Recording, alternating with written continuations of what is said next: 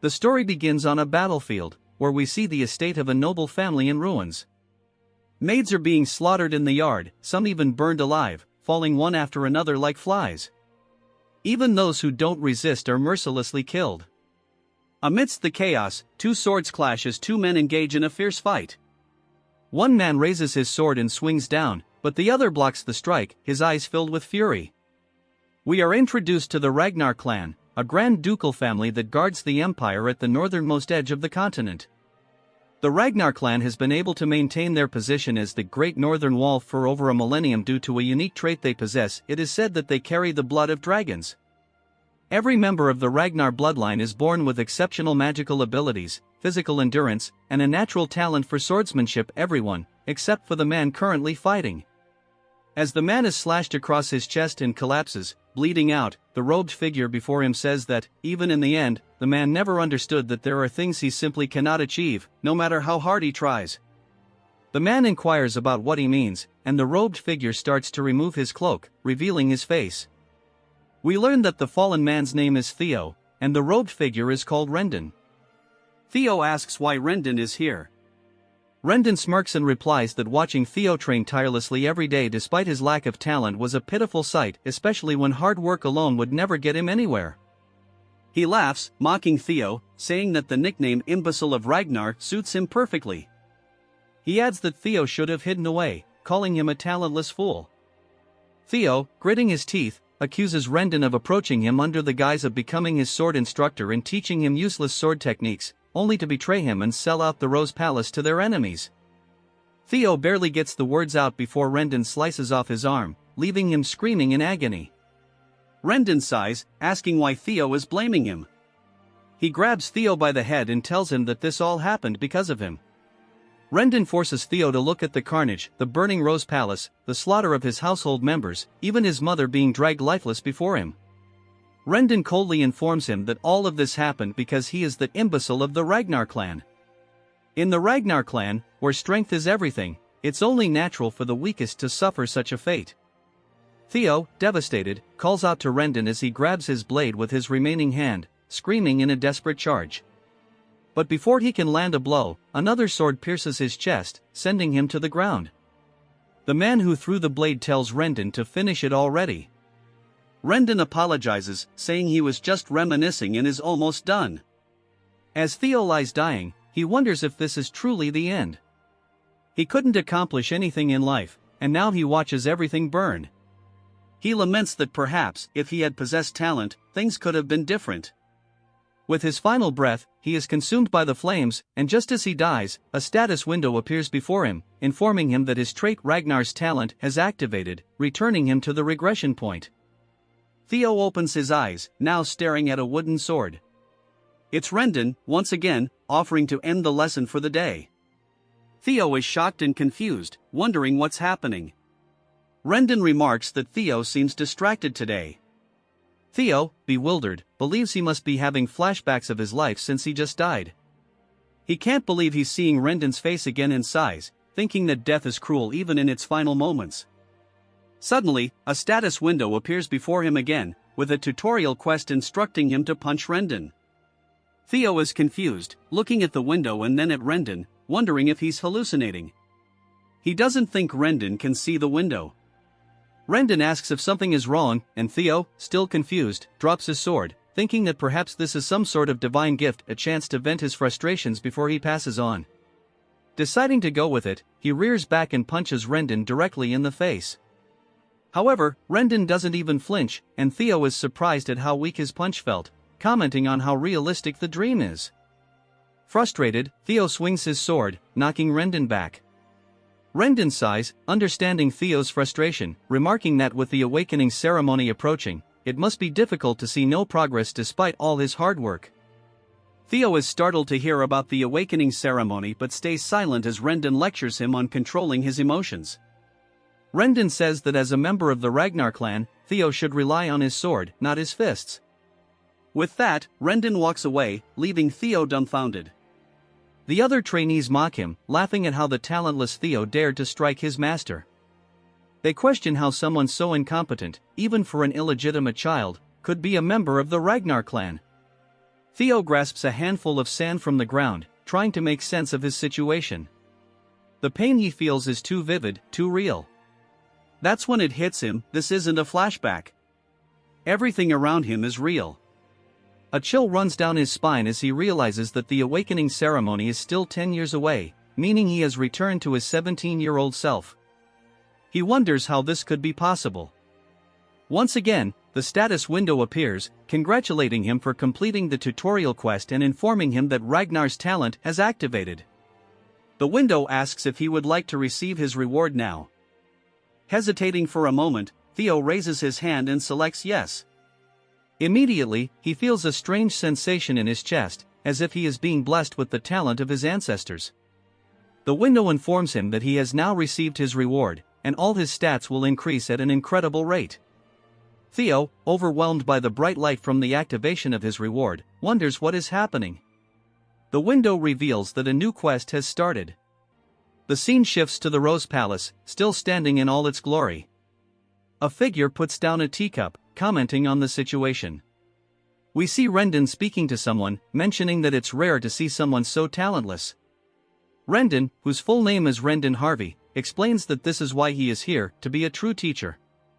He vows to train Theo for the upcoming awakening ceremony, with only 5 months remaining. The woman he is speaking to is none other than Theo's mother, Cecilia, the lady of the Rose Palace. She hands Rendon a bag of money, requesting that he give Theo more attention. Rendon assures her that he will teach Theo day and night, though inwardly, he laughs, knowing that he has no intention of doing so. The story continues as Rendon muses over Theo's lack of talent. He scornfully remarks that both Theo and his mother are doomed to failure, calling her a concubine and implying that, like mother, like son, there is no future for their bloodline. Rendon sneers at the money he's received, thinking it's exceptional pay for betraying Theo. After all, he now holds the prestigious title of tutor to the Ragnar clan's direct line, and for feeding information about Theo and stunting his growth, someone has guaranteed Rendon's own future. In his eyes, Theo, the imbecile of Ragnar, is nothing more than a stepping stone to his own success. As Rendon contemplates his windfall, he suddenly notices Theo sprinting down the hallway, not even sparing him a glance. Annoyed, Rendon clicks his tongue and shouts after Theo, calling him a loser. But Theo is too focused, his heart racing with excitement as he rushes toward his mother. Bursting into her room, he throws his arms around her and calls out her name. Surprised, Cecilia asks if he's tired from his training but is taken aback by the sudden embrace. Theo, overwhelmed with emotion, begins to cry, realizing that he's truly back, 10 years in the past. Memories of his mother's lifeless body flood his mind, along with the heavy realization of his failure, being talentless in his previous life. But now, he's determined to change the future. Tears of joy stream down his face as he clings to his mother, resolved to grow stronger and change his fate. He explains to himself that though he's currently weak and without status, if the mysterious status window he encountered is real, he has a chance to grow. He vows to become powerful enough to hold his ground in the looming succession war and strong enough to exact revenge on Rendon. The next quest from the status window appears: train his body to the limit. He starts at 0%. That night, Theo is seen running furiously through the training grounds, determined to get stronger. He burns with the desire to defeat Rendon, but he knows that with his current weak body, that goal is far off. He recalls his previous life and the intelligence agency he had worked with, Blackwood. Though he was part of the information team due to his lack of combat ability, now the information he gathered will serve him well. He recalls a potion from his past, the Bloody Sword Emperor's Elixir, and its secret manual, understanding its potential to greatly enhance his body. All the extreme training he had given up on before is now achievable, thanks to the activation of Ragnar's talent. As he continues to run, the other trainees notice and comment, surprised by his sudden stamina. Theo, pushing harder than ever before, is now 65% of the way to completing his goal. Days pass, and Theo shows no sign of slowing down, training tirelessly day and night. Evelyn, the manager of the training ground, watches him with curiosity. She yawns, wondering how Theo ever earned the nickname Imbecile of Ragnar when he's clearly showing immense drive and stamina. After days of ceaseless training, Theo is now at 97%, his eyes burning with determination, but his body nearing its limit. We flash back to the previous night, when Theo had rested at 90% progress, only to find that the percentage had decreased. This meant he couldn't afford to rest, he had to push himself to the absolute limit. With this realization, Theo trained relentlessly for 2 straight days without a single break. With each swing of his sword and each lap around the training ground, he gritted his teeth and pushed himself further, determined not to stop until the task was complete.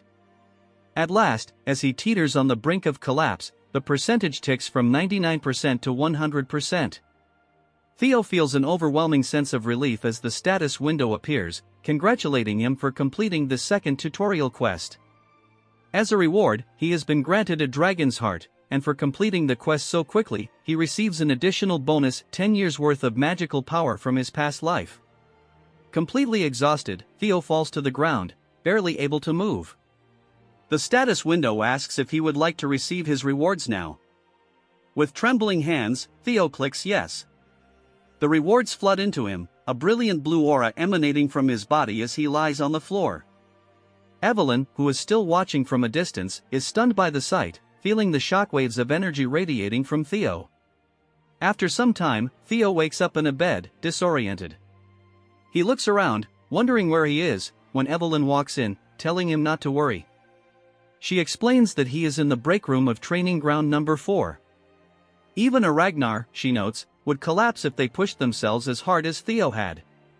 She reintroduces herself, noting that he lost consciousness while training alone that morning, so she moved him here to rest. Theo, still tired but grateful, thanks her. However, Evelyn's curiosity hasn't faded. She offers him a drink and then drops a bombshell. She asks if he knows that within the Ragnar clan, opening one's mana hall before the awakening ceremony is strictly forbidden. Theo calmly acknowledges this and drinks, but Evelyn presses further, reminding him of the consequences for breaking this rule. She then asks him directly if he knows what happens when someone opens their mana hall prematurely. Theo is startled, unsure of where she's going with this, and asks why she's asking. Evelyn then reveals that just before he lost consciousness, a mana wave had occurred that was consistent with the opening of a mana hall. Theo's eyes widen in surprise. Her tone sharpens as she demands to know if he really opened it. Theo nervously tries to play it off, insisting that if he had opened his mana hall, he wouldn't still be alive. But he begins to sweat, recalling the dragon's heart he received as a reward. He realizes that the dragon's heart is actually where a mana hall can be placed, and having it there would make the mana flow through him far more efficiently than normal. Normally, warriors like those in the Ragnar clan long for a dragon's heart because it could bring overwhelming power. However, no human has ever been able to overcome the limitations of using one until now. Theo inwardly marvels at the incredible power he's been given by the quest rewards, but also realizes that it's placed him in an awkward situation with Evelyn. She is a high-ranking swordswoman who retired after losing her left arm.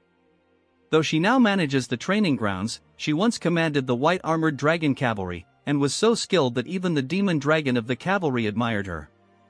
She was known for her fierce principles, the type of person who didn't judge based on status or strength. Dishonesty or cowardice didn't matter to her. Theo reflects on what to say to her, remembering how, when he was being rigid in the past, she had stripped him of his position as his direct superior. If she discovers his mana hall, she will execute him right here and now. He sweats nervously but asks himself if she can really go through with it, wondering what would happen if he isn't caught. Thinking about how well he knows her, he realizes he can use her strict personality against her. He tells her he is also an heir of Ragnar, and if anyone finds out she is spreading false rumors, it would be seen as defiling the family name. She acknowledges this, agreeing that's true by the rules. He then asks her if she knows what the punishment is for humiliating a Ragnar heir. She answers that it is execution, and he says it's good she understands.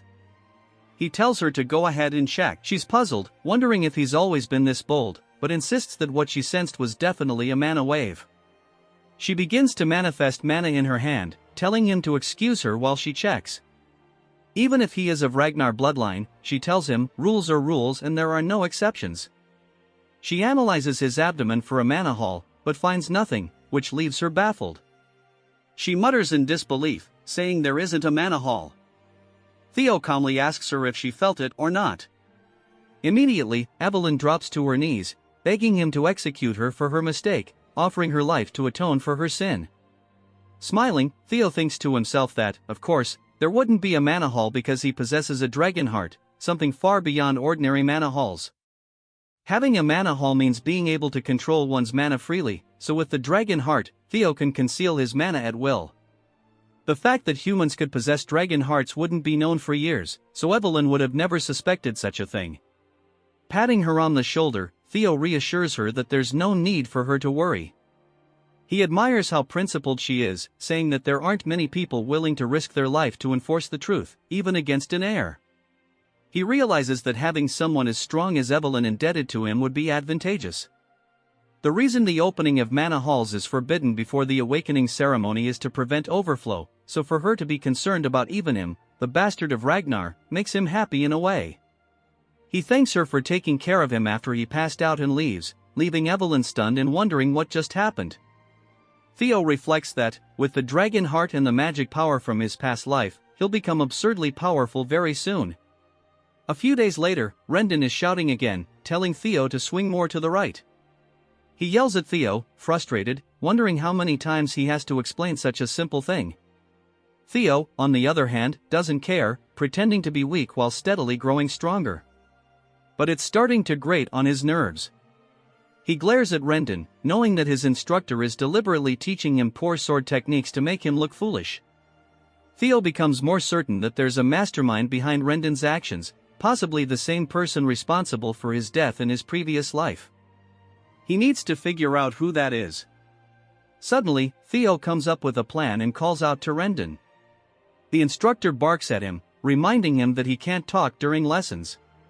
But Theo dismisses this, saying he can't listen to such trash anymore, snapping his training sword in half and demanding to know how someone with such third-rate skills could have become a mid-rank swordsman. He accuses Rendon of being commissioned to monitor him, and that he would likely struggle against even low-ranked demonic beasts. Rendon, infuriated, asks Theo to repeat himself. Theo walks forward, mocking him, saying his skills are trash and that he'll force him to resign as his instructor. Rendon, growing even angrier, realizes that if things go wrong for him, he'll have to contact the mastermind. The scene shifts to a place called the Chameleon Palace, where a man bursts into a room, calling out to someone named Axion, asking if he's heard that the bastard of Ragnar is going to duel his master next week. Axion sits, drink in hand, as the man continues talking, suggesting that Theo might be left half-crippled after the duel. Without warning, Axion throws his glass, headshotting the man with pinpoint accuracy and knocking him out. Axion, known as the Dark Tiger of the Four Hounds of the North, tells him that it doesn't matter if some bastard becomes crippled. Beside him is Remington Narrow, the Silver Lion of the same group, though he remains silent. Another man enters the room, saying it should matter because if they let their guard down, things could go wrong. This man is Ed Troyvon, one of the 9 dragons and also known as the Sky Dragon. Axion dismisses his uncle's concerns, arguing that they only need to worry about people with talent. Ed warns that even the smallest spark can ignite a blaze with Ragnar, but Axion is unfazed, confident that their instructor will handle the situation. 1 week later, back at the training grounds, the duel between Theo and Rendon is about to begin. Trainees are laughing and chatting, with some skeptical about Theo's abilities. Evelyn, on the other hand, looks worried. Theo raises his blade, thinking to himself that things have escalated far beyond his original plan. He only intended to humiliate Rendon and get him fired, but now the duel has drawn a large crowd. The cheers echo around him, but he calms himself, determined to get his revenge on Rendon. He doesn't care about any of that. If his employer says he's fired, then that's that. Given his past life, Theo feels an intense urge to beat him to death right there and then, but he knows he's not confident in his skills yet. First, he decides to distance himself from Rendon and gather more information about him. Rendon quickly realizes this is bad news. If Theo gets fired like this, his mission will end in failure. Desperate, he pleads with Theo, telling him that this goes against the rules and that he might end up facing the tribunal. Just then, the status window appears before Theo, informing him of the tutorial quest. Evelyn, thinking quickly, says she has an idea. They should resolve this the Ragnar way. She smiles knowingly. Theo asks if she means by the rule of the strong, and she nods, saying exactly that. They should settle this with a sword match, and there would be no need for Rendon to go to the tribunal. The victors shall be final. Rendon laughs, thinking it's a fantastic idea, fully believing this is going to work in his favor. Evelyn suggests that the match take place a week from now. Theo, taken aback, hesitates, but Evelyn laughs and asks if that timeline is alright with him. Theo responds confidently, though internally he knows it's far from ideal, he cannot beat Rendon yet. The scene shifts to 1 week later. The trainees, buzzing with gossip, mention that from what they've heard, Theo can barely swing his sword properly. One trainee scoffs, saying that's hard to believe. After all, Theo is still a Ragnar. His friend jokes, saying that if Theo were a regular Ragnar, he wouldn't even comment, but since he's the heir to Ragnar's bloodline, there's no way he'll lose to a mid-rank swordsman like Rendon. As the two prepare for the duel, Rendon offers Theo one last chance. If you apologize now, I'll act like none of this ever happened. There's no need to risk your life over something as trivial as pride, he says. Theo smirks and replies, that's exactly what you should be saying. If you don't want to end up a one-armed swordsman, it'd be best for you to accept that you've been fired. Rendon's expression darkens. Furious, he snarls, you're really going to keep this act up to the very end? I was going to let this slide because you're so pitiful, but now I see that won't do. I'll kill you and just call it an accident. The outcome of this match is already decided, so there's no issue here. The duel begins with Rendon offering Theo the first strike, confident that the result is already decided. Theo charges in, their swords clashing. The trainees are instantly captivated, though it's clear Rendon is pushing Theo back. It looks like Theo barely knows how to use his sword, and at this rate, he might die. All he can do for now is block Rendon's relentless attacks. Rendon chuckled mockingly, asking Theo what had happened to all his confidence. He sneered, saying that Theo couldn't do anything against him, yet had dared to look down on him. This outcome was obvious, he added. Theo wasn't even a low-ranked swordsman, merely an apprentice. While his skills had recently shown some strange improvement, it wasn't nearly enough. If Theo were at least at the level of one of the four hounds of the north, that would be a different story, but there was no way that imbecile of Ragnar could defeat him. We flash back to Theo confronting Evelyn about her suggestion of the duel. What were you thinking? Theo had asked, but Evelyn simply responded that it was an act of goodwill. If Theo wanted to cut Rendon off completely, he needed to be thorough, she explained, since it seemed like Rendon had someone backing him. Firing him wouldn't be enough. Surprised, Theo asked how she knew this, and Evelyn replied that once she saw Rendon teaching Theo a weird sword style, she had someone investigate him. After all, the way he was teaching looked awkward and excessive, so she wondered where such a lousy instructor had come from. Theo reflected on how Evelyn hadn't caught on to this in his past life, but now, due to the incident with his mana haul, he must have piqued her interest. Evelyn set her tea down, revealing that every trace of Rendon led back to a single place, the Camellia Palace. Theo, shocked, asked if this was all because of their miserable war for the throne, anger swelling inside him. He quickly calmed down, surprised by how much Evelyn had discovered. Still, he pointed out that with his current skill level, he couldn't defeat Rendon. What's your plan now? He asked. Evelyn smiled, assuring him that he was underestimating his potential. Back in the present, Rendon, now desperate, charged forward, swinging his sword recklessly at Theo. If you kneel now, I might just forgive you, he taunted, swinging his sword down heavily. Theo blocked it effortlessly, not even straining. Rendon, puzzled, started to realize something was wrong. How was Theo blocking all his attacks so easily? This wasn't the Theo he knew.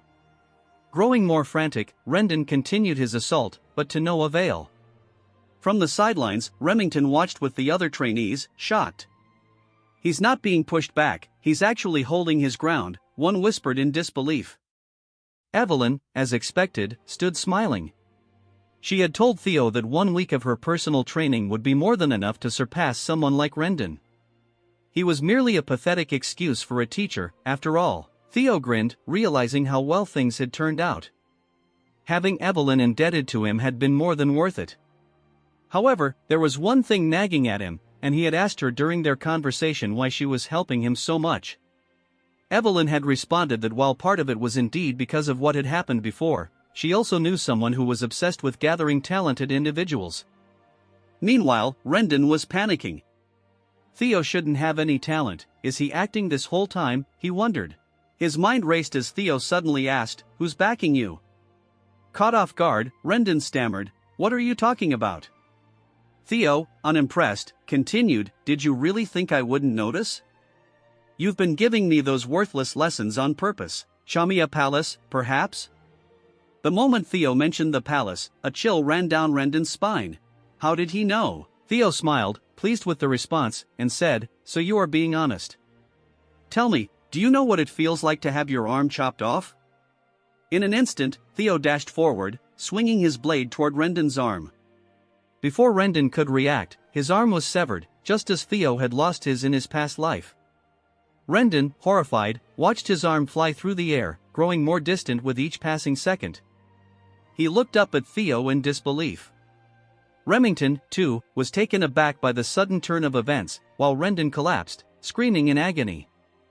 Theo stared down at him, eyes cold and resolute. I've definitely gotten stronger, Theo thought. And there's still so much room to grow. He then reminded Rendon of the last words he'd heard before his death in his previous life, it's your fault this has happened. Rendon, now in utter panic, pleaded, what are you talking about?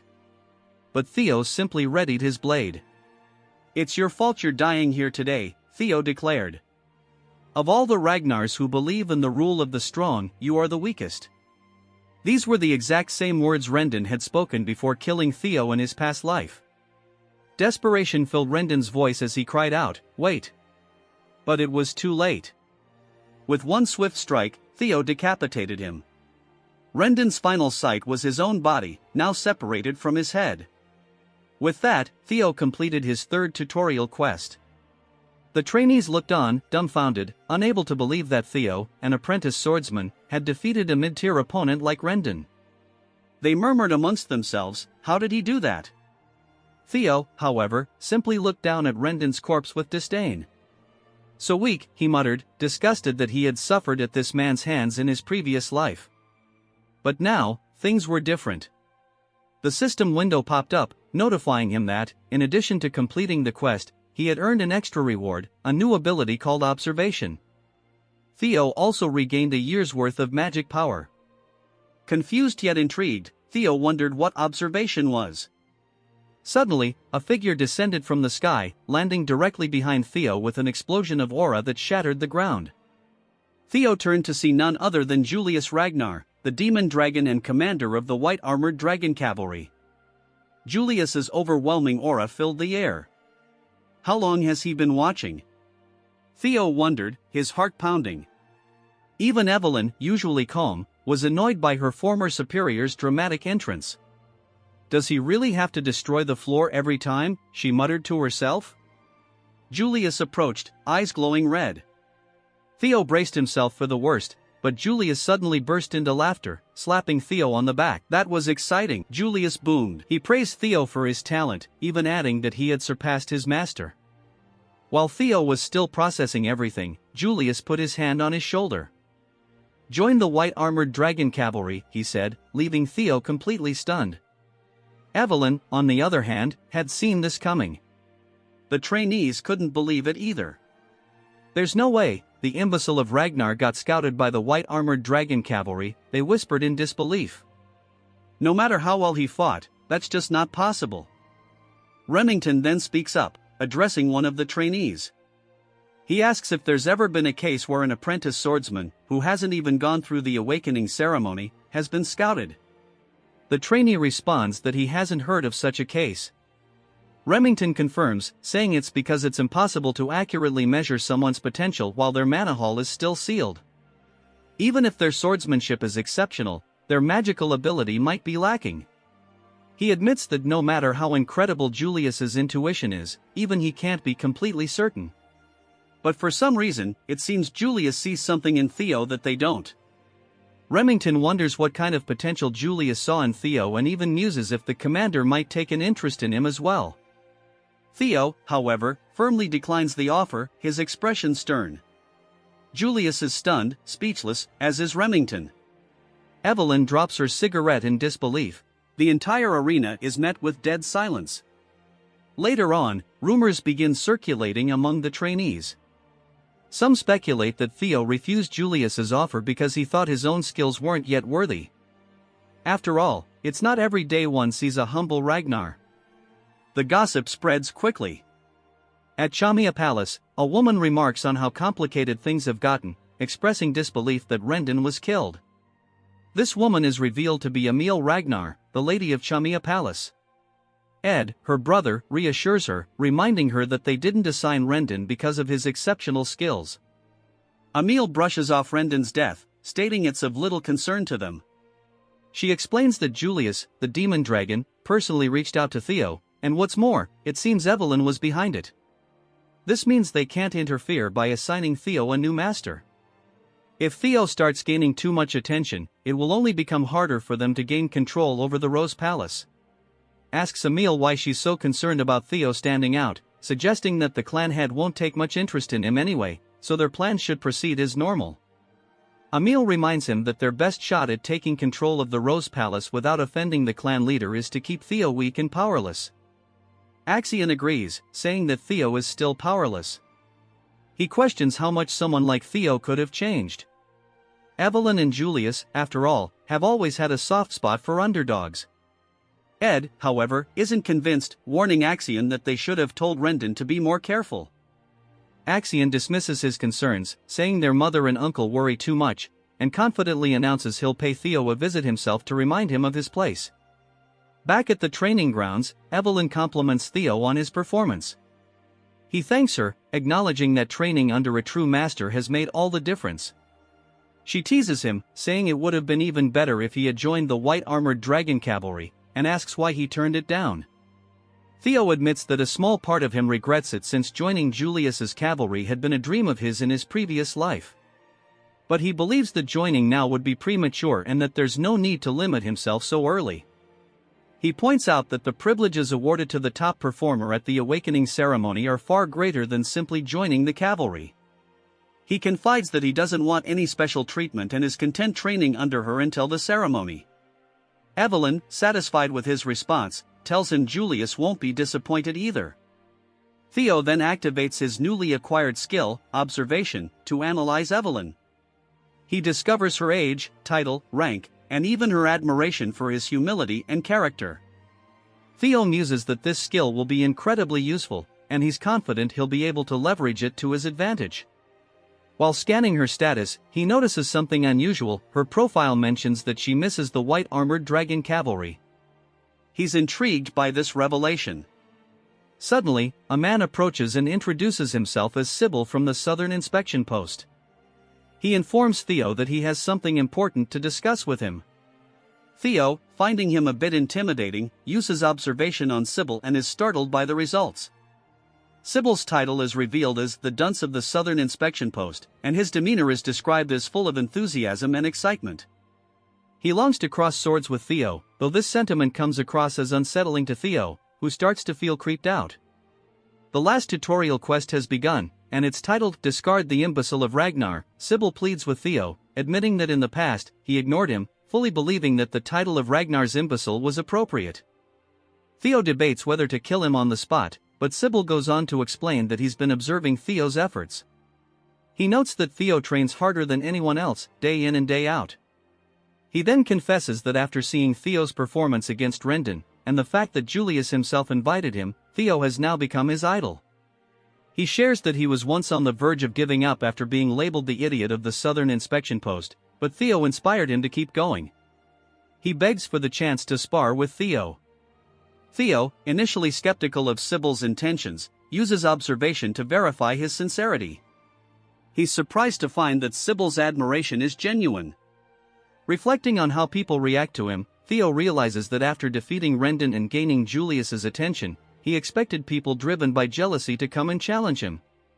Instead, he's finding that there are those who genuinely want to follow him.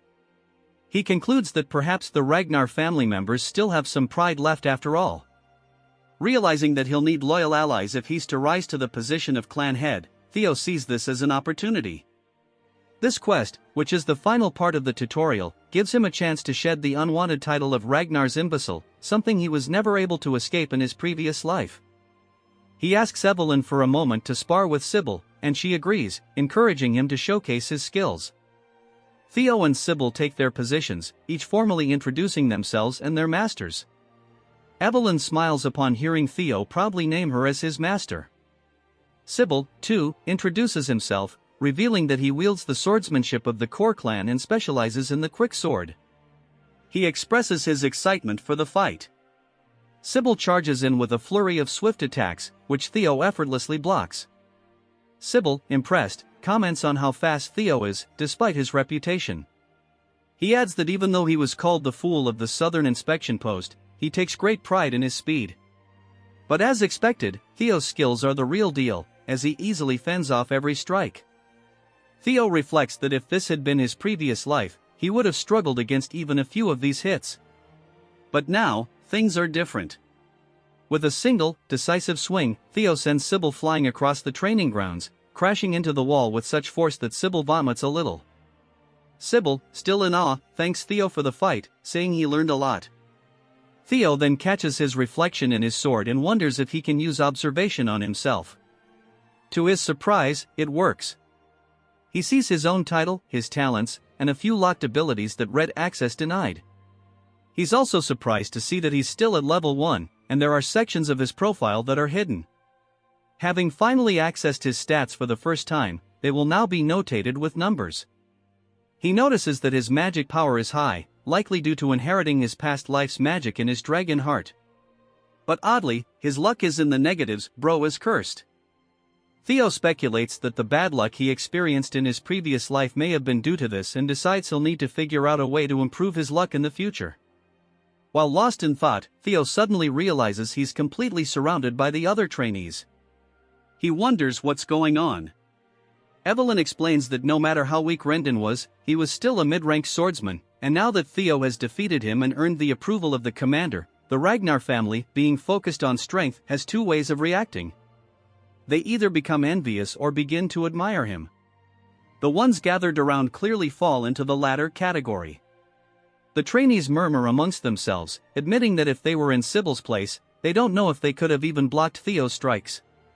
A battle-hungry energy begins to fill the air as they express their desire to spar with him as well.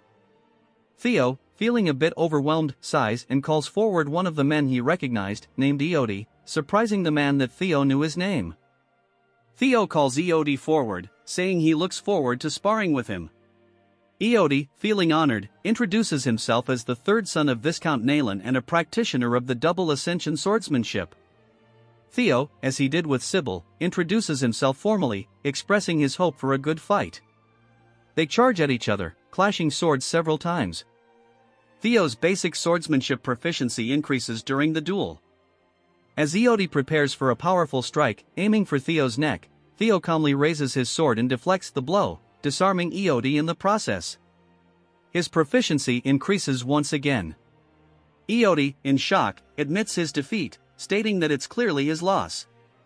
With this, Theo gains Eody's approval, which results in his luck stat increasing by 1. Theo realizes that his luck seems to be tied to his growing reputation.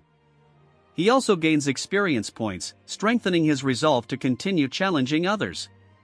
His goal is simple now, he needs to fight as many people as possible.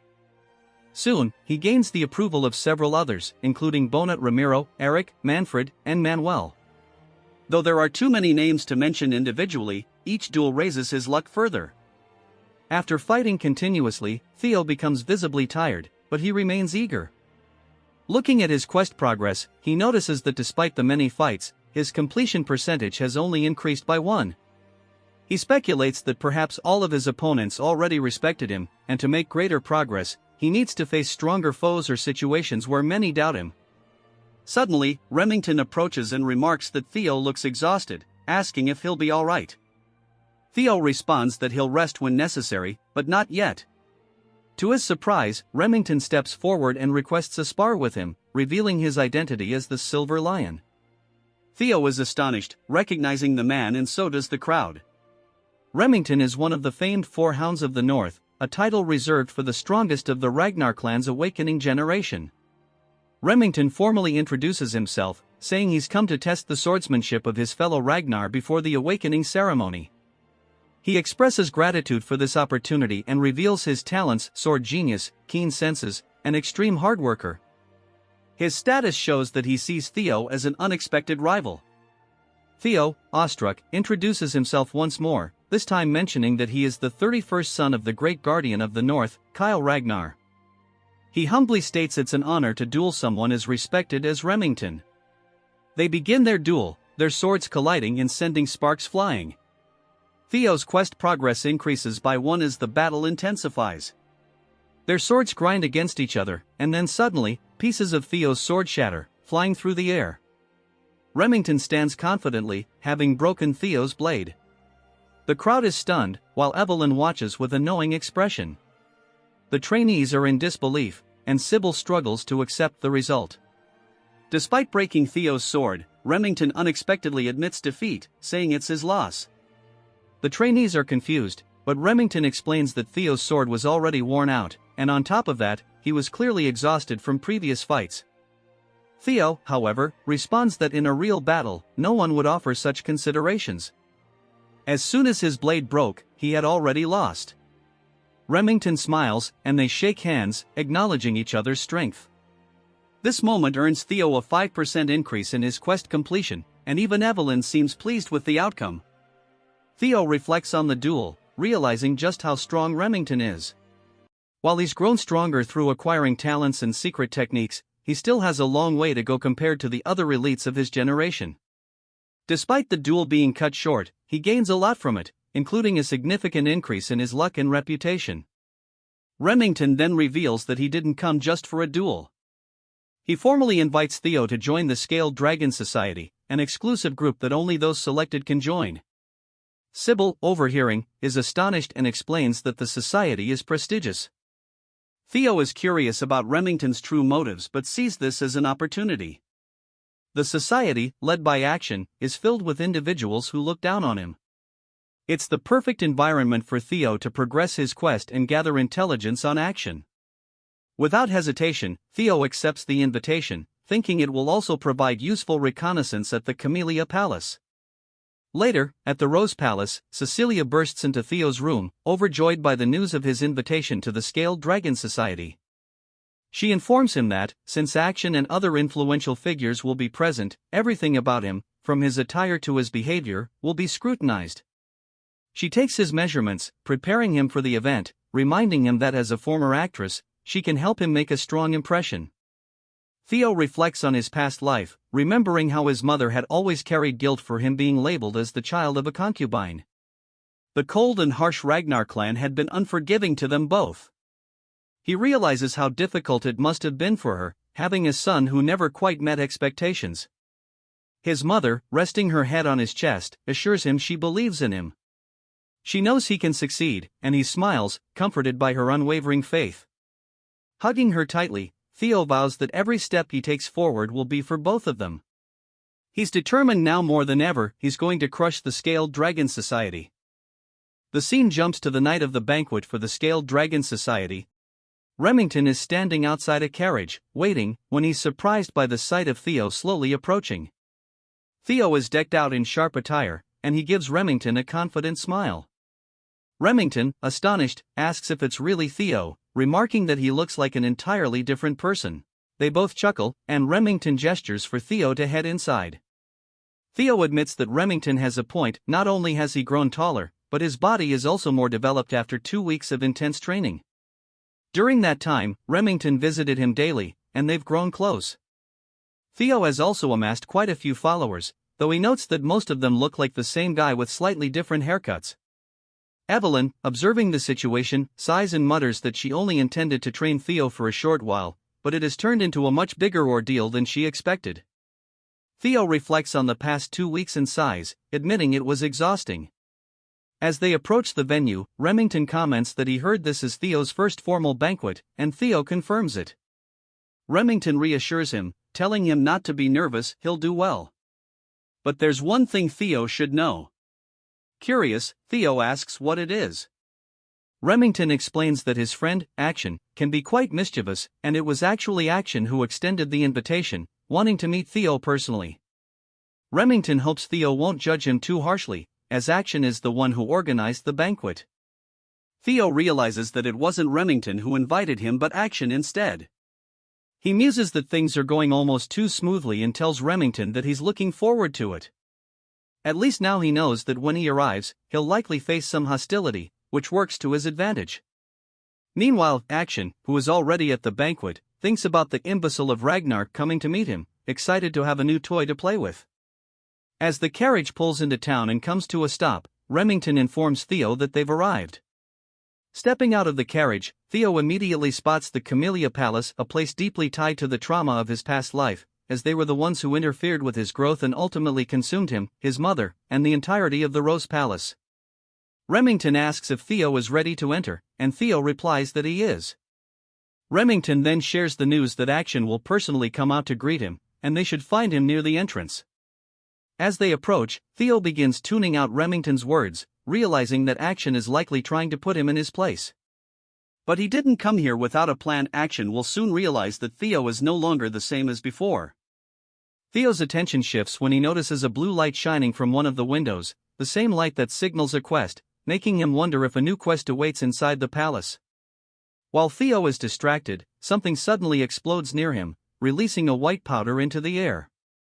Remington shouts Theo's name and rushes to him, but Theo reassures him that he's fine. Remington yells at the culprits, demanding to know what they were thinking.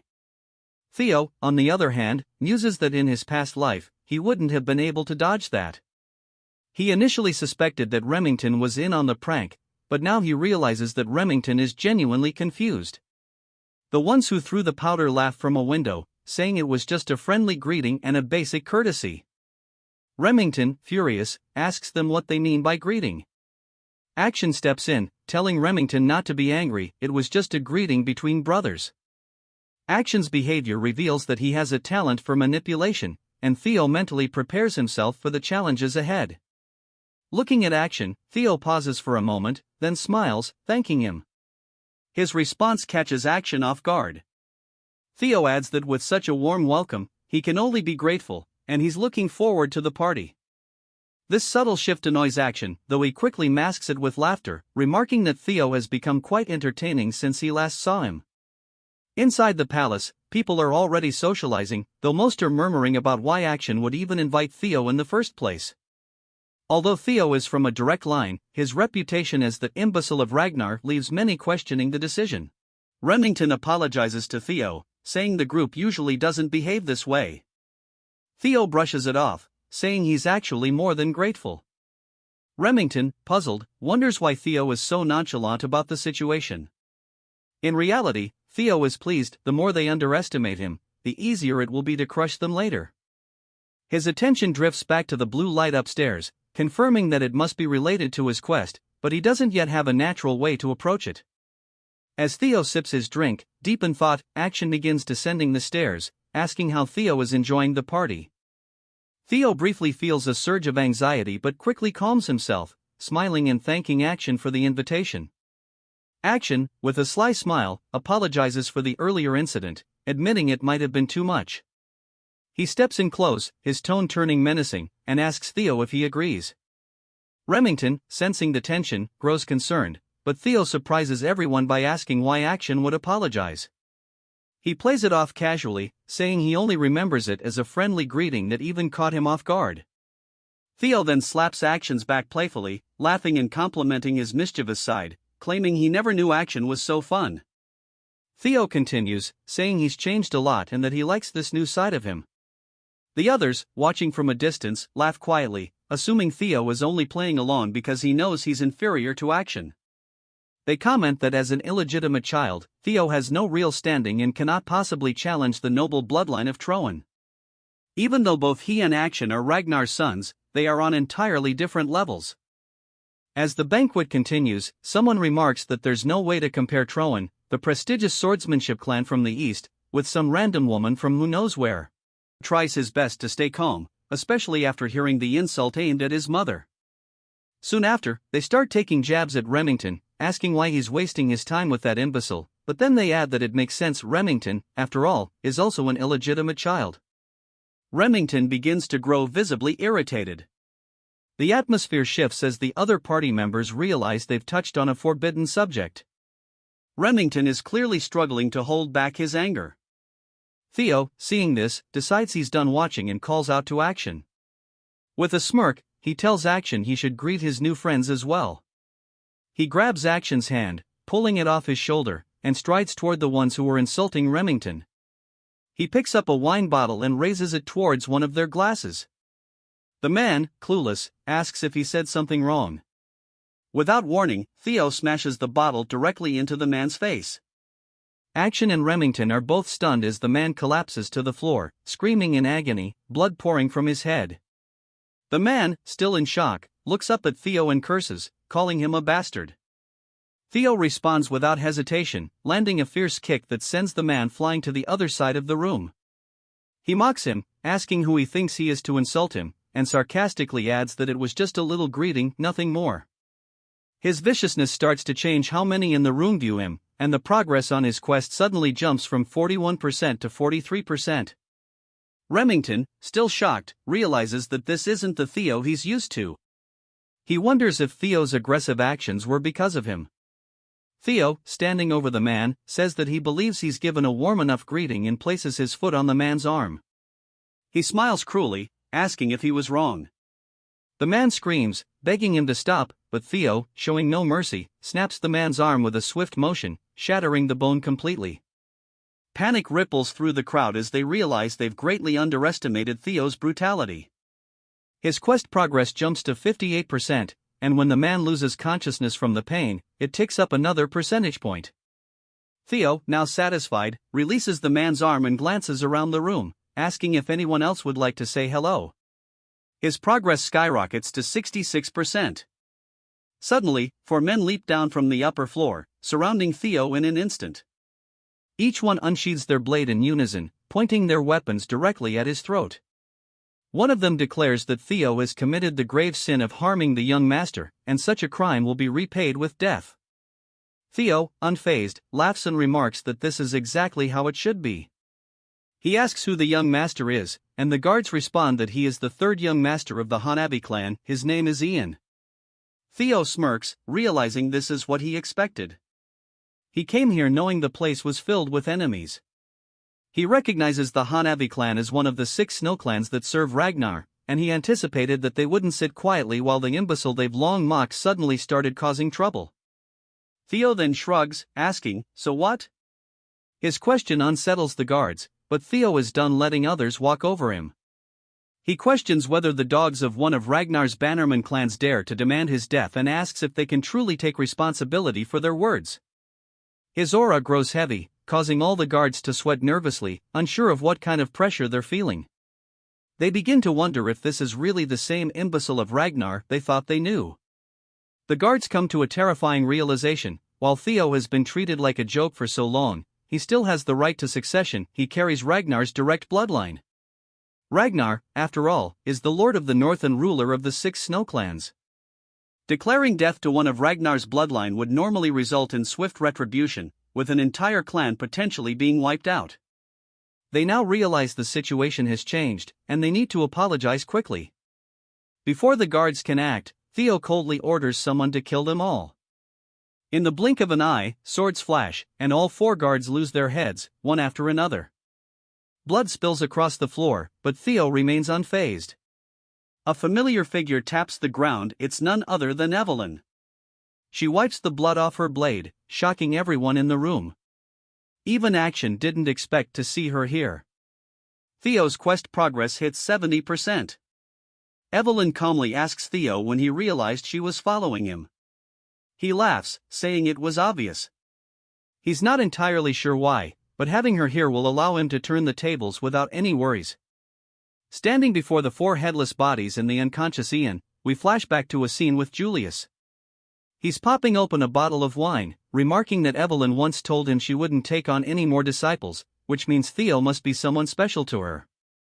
Evelyn brushes it off, but Julius presses, asking if she doesn't have somewhere to be. He teases that his recent joy has been tormenting her. She comments that the wine is expensive, to which he responds by chugging it, grinning. Evelyn, realizing she can't argue with him, admits that Theo's talent is exceptional. Among all her disciples, he's the best. Julius, recalling that Action also trained under her, asks if that means Theo is better. Evelyn confirms that in terms of potential, Theo far surpasses Action. These are not empty words, either. Julius laughs, saying she's always had a sharp eye for things and should have seen this long before him. He then sighs, asking if that means Theo has been hiding his strength this whole time, as people can't change that drastically overnight. Evelyn agrees, noting that it's odd for someone who has concealed their true power to suddenly flaunt it. She's concerned that Theo might be rushing into things, as his sudden change seems like he's being chased by something. His attendance at this banquet also carries that same weight. Julius, sensing her worry, puts down the wine and says it's probably because of Action. He advises her to follow Theo to ease her mind. Evelyn asks what he means, and Julius hints that it might not be what she's concerned about, but something significant will definitely happen when young wolves thirsting for blood gather together. He encourages her to try and tempt Theo to join their ranks, and if she wants, she's welcome to return as well. Julius even teases her about how she still longs for her old group, placing a uniform on the table. He invites her to come back and take responsibility, especially after she gets Theo to join them. He then leaves, remarking that the wine was fantastic, while Evelyn watches in disbelief. She grumbles that it only tasted good because it was expensive. Back at Camellia Palace, Evelyn observes Theo and realizes he must have orchestrated everything from the start. She now wonders if he planned to attend the banquet aiming for this exact outcome and if he was someone she needn't have worried about all along. She contemplates when exactly he noticed her presence.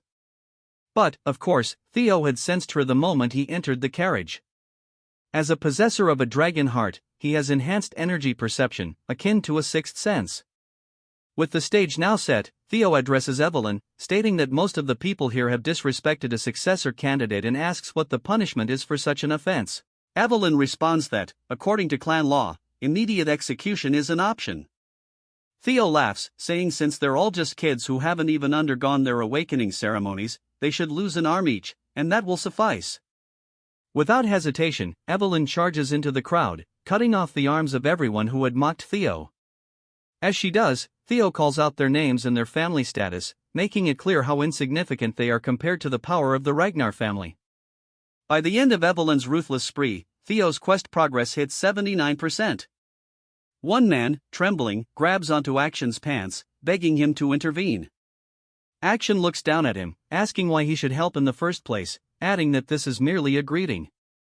The man, confused, looks back, but before he can say anything else, Evelyn's sword flashes, severing his arm. The man screams in agony on the floor. Evelyn and Action exchange glances. Action remarks that he never expected to see her again like this. Evelyn, calm and collected, replies that it's been a while. The quest progress hits 82%. Action observes that Evelyn only targeted those who made comments about the bloodline. Theo had made it clear that even as a fellow successor candidate, not even he could halt Evelyn's actions. Evelyn turned her head toward Theo, reporting that she had severed the right arms of the 14 individuals he had commanded her to. He complimented her, saying, "Good job," and asked her for a status update. She informed him that if they hurried to a priest, the arms could be reattached, but their future as swordsmen would be uncertain. Theo nodded, stating that was sufficient. Remington, concerned, asked Theo if he was all right. Action, observing how close both Evelyn and Remington were to Theo, realized that Theo had truly changed. He was no longer burdened by the title of imbecile. A chuckle escaped Action, but it quickly turned into seething anger, and he expressed his desire to crush Theo even more now. Theo, unfazed, said it was time to leave, and both Evelyn and Remington followed him. As Theo walked past Action, he tapped his arm, smirking as he waved goodbye, saying he had fun. This final gesture was the last hurdle Theo had to overcome, and his escape from the title of imbecile was now complete. He told Action he'd see him later, and a notification appeared, declaring the completion of the tutorial quest. Action, enraged, screamed Theo's name as Theo relished the thought that his quest was finally over. However, he knew this was only the first step toward his true revenge. His rewards included an experience elixir, which would grant him 5 level ups as long as he remained under level 30, though there were likely more rewards yet to be revealed. As the sun set, back in the Camellia Palace, Emile was working on some papers. She was visibly shocked by something her attendant had just told her and demanded he repeat it. She isn't going to like this, he thought.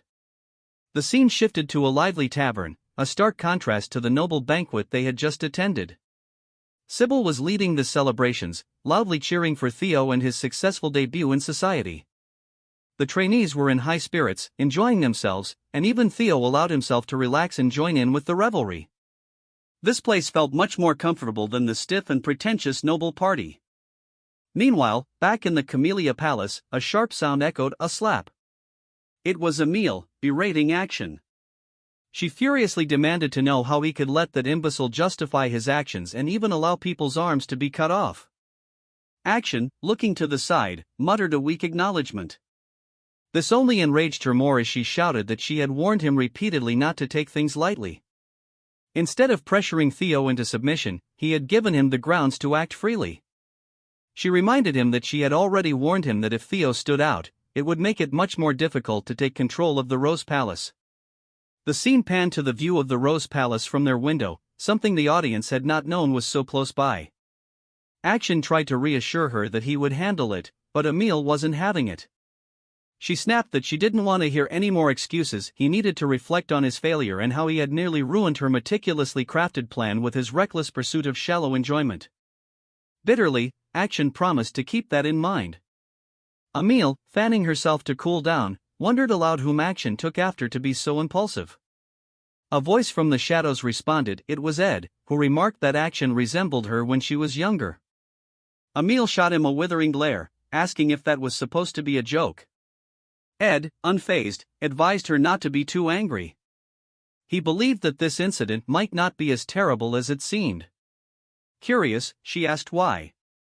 Ed explained that since the Rose Palace had once been part of the clan head's harem, it had been difficult to claim ownership over it. Though it had fallen out of favor and had become a gathering place for third-rate individuals, it still held the backing of the clan head. To take it over, they needed justification, and Theo's actions at the banquet had provided just that. Ed continued, explaining that Theo was slowly becoming the representative of the Rose Palace, and using the incident where he cut off the arms of several people, they could now move forward with legal proceedings to suppress him. Emile closed her fan, her mood shifting instantly, and asked Ed how long it would take to set their plan into motion. Ed chuckled, informing her that the preparations were already complete, and by tomorrow morning, she would receive some delightful news.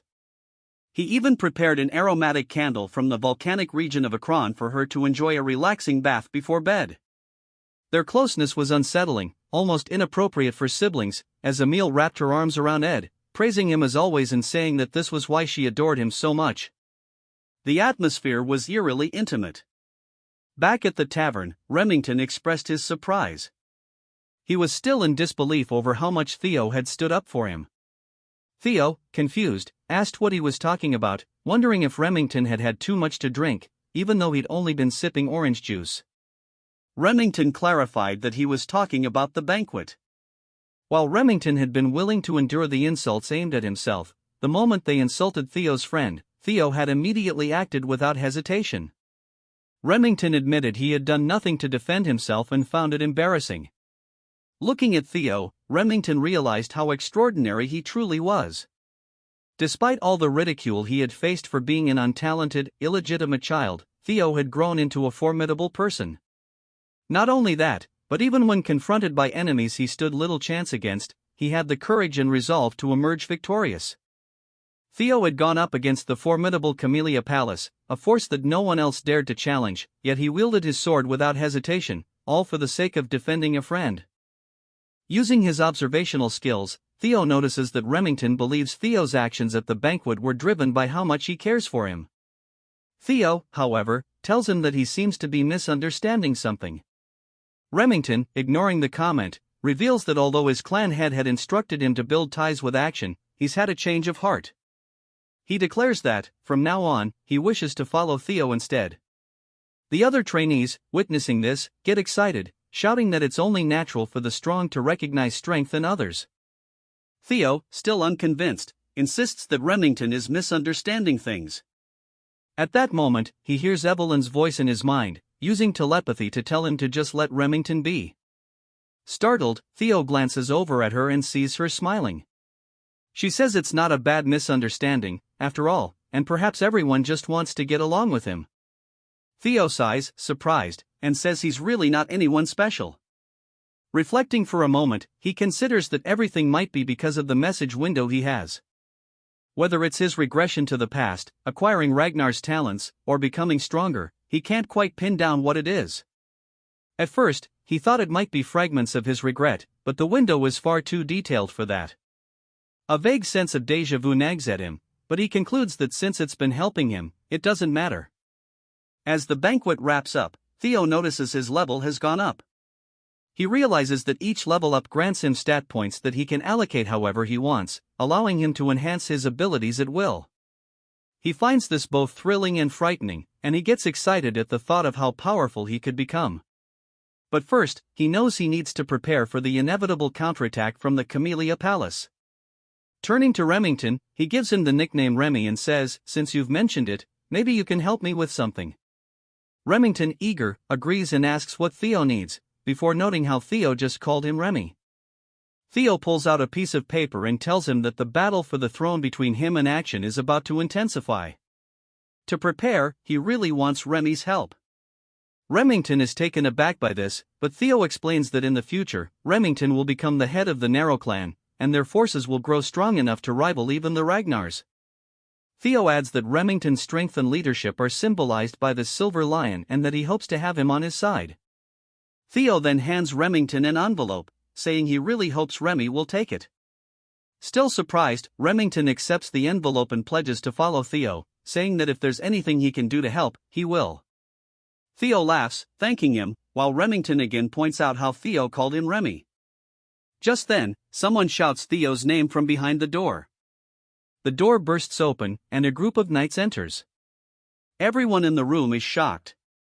The knights, known as the Swords of the Law, essentially medieval night cops, present Theo with a warrant for his arrest on charges of threat, assault, and intimidation. Evelyn, outraged, demands to know what nonsense this is, but Theo calmly tells her to relax. Walking over to the warrant, Theo notices the ink is still wet, indicating they were in a rush. Smirking, he tells the knights he's ready to go. They handcuff him and lead him out. Remington calls out to Theo, who turns around with a grin. Both Theo and Evelyn realize that this is likely part of Theo's larger plan. They exchange a knowing look, glancing at the envelope still in Remington's hand. At the banquet, she sighs, murmuring to herself, who would have thought that his invitation would lead to this? Despite her worries, she holds faith that Theo will get through it because that's the kind of resilient kid he is. Gazing out the window with hope, she quietly wishes for Theo's safe return. Meanwhile, Theo, now inside a carriage, is being escorted away by the night watch. Peering out the window, he comments to himself, "It's been a while since I've been here." As the view of the tribunal comes into sight, a grand, imposing structure, he mutters that his actions at the banquet won't result in mere imprisonment. He's certain this will lead to a trial. After all, bringing Ragnar's successor to the tribunal signals that they're questioning his worthiness as the next in line. Upon arrival, the knights order him to step out, and Theo realizes they likely want to crush him completely. A grin spreads across his face, though, as he thinks, "That's exactly what I'm hoping for." As they escort him in, one knight announces, "We've brought Theo," and a commanding voice from within instructs them to bring him forward. As the doors open, Theo thinks to himself, "If I'm going to reveal what I've prepared, it should be on a stage this grand." He steps into the chamber to find 4 figures seated above him in throne-like chairs, scrutinizing him from above. Theo feels a bead of sweat trickling down, noting, quite the impressive gathering. Among them, he recognizes Julius and Ed, as 4 of the 9 dragons who protect Ragnar are present. Reflecting on his past life, Theo acknowledges that he would have been so overwhelmed in this situation that he might not have been able to breathe. The scene introduces us to the Lady of the Plum Blossom Palace, Osa Ragnar, also known as the Sword Dragon.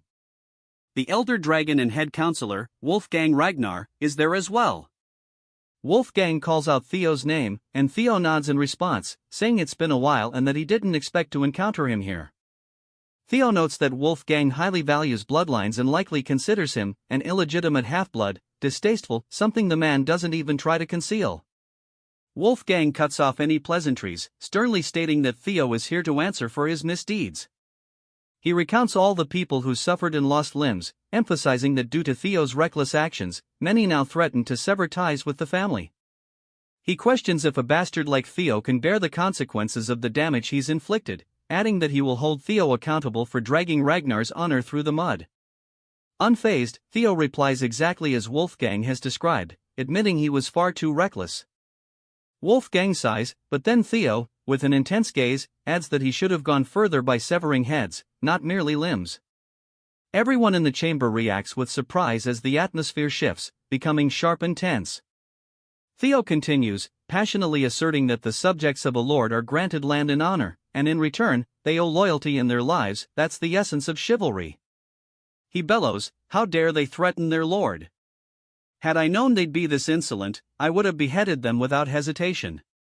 They must be punished if the principles of chivalry are to be restored. How could I sit by while Ragnar's 1,000-year-old honor is being trampled?" Wolfgang nearly rises from his seat in anger, but Julius chuckles, admiring Theo's boldness and muttering that a simple punishment won't suffice for this. Wolfgang, fuming, accuses Theo of mocking him with such sophistry.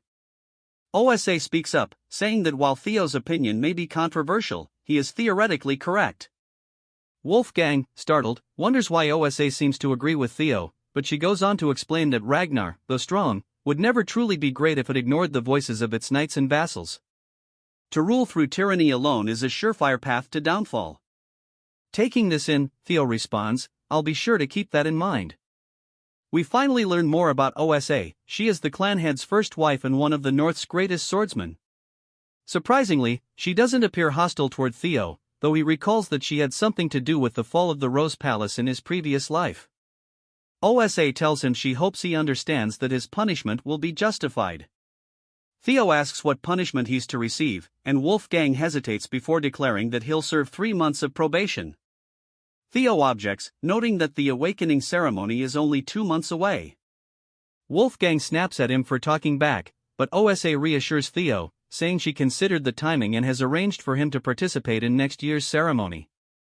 It's also been decided that the 15 children Theo injured will join him in next year's event. Ed, seated nearby, remarks that, due to the demon dragon's interference, Theo's punishment ended up lighter than expected. We then see Ed conversing with others, explaining that while the lighter punishment isn't ideal, it serves his plan.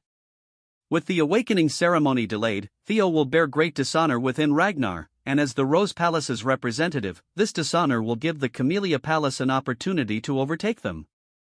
Ed contemplates that if Theo tries to fight back, they could simply kill him, though he doubts Theo would be that foolish. But his thoughts are interrupted when Theo unexpectedly announces his intention to appeal. Shock ripples through the room at Theo's brazen decision, and Ed begins to laugh, covering his face with his hand, calling Theo an idiot and saying his arrogance knows no bounds. This, he notes, will make things even easier for him. Julius turns to Theo, asking if he understands what an appeal truly entails. Theo nods, responding that he's well aware this isn't a matter that can usually be resolved with just 3 months probation, something Julius likely helped to arrange as a mere slap on the wrist.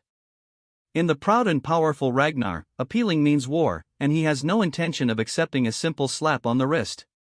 He adds that only the victor's voice is heard, and he expects to be rewarded, not punished. At this, a blue notification in Theo's status window appears, showing he's about to enter the main scenario, and we see OSA and Julius exchange surprised looks. The status window explains that by completing the scenario, Theo can uncover many secrets hidden in this world, wishing him success as the Successor's Path quest begins. Meanwhile, we jump to the Sarah Merchant Guild's branch, now engulfed in flames. Amongst the burning chaos, mercenaries lay slain on the ground, some cut to pieces. Remington observes the destruction, muttering, "So this is where they were hiding," just as young Lord Theo said. He and Evelyn look down at a small chest, concluding that with this discovery, Camellia Palace is finished. Back at the tribunal, a heavy silence lingers before Wolfgang finally speaks, asking Theo if he truly plans to turn a matter that could be settled with 3 months of probation into a full-fledged war. He accuses Theo of being arrogant beyond belief, questioning if he really thinks he can face the might of the 15 clans alone. Theo calmly replies that he will handle it, noting that in cases like this, where there's a vast imbalance of power, appeals are usually resolved through proxy battles. Julius nods, explaining that while appeals typically mean settling matters through war, when a battle is near impossible due to power disparity, each side may send a representative for a one-on-one duel, the proxy battle Theo mentioned. In this case, Theo would represent himself as the defendant, while it's likely that Axion will represent the plaintiff, a match almost guaranteed to end in Theo's loss. Julius wonders why Theo would make such a reckless choice, suspecting he might be banking on Julius or Evelyn stepping in as his proxy. Yet, he knows they won't, meaning Theo will inevitably face Axion alone. Ed confirms this, announcing he will send Axion, who will make Theo understand his place through death. As Ed continues to outline the representatives, a cold, powerful voice suddenly cuts through, sending chills down everyone's spine. Someone remarks that he thought Theo was a quiet child, but now, seeing him involved in such clever schemes, it's clear he's changed a lot since their last encounter.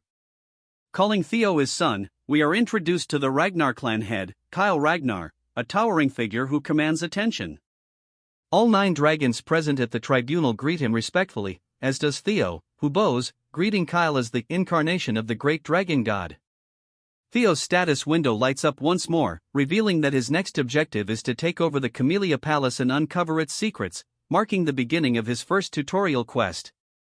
Reflecting that the blue notification from earlier was the key to the palace's secrets, he regrets not pursuing it during the banquet. He quickly brushes off the thought, focusing his attention as he looks up to meet his father's intense gaze, watching Kyle Ragnar approach. Theo steels himself, muttering that he has to handle this first. An unexpected variable has just appeared, and his carefully laid plans could quickly unravel. He wonders what brings his father here. Kyle then commands him to stand, explaining that he had heard of Theo's predicament by chance on his way here and is aware that Theo's situation is rather complex. He mentions that he learned Theo wants to make an appeal through a proxy battle. Theo hesitates momentarily before confirming. Kyle considers this, saying that if Theo's plan involves a proxy, it'll be challenging, and he asks who Theo intended to choose as his representative.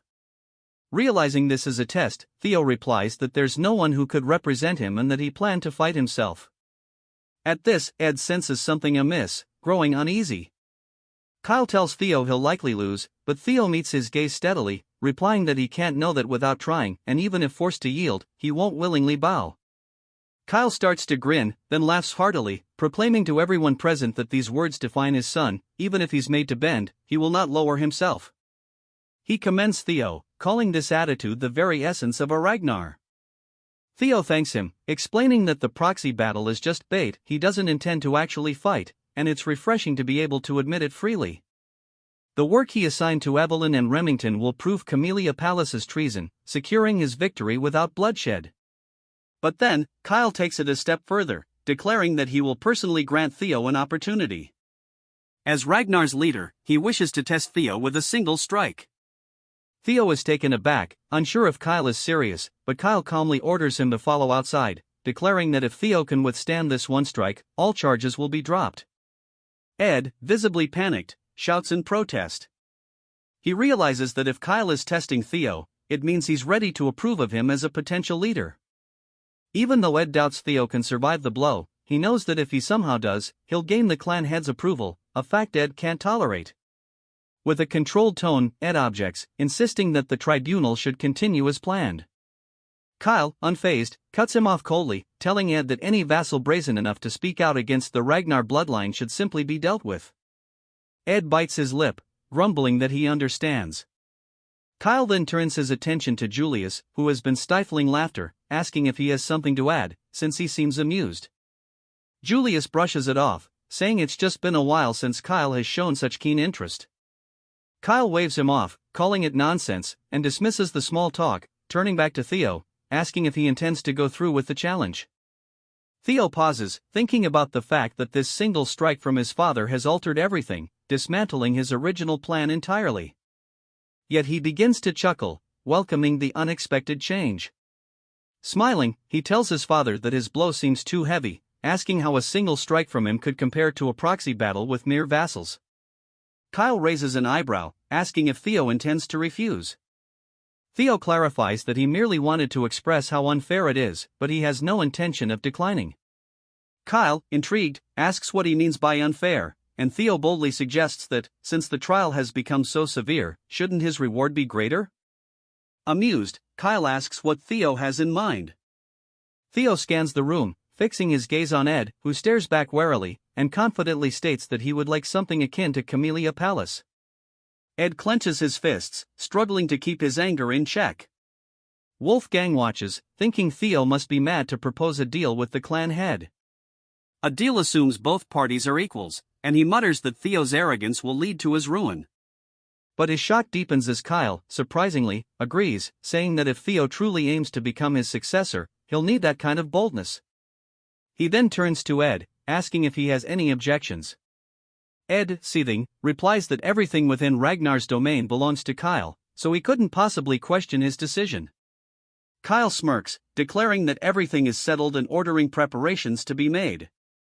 He will test Theo Ragnar here and now.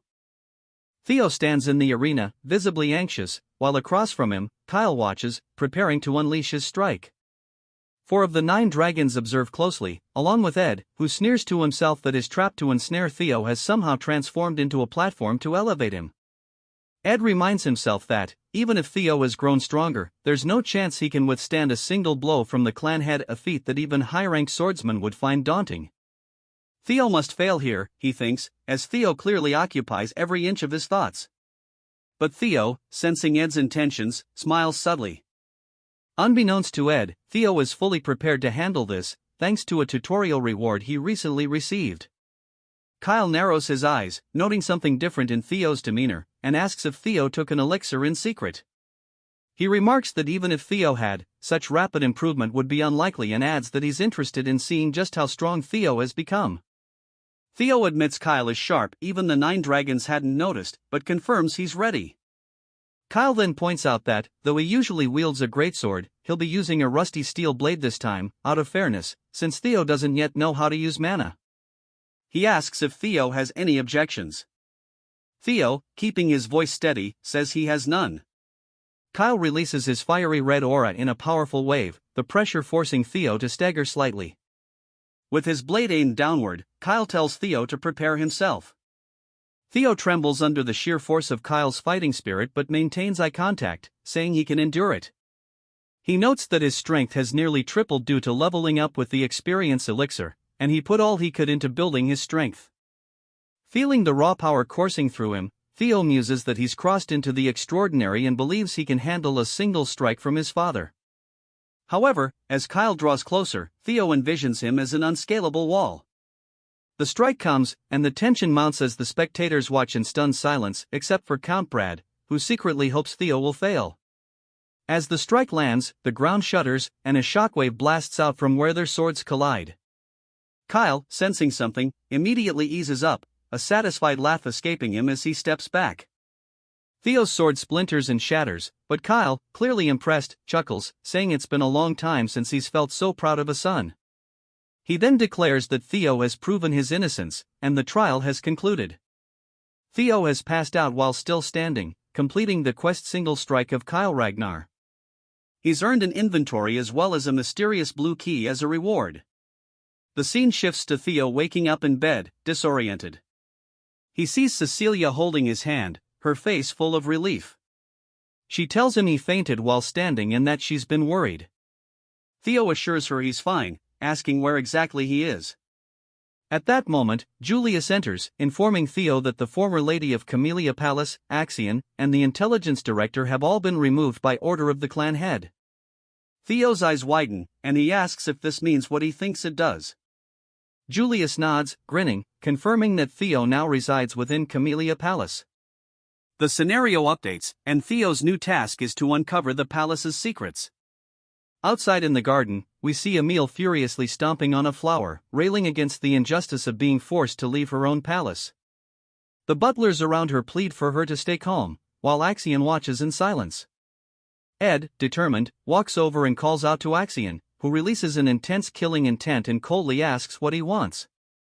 Ed insists that Theo Ragnar must be killed.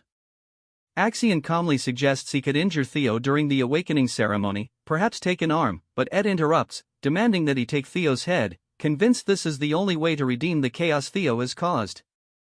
Axion studies him closely, noting his rat-tail hairstyle and apparent desperation. Meanwhile, back in Camellia Palace, Theo reflects on how things have unexpectedly shifted in his favor. Despite the drastic changes, he finds this outcome far better than he could have anticipated. He's gained control of the palace without even using his trump card, and he now holds a new ability called Inventory. Testing it, he reaches in, pulls out an apple, and takes a bite, marveling at the newfound convenience. Reaching in again, he retrieves the blue key, noting that it unlocks a dungeon. Looking around, Theo notices a bluish aura near a door and realizes the key is likely tied to it.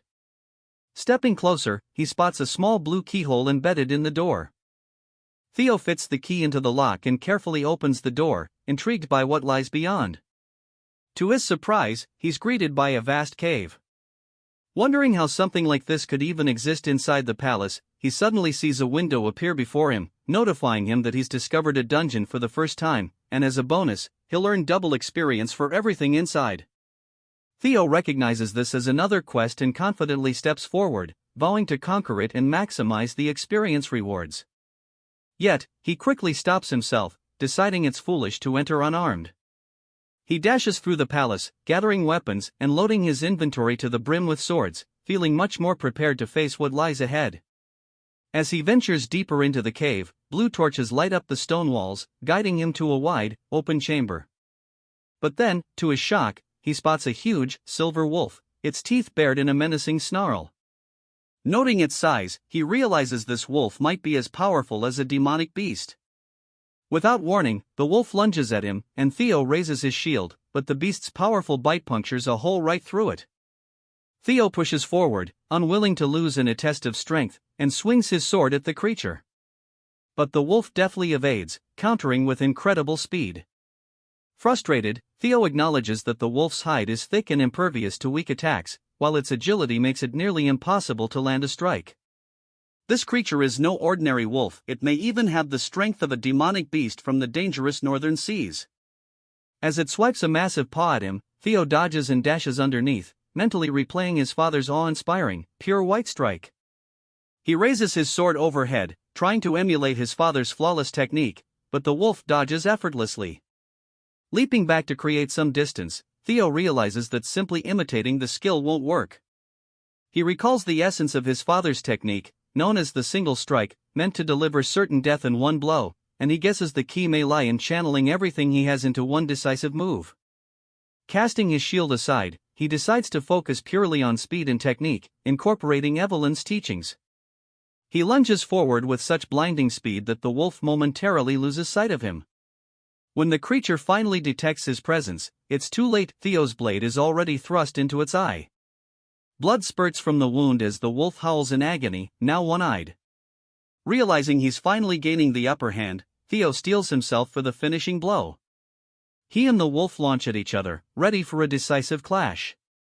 2 months later, on training ground number 4, a crowd of onlookers has grown. Among them, a man named Manuel notices the increased number of spectators, and Sybil, standing nearby, agrees, suggesting they might need a new training area altogether. Theo's single strike technique has drawn a steady stream of sparring challengers. Just then, an arrogant voice interrupts. Henry Morris, an apprentice swordsman from Plum Blossom Palace, home to OSA, loudly questions when Theo will actually show up, commenting that he's been absent for 2 months. Mocking Theo's commitment, Henry suggests he probably fled, fearing his own exaggerations about winning the trial. Sybil, seething, listens as Henry continues, calling Theo's triumph over the tribunal a fake story and even questioning his win over the Camellia Palace as mere rumor. Before Henry can finish, Sybil's fist slams into his face, sending him sprawling across the ground. Henry's companion rushes over, shocked, yelling his name. Furious, he points a finger at Sybil, demanding to know how a mere dropout dared to strike him.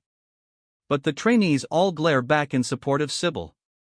Without hesitation, Sybil insults Henry's skill and appearance, declaring that he's nothing compared to the young master. Manuel chides Sybil, telling him not to comment on someone else's appearance. Sybil shrugs, saying he never liked these troublemakers showing up and stirring things up, but now that they dare to insult Theo, they've crossed a line. At his words, all the trainees draw their swords, declaring that if this is war, their challengers better be prepared to back up their words. Henry's friend smirks, saying these dropouts must really have a death wish. Suddenly, a chill fills the air, and Henry's friend's sword, along with Sybil, is frozen in place. An icy barrier has materialized, separating the two sides. It's none other than Ragnar, one of the four hounds of the north, known as the Frost Sword. Sybil is shocked, wondering when she even arrived. Another voice chuckles, calling out that they couldn't leave him out of the fun. It's Hulkus, another member of the Four Hounds, known as the Black Bear, approaching the training grounds.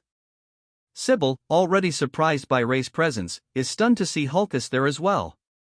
Hulkus scans the crowd and scoffs, disappointed that there are only trainees present. He demands to know where Luster Tiger is, the supposed master of the training ground.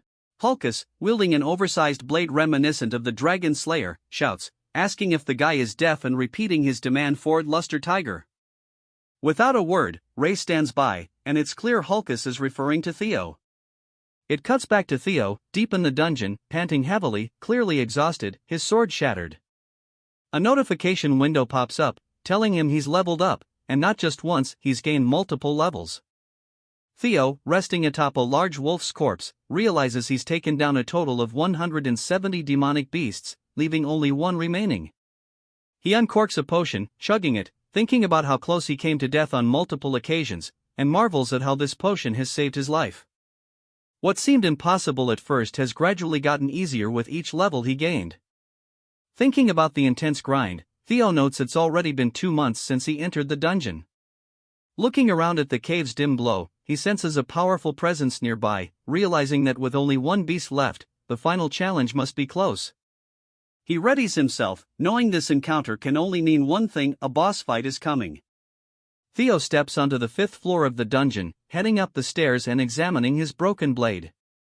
He sighs, realizing it's completely unusable now. After tossing it aside, he reaches into his inventory and pulls out the last sword he has left, a ceremonial blade his mother gave him as a birthday gift. This answers his earlier question about whether he had any swords left. In his previous life, there had been a lot of tension between him and his mother leading up to the awakening ceremony, and he'd left this blade to rust in his room. Now, as he inspects it, he realizes it's actually a quality sword, forged from rare white snow steel. Regret fills him as he recalls that he never treasured it. We get a flashback of his mother opening his door, her face lighting up with joy as she wishes him a happy birthday, eager to shower him with gifts. Instead of appreciating her gesture, he had yelled, saying he had no time for birthday presents with the awakening ceremony approaching. He told her that no equipment could change his bloodline, and demanded she leave. The look of pain on her face had been clear, and it stings him even now. Reflecting on his past, he vows not to repeat his mistakes in this life. As he approaches the boss room, a warning screen appears, notifying him that a powerful demonic beast is about to emerge and to proceed with caution. Theo tenses up as the creature comes into view: scales, a dragon-like snout, and a hulking blue form. It's a lesser drake, peacefully sleeping. Theo is thankful it's not a full dragon, but still notes the resemblance, recalling that Ragnars are said to be descendants of dragons. He wonders if it's a mere coincidence that the final boss of this quest is draconic. Regardless, he knows one thing: defeating this beast is the only way to complete his quest and perhaps uncover the dungeon's secrets. Although unsure if he can actually win, Theo steels himself, acknowledging that, dragon or not, he must face it. He decides his best option is to use the single flash technique he's practiced. He's perfected it against the wolves, and although it's nowhere near as powerful as his father's skill, Dragon Strike Flash, it should be enough. Blue aura flares around him as he charges forward, his entire focus on the creature. The lesser drake opens its eyes just as Theo brings his blade down with all the strength he can muster, aiming to harness his dragon heart to its fullest. Blood sprays through the air as Theo's strike lands, wounding the lesser drake, which begins to react to the assault. The drake roars in pain, and Theo is relieved his attack landed. But before he can fully react, the drake retaliates with a swift tail swipe. Theo dodges to the side, muttering that he'd hoped to pierce its brain, though his attack didn't quite go deep enough. Still, with the creature now partially blinded, he feels he has the upper hand. Ready to press his advantage, he grips his blade and uses a technique called Jester's footwork, dancing around the drake and slicing it repeatedly. He begins to think he might actually win. Positioning himself behind its leg, Theo plans to distract it with a normal attack before going for a weak point. However, the lesser drake unleashes its fear ability, releasing a bone-chilling yell that shakes Theo to his core. The fear status effect slows his movements by 10%, and Theo finds his body less responsive. The drake doesn't waste time, slamming a paw down on him. Though he manages to raise his sword in defense, the force of the impact sends him crashing into the wall with a loud bang. As the dust settles, blood drips from Theo's head, and he mutters, "This really is a boss battle, and I can't afford to let it drag on." Both he and the drake charge at each other, and Theo knows he needs to aim for its weak point. As he studies the beast, his gaze falls on its mouth, then to its neck, where he spots the reverse scale. A dragon's weak spot, he realizes. He thrusts his sword directly into the scale, and, to his surprise, it pierces through. The drake, feeling the blow, roars in agony as Theo strikes repeatedly, like a man possessed. Though injured, the drake isn't down yet. It turns, enraged, snapping its jaws at Theo. Back at the training ground, the trainees find their swords frozen solid. Hulkus yells, demanding a match with Theo, but dismisses him as a loser, noting that his skill hasn't changed much. This provokes Hulkus, who challenges her to a duel, insisting he's closed the skill gap in the last 3 years. He swings his massive sword at her, but easily blocks it with the side of her blade. Watching the exchange, Syl and Henry exchange nervous glances. Suddenly, another figure steps forward. It's Remy, who steps in to block both Ree and Hulkus, scolding them for causing trouble on Theo's turf and insisting that they take their fight elsewhere. Hulkus, undeterred, declares he's wanted a duel with Remy as well. Remy's tone turns deadly as he warns them both to leave, and his killing intent silences the arena. But then, an even more powerful killing aura fills the air. Ree glances around, curious, as Remy mutters, shocked, what happened to him during his training? It's Theo, approaching slowly, his gaze cold and fierce, as he radiates the drake's fear ability. In a flashback, we see Theo landing the final blow on the scarred drake as it falls dead at his feet. The system congratulates him on successfully hunting a lesser drake, and, exhausted, Theo admits he nearly lost when he touched the reverse scale. Fortunately, it wore itself out over time, and he's relieved the scale's weak spot wasn't a myth. His rewards include a lesser drake's tooth and claw, both of which are valuable enhancement materials for crafting weapons. Theo inspects his mother's gifted sword, deciding to use these materials to restore it after it's worn down from the fight. His final reward, the lesser drake scale, surprises him. It's a D-ranked item with 1% mastery, allowing him to release a killing intent unique to drakes, inflicting fear on anyone weaker than him. Only a select few can wield this power, and Theo marvels at the opportunity to harness it. Tossing his spoils into his inventory, he admits he's not certain how useful the scale will be, considering the powerhouses in Ragnar. Regardless, with the dungeon of Camellia Palace now cleared, Theo is ready for what comes next. Theo exits the room, closing the door behind him, and says that with this, the quest is now completed. As a reward for clearing the scenario quest, he'll receive a special item. Something materializes in front of him, and as he reaches out, he finds it's called the Nest Compass, a tool that guides the holder toward the nest. He wonders what this could be, guessing it might have something to do with his next quest. Shrugging, he stows it in his inventory, figuring he'll look into it later, and notes how exhausted he feels. He decides to return to his room to rest. Just as he's about to head off, one of the maids rushes down the hallway, visibly alarmed. She tells Theo there's an urgent matter he needs to handle and is shocked to see him out of the dungeon.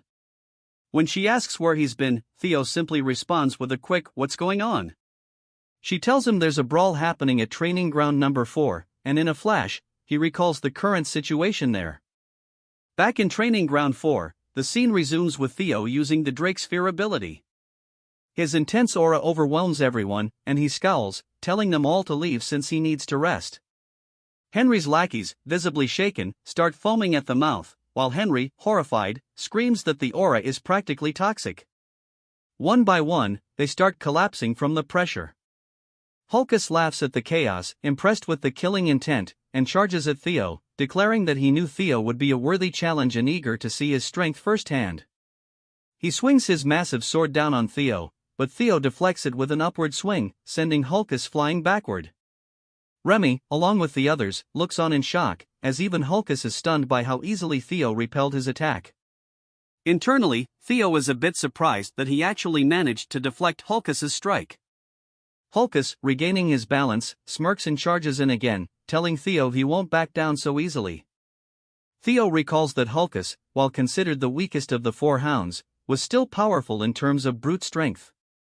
As Hulkus comes in for another heavy strike, Theo uses the single slash technique, smoothly deflecting Hulkus's blade down the side of his own and countering in a seamless, precise motion.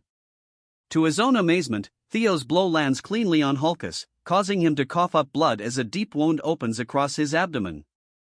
Hulkus stumbles, bleeding heavily, and falls to the ground, defeated. Theo notes, a bit shocked, that he used his full strength without realizing it, and thinks it's lucky Hulkus is only unconscious since anyone else might not have survived. Sybil and the other trainees are stunned for a moment before erupting in cheers, shouting that Theo has just taken down the Black Bear, one of the four hounds, in a single strike. Theo waves them down, reminding them that Hulkus is still alive. But as he's saying this, his sword suddenly snaps and falls to the floor in pieces.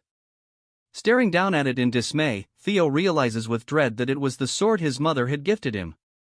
The trainees only seem to get more excited, declaring in awe that Theo even broke his own sword with a single, powerful strike. Theo looks at the group around him and asks why they're so happy about his broken sword. Nearby, Remy and Ree are observing, with Ray glaring at Theo. It seems she's deep in thought, remembering a memory from years ago. In a flashback, we see a little boy asking someone who they are, and it's revealed to be a young Ray. The boy quickly wraps his scarf around her, noticing she still looks cold, and insists that she come to his house until the snow lets up. The boy is none other than a young Theo, who assures her he'll take her home once the storm passes. Ray smiles as she remembers this moment and quickly turns away, leaving Remy wondering if he just saw her smile. Later, back at the Camellia Palace, Theo is wearing a new hat, and the maids are congratulating him on his recent title, Luster Tiger. They tell him he's worked so hard, and now he just has to keep up the momentum until the awakening ceremony. His mother then brings out a table full of food, showing her excitement, though she can't help but rant a bit while stuffing his mouth with food. Theo wishes she would stop talking, but seeing her happy, he reflects on her sad fate in his past life and how he once treated her. This time, he chooses to embrace the moment and tells her that the food is delicious. After a while, he shows her the broken sword. She screams, asking what happened, and he tells her it broke during training. He apologizes, feeling bad that her precious gift was damaged. Furious, she blames the damn old man, and Theo is taken aback as she explains that the man swore it was crafted with white snow steel and ebony steelwood, claiming it would never break. Theo, puzzled, asks if she means ebony steelwood from the southern Gaia jungle, and she confirms, saying the old man assured her it was made of rare and precious materials, yet here they are with a broken sword. Theo is impressed, explaining that ebony steelwood is rare because it's a plant that grows by feeding on iron, giving it the flexibility of wood but the strength of steel. He knew it was a fine weapon, but he didn't realize it was that valuable and wonders where she managed to get such a sword. But Cecilia dismisses his apologies, saying this won't do. She decides to get a new sword from the best workshop in Winra and refuses to let him attend the awakening ceremony with its shabby old sword. Though Theo offers to use another one, she insists, stating that people are finally seeing his true worth and he needs to uphold that image. She then heads off, saying they'll go immediately, and he follows, asking where they're going. She declares it's time for a custom weapon at the Basque workshop. At the Basque workshop, one of the three great weapon manufacturers of Winra, Theo is amazed. Known for its sheer size, which rivals a factory, it's most famous for its master craftsman and elite blacksmith of special rank. Suddenly, a woman appears, and Cecilia, calling her mother, yells at her to stop smoking. Theo is shocked, he never knew his mother had family, thinking she was an orphan. The woman, Chiron, a high elf known as the Elf of Capitalism incarnate and demon craftsman, responds coolly, saying their relationship as mother and daughter ended when Cecilia chose to leave home. Stunned, Theo realizes that this revelation makes him a quarter elf, musing to himself that this must be why he's so strikingly handsome. Chiron then asks why Cecilia has suddenly come to visit, and Cecilia tosses her the broken sword, saying she's here to return it defective product. Chiron catches the sword, surprised at her accusation, and when she draws the sword from its scabbard, she's visibly shocked to see it broken. Cecilia tells her that if this isn't a defective product, she doesn't know what is. Chiron, intrigued, asks who wielded it, and Cecilia says, "Who else but my son?" Chiron looks Theo over and asks if he's really the kid standing behind Cecilia. Cecilia bristles, telling Chiron to watch her mouth, saying Theo is a genius destined to rule over Ragnar. Theo then formally introduces himself, expressing how honored he is to meet the famed master of the Basque workshop. Chiron acknowledges she's heard of him, but quickly shifts back to the topic, questioning if he was truly the one who wielded the blade. Theo confirms, and Cecilia insists again that the sword was defective. Chiron, looking like she has a lot to say, tells them this conversation is going to be long and motions for them to follow her inside. As they walk, Theo asks Cecilia how she's related to the master craftsman. Cecilia replies that it's exactly as he's heard. Theo clarifies, asking if Chiron is really her mother. Cecilia, in a thoughtful tone, explains that for a short period of 6 months, Chiron acted as her foster mother. His headcanon of her as a pure elf dissipates. Cecilia goes on to say that Chiron has a deep love for anything she finds beautiful, be it jewels, music, theater, or even people. That's why she was taken in as Chiron's foster daughter. She must have liked her a great deal. Chiron, sounding annoyed, tells Cecilia to stop reminiscing, calling it pointless. Cecilia laughs, saying that Chiron doesn't truly believe that. Theo asks how Cecilia ended up leaving the workshop. Just as Cecilia begins to answer, Chiron interrupts, saying Cecilia walked away on her own, determined to become the wife of Ragnar's clan head. She scoffs, calling it foolish to leave for such a miserable place, though she grudgingly admits it's impressive that Cecilia has survived this long. Cecilia grins, saying she left because the clan head was just too handsome, dashing, manly, and utterly devoted to her. Chiron, exasperated, fires back that for all Cecilia's bravado, she came crawling back last year, asking her to craft a sword as a gift for her son. She shakes her head, saying she's never seen anyone as shameless. As they bicker, Theo observes with amusement, marveling at how he's never seen his mother act like this before. He realizes he never truly got to know her in his past life and reflects on how blind and ungrateful he was, too absorbed in the clan to notice the people around him. He glances at Chiron, sensing she also cares for his mother, and wonders why she didn't help in his previous life. They reach a door, and Chiron announces they've arrived at her master office. Cecilia asks why they've come so far inside and insists that Chiron better give Theo the finest sword as compensation. Chiron tells Cecilia to wait outside, grabs Theo's hand, and shuts the door, leaving her behind. Inside, Chiron's gaze sharpens on Theo, who is a bit startled. She bluntly asks him if he possesses a relic of the primordial dragon. Confused, Theo asks if she means an artifact related to the guardian dragon that protects their clan. He explains he's heard the legend of their progenitor distributing the primordial dragon's treasures across Winra for the Ragnar descendants. Growing impatient, Chiron unsheathes a blade and demands to know if he's going to keep pretending ignorance, questioning how her sword ended up in such a state if not for clashing with a relic. She emphasizes that she poured her heart and soul into forging it, and it would never break against anything but a relic. As she begins to tear up, she asks if he understands the cost and effort put into creating it. Theo apologizes, explaining that it was damaged in a battle with a drake and wondering aloud why she's mentioning a relic. Chiron sighs, saying it's easier to just show him, and pulls on a set of chains. She asks Theo what he sees behind her. He notices a coffin glowing with a blue light, the same glow he saw from the door to the dungeon in Camellia Palace. Chiron explains that she cannot see or sense anything from it herself, but based on his reaction, he clearly does. She confides that she's tried countless times to open the coffin and obtain the item within but has always failed. Then, she places it on the floor in front of him. Chiron delves into the legend of the primordial dragon's relic. In ancient times, during the Age of Myths, the primordial dragon removed one of its fangs and forged a blade from it, the legendary Moonlight Blade. She tells him that if he can break the seal on this coffin and retrieve the sword, she'll grant him the white moonlight blade. Theo is taken aback, and Chiron warns him that he might lose his life if he proceeds, asking if he still wants to try. Despite the danger, Theo feels a thrill and grins, declaring the sword will be his. The next scenario quest begins, to be chosen by the sword. We learn more about the white moonlight blade, a weapon held by the leader of the Black Snow and one of the 9 dragons, known as the Black Dragon. However, few know what the sword looks like since nearly everyone who has seen it disappeared or died. We flash back to a moment when the Black Dragon, glancing over his shoulder, asks if someone can actually see the blade, and it's none other than Theo. By sheer chance, Theo had seen the true form of the white moonlight blade.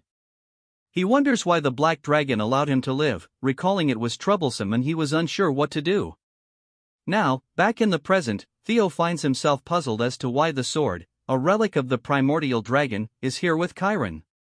He realizes he met the Black Dragon 4 years later, which means the sword was with Chiron during that time. Chiron asks again if he's willing to give it a try, and Theo observes that the place resembles the Camellia Palace, noticing a keyhole on the coffin. He wonders if the blue key might work, and Chiron is surprised when he pulls it out. As Theo inserts the key and turns it, the lock begins to glow, causing the chains around the casket to snap, releasing an intense aura that even Chiron can feel. Suddenly, the energy flows from the casket and engulfs Theo. He is overwhelmed by darkness and finds his vision blurry.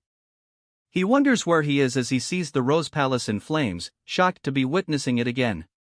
Gazing at his mother's lifeless form, he reflects that he was far too weak back then, realizing he craved more power to defeat the tyrant and crush Camellia Palace. The sword's true form manifests, attempting to take hold of Theo by feeding on his desire for strength. It tries to pierce his mind, but Theo shuts its beak firmly, challenging it. He tells the creature that trying to manipulate someone through their hunger for power is futile, especially since he already has his own quests. The creature scoffs, calling him insolent, and asks how he escaped its influence. Theo explains that he conquered that despair long ago and mocks the creature's attempts to tempt him with mere power. Surprised, the creature asks what he's talking about.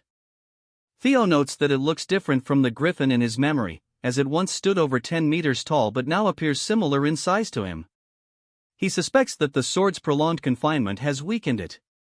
Regardless, he sees it as an opportunity and declares he'll claim the sword by force.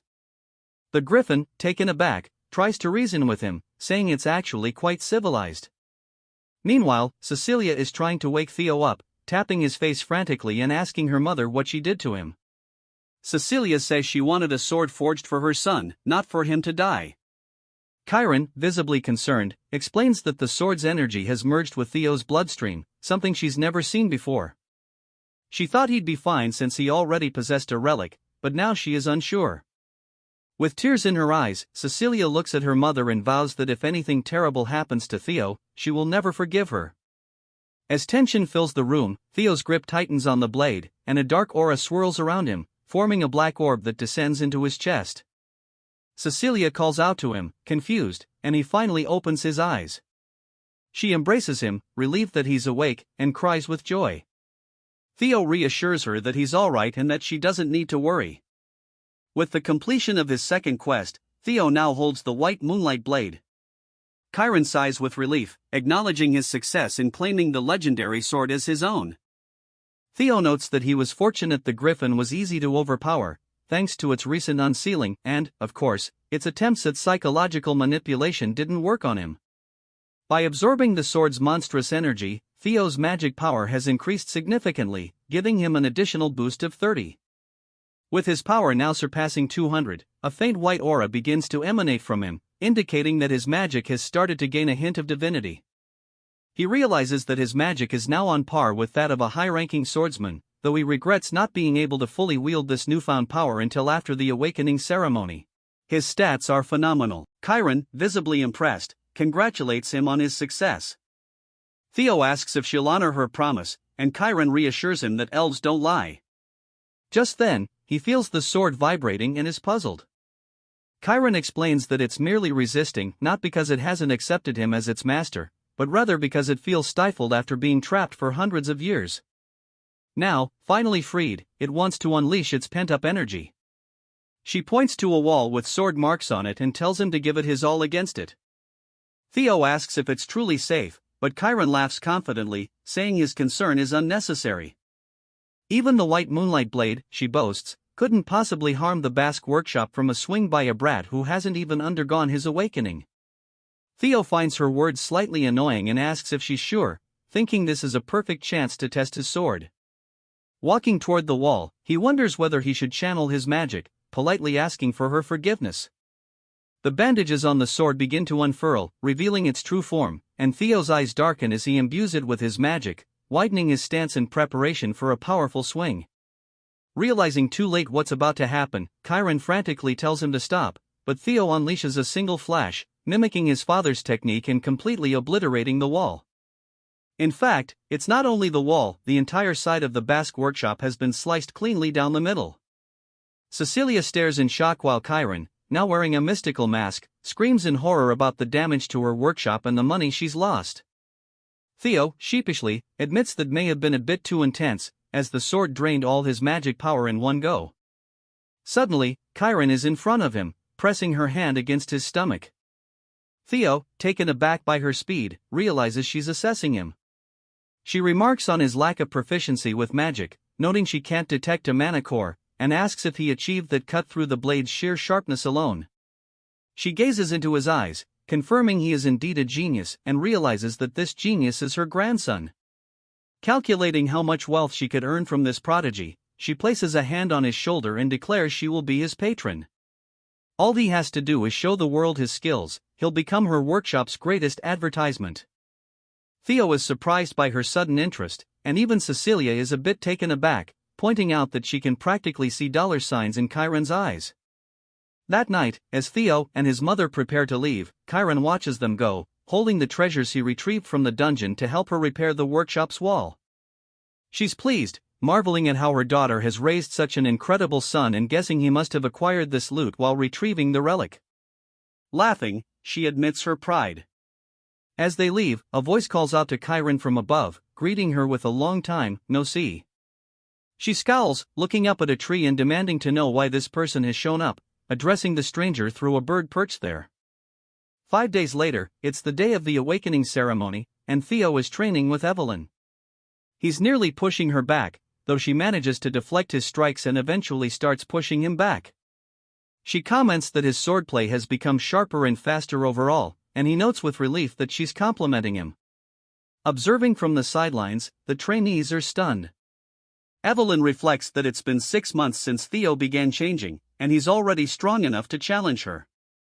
With his magic power awakening today, she's certain he'll soar to incredible heights and knows for sure it'll mark the birth of a true powerhouse.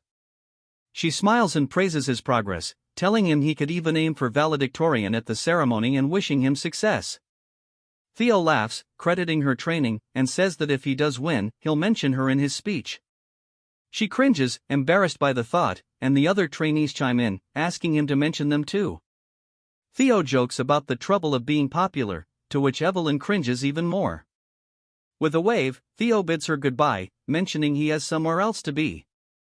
We are taken to the central headquarters of the Ragnar family, where Theo stands before the gate and introduces himself, instructing them to open the door. A large crowd has gathered outside to witness the awakening ceremony, the most significant annual event for the Ragnars. The spectators look up as the gate swings open, and Theo enters, noting that every participant hopes to achieve favorable results at the ceremony and that becoming a swordsman of Ragnar is the first step toward recognition and honor. Inside, the venue is packed with competitors, and Theo feels a bit anxious, realizing that every member of the Ragnar clan is watching, including his father. He knows he must do his best.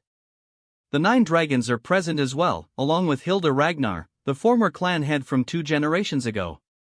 As Theo observes her, he finds it hard to believe she is 150 years old. Nonetheless, he feels relieved to see her in attendance. Suddenly, a drum beats, signaling that it is time to begin. A man, who is a judge named Vanna, calls for everyone's attention and announces that they will now proceed with the preliminary examination. This round simply involves picking up a sword placed on the ground and leaving a mark on the steel wall in front of it. The wall has been forged with a blend of white snow steel, which means that ordinary steel blades cannot scratch it. However, that changes when magic power is infused into their strikes. Vanna explains that he will distribute some to each participant.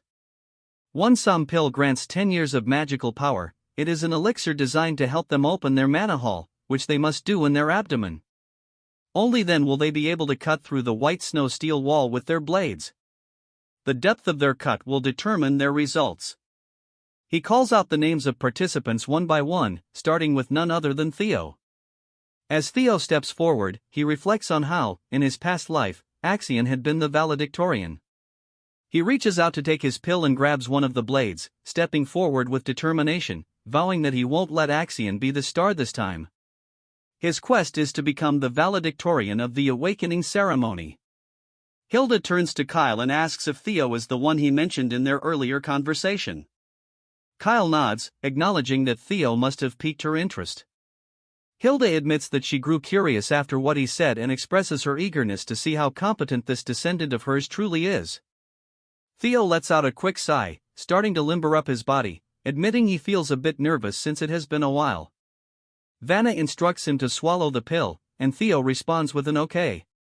In his past life, swallowing the psalm had led to him losing control over his mana, severely injuring his Danon.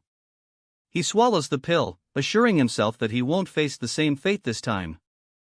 As the magical power swells around him, he staggers slightly. Vanna calls him an idiot, explaining that causing a mana wave of this magnitude means he will struggle to control it.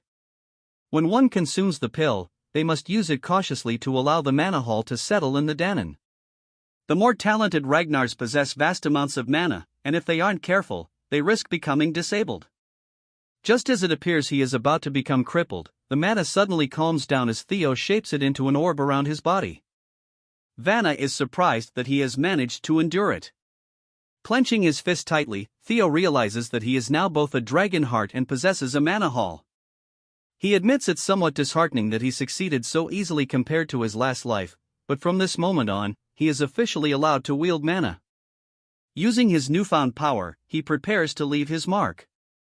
As the mana flows around his blade, he readies his stance for a powerful swing, proclaiming that he just needs to go all out from the start. A vision of a dragon appears behind him, projecting an immense presence upon the audience. The other four hounds instantly recognize that the gap between them has widened significantly. As the aura of the dragon swings its claws forward, Theo executes a technique called single flash, leaving an enormous mark on the wall. Axion looks furious as he sees the mark on the wall. It is so deep that it can be spotted from a considerable distance, nearly cutting the wall in half. Vanna is taken aback, stuttering for a moment before announcing his past. Theo walks away with confidence, while the trainees murmur in awe, stating they have never witnessed anything like this. They refer to him as young Master Theo and question whether this is truly the sword slash of someone unleashing mana for the first time.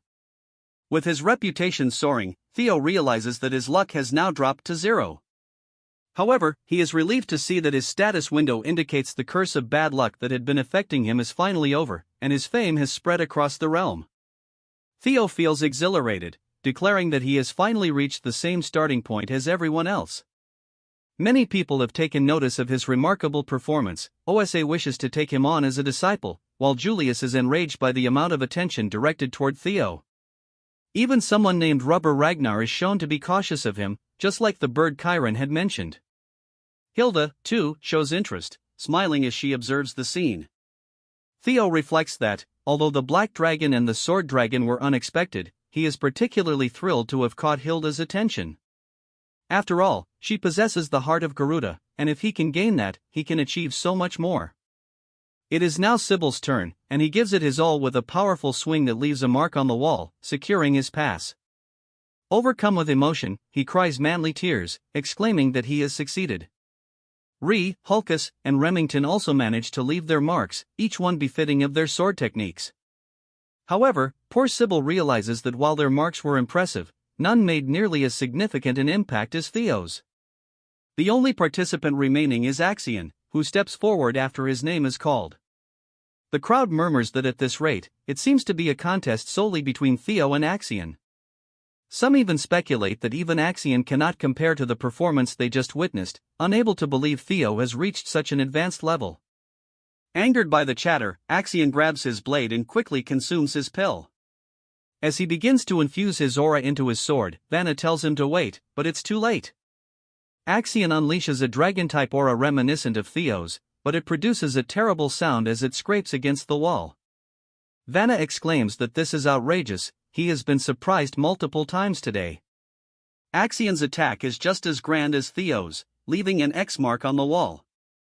The onlookers wonder how this is possible, noting that their marks are almost identical. In this case, precision grading will determine who emerges victorious. Axion inspects his mark, looking somewhat displeased before turning away. Once everyone has had their opportunity, Vanna declares that the first stage of the ceremony is complete. He praises the participants for their hard work and expresses his satisfaction with the number of individuals who have improved their scores.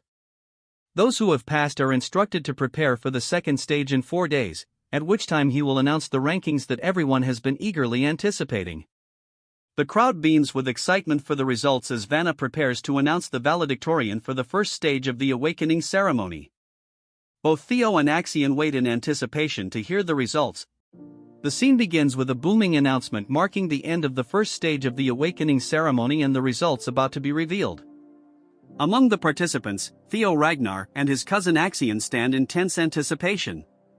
Suddenly, Theo's name is called, and the crowd gasps in shock as Theo is declared valedictorian. He has achieved a perfect 10 out of 10 in every category, earning the nickname Flash Tiger. Whispers spread through the crowd, marveling that Theo outperformed Axion, who was deemed unbeatable. The announcer notes that Theo's sword mark is nearly identical to the legendary Thoro Ragnar's, leaving everyone in awe.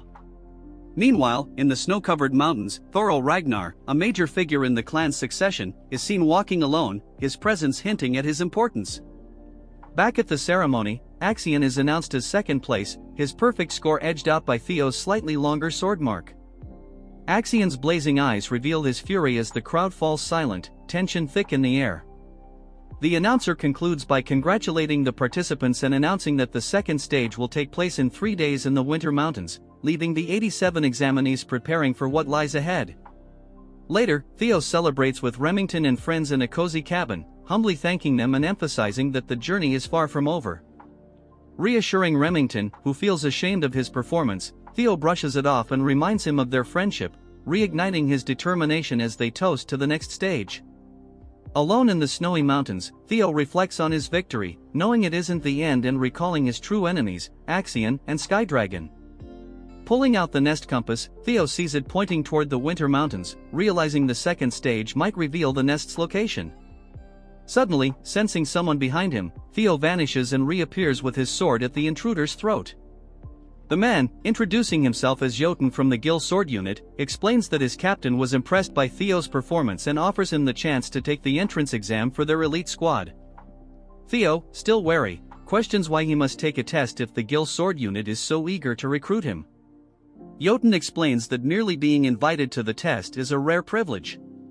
Before their conversation can go further, a sharp voice cuts through the tension, addressing Jotun and his group as Sword Platoon Fools.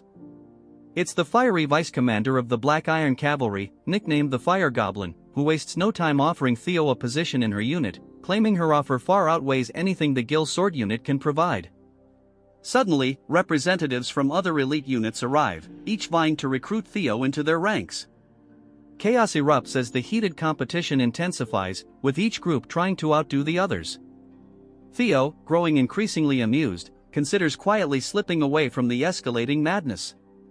Just as he's about to make his exit, a calm yet commanding voice echoes through the air, silencing everyone. Flower petals drift gently around as Prunus Ragnar, the lady of the Plum Blossom Palace, steps forward, her arrival stunning the crowd.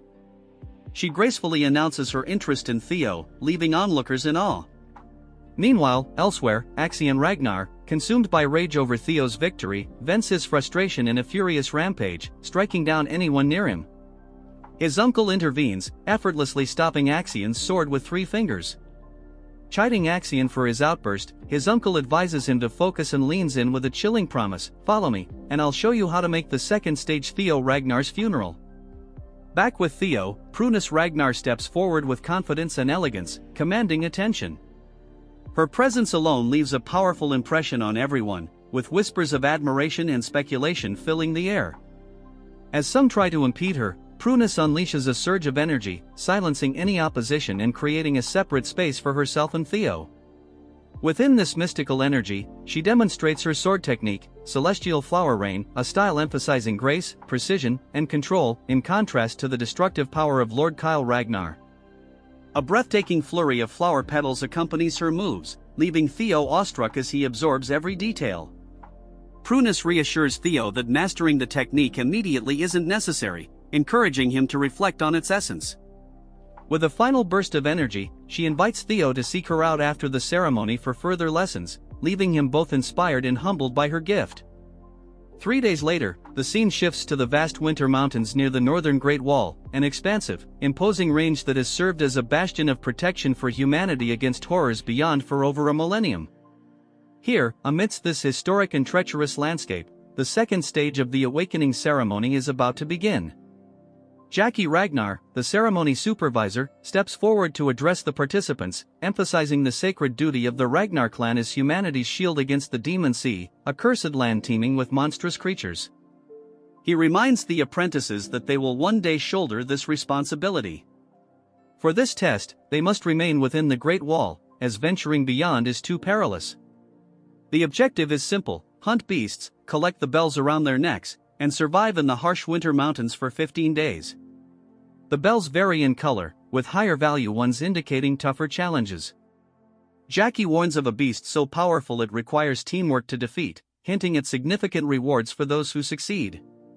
Participants are allowed to use any means necessary, including stealing bells from others, in this survival of the fittest trial and embodiment of the Ragnar way. Jackie also points out totems marking safe zones where they can rest and resupply. As soon as the test begins, the participants scatter, diving into the snowy terrain. Theo's allies head into the forest to gather supplies and support him, while the red-haired siblings Hulkus and his sister charge in eagerly. Axion Ragnar, however, races through the mountains with grim determination, his uncle's chilling words echoing in his mind, "Make this Theo's grave." Watching from the shadows is Ray Ragnar, one of the clan's 4 hounds, keeping a close eye on Axion. Meanwhile, Theo prepares to enter the forest but is stopped by Remington, who confesses that after days of reflection, he now sees Theo not only as a friend but a rival. Theo warmly accepts the challenge, admitting he feels the same, and the two part ways with newfound resolve. Alone again, Theo steadies himself, pulling out his compass to guide him to the dragon's nest. The compass lights up, pointing him through the snow-covered wilderness, and Theo's excitement builds as he sets off. Elsewhere, deep in the mountains, a mysterious blue light glimmers on a steep, snow-covered cliff, hinting at secrets waiting to be uncovered. Trudging through the snowy outskirts, Theo mutters to himself about the difficulty of following his compass in such conditions, joking that a shovel might have been more useful than his prized moon-white sword, Griffin. Gripping the hilt, the blade trembles as if alive, and Theo swings it with all his strength, releasing a surge of blue energy that clears a path and reveals a hidden trail beneath the snow. Suddenly, he senses someone watching him and calls out, daring them to reveal themselves. From behind a tree, 3 men emerge, one of them chuckling as he asks when Theo noticed them. Theo instantly recognizes the trio, Hai, Cho, and Lon, notorious as the roughnecks of the mountain. These aren't just petty thugs. In his past life, they'd left behind a massacre of over 700 innocents during their missions, a horrifying scene that Theo had once been forced to clean up. Confronting them now, Theo suspects Axion might have sent them, but they dismiss the idea, sneering that they don't take orders from someone their age. Theo presses them, and their taunts reveal the truth: they were sent by the Senate. Realizing the stakes, Theo calmly draws his sword. The leader mocks him, but in a flash, Theo's blade erupts with a blue dragon's energy, tearing through them with 3 swift, precise strikes. Blood stains the snow as their bodies collapse in a heap, their severed heads left intact as a warning. Gazing at the carnage, Theo mutters, "I don't want to be like you," before tossing their heads off the cliff. As he reflects on Lady Prunus's technique, Celestial Flower Rain, Theo acknowledges he has a long way to go before mastering it. Just then, he notices something hidden near the cliff's edge, a staircase carved into the rock, partially concealed. The system pings with a hidden quest: find the invisible staircase and explore the blue cave. Without hesitation, Theo leaps down the spiraling stairs into the mountain's depths. Meanwhile, in the monitoring room, tension rises as an announcer updates the rankings, declaring Axie and Ragnar in first place, closely followed by Ragnar, as the second stage unfolds in the unforgiving Winter Mountains. Julius, seated at a large round table, quickly inquires about Theo's progress. The announcer hesitates before revealing that Theo has yet to score any kills or ally with anyone. Julius raises an eyebrow in surprise while the announcer speculates that Theo might be hiding or preparing an ambush. Before the conversation can continue, Prunus begins to speak, but Wolfgang interrupts with a menacing laugh, dismissing Theo's chances in the current round. He sneers, claiming that just because Theo excelled in the first round doesn't mean he'll shine here. Wolfgang goes further, mocking Theo as a coward with no real-world battle experience and even ridiculing him as an illegitimate child. Grinning maliciously, Wolfgang smugly thinks about the roughnecks he sent after Theo, confident they've already eliminated him. Sitting across from Wolfgang, Ed narrows his eyes in suspicion and telepathically asks if Wolfgang had any involvement in Theo's predicament. Wolfgang chuckles, admitting he didn't bother to inform Ed of his plans. Frustrated, Ed clenches his jaw, inwardly fuming at Wolfgang's recklessness. Ever since Theo took control of the Camellia Palace, Ed and his allies were forced to relocate to the Rose Palace, which gave Ed the opportunity to search for the ancient dragon artifact. Despite his efforts, he hasn't found it and now suspects Theo holds the key. Determined, Ed gives a silent telepathic order to his subordinate to find Axion and urge him to accelerate the plan to eliminate Theo. Meanwhile, Prunus warns Julius that the Senate must be plotting something and suggests implementing a backup plan. Julius dismisses her concerns, confident in Theo's resilience. He believes Theo is likely biding his time and adds, with a smirk, that he hasn't forgotten Prunus met Theo behind his back. Prunus brushes off the remark with a laugh, stating that what truly matters is Theo's perspective. Meanwhile, Theo has entered a dark cave filled with skeletal remains, bones and skulls scattered across the ground. As he ventures deeper, the skeletons seem to come alive, letting out eerie roars meant to unsettle him, but Theo's mental fortitude renders him unfazed. Placing a hand on the cold wall, he activates his sensory perception skill, sending a surge of awareness through the cave and mapping out the paths ahead. His lips curl into a smirk as he detects a glowing path. This must be the hatchling's nest. A memory from his past life surfaces, he recalls Huel discovering a legendary item in this cave years later. Determined to claim the prize first, Theo follows the path to a massive, ancient door. Standing before it, he feels a slight pang of pity for Huel, knowing he's about to claim the treasure long before Huel ever has the chance. As he steps closer, the door seems to awaken, and Theo senses a presence behind it. Then he sees it, a massive eye, wide open, staring at him from the darkness.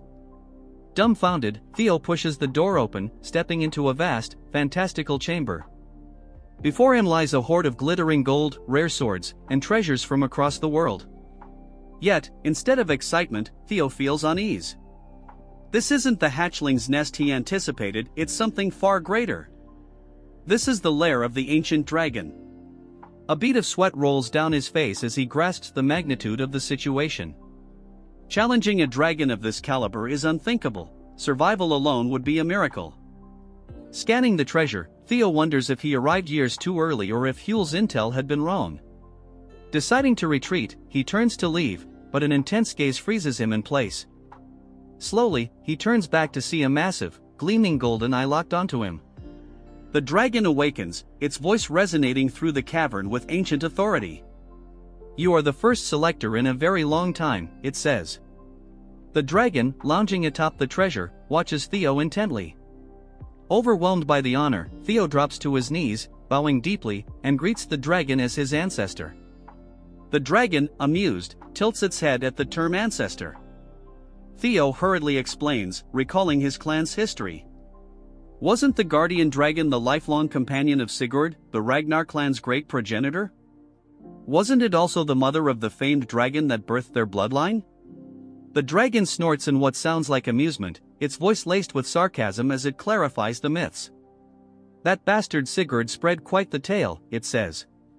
While it's true Sigurd and the dragon shared a bond of mutual respect, there was no familial lineage or romantic connection. Their relationship was forged through a deep, sacred pact, not blood. After all, the dragon adds with a sly grin, a human and a dragon? Hardly a compatible mix. Theo feels his cheeks flush at the implication, but he presses forward, asking if all the Ragnar family's talk about carrying the dragon's blood is just exaggerated propaganda. Roadbroke nods, confirming that while the claim is largely mythical, it isn't entirely false. The contract with Sigurd did leave traces of the dragon's power, but only in a symbolic sense. Feeling more at ease, Theo recognizes the rare opportunity before him. This isn't about fighting, but about learning invaluable truths that could aid him in his climb to the top of the Ragnar clan. Sensing Theo's anticipation, Roadbroke sighs and explains that, as the guardian dragon, it is bound by an ancient pact. Any worthy selector who passes its test earns the right to ask 3 questions. The scene shifts to Axion Ragnar, who is busy taking down a ferocious beast with a technique known as Thousand Dragons Roar. In one devastating strike, he brings down a tiger-like creature, which collapses at his feet. He smirks as he picks up a small green bell from the beast's neck, muttering that this makes his 57th. Tossing the bell to a subordinate, he asks if there's been any news about Theo. Orion, a loyal member of Axion's group, reports that they still haven't tracked Theo's location. Orion can't help but admire Axion's incredible strength, thinking about how easily his leader dispatches creatures others would avoid. But his admiration gets the better of him as he mutters something about Theo's intelligence. Axion's expression darkens, and before Orion can react, Axion grabs him by the throat, lifting him effortlessly. With a deadly glare, Axion growls that true strength is fearless.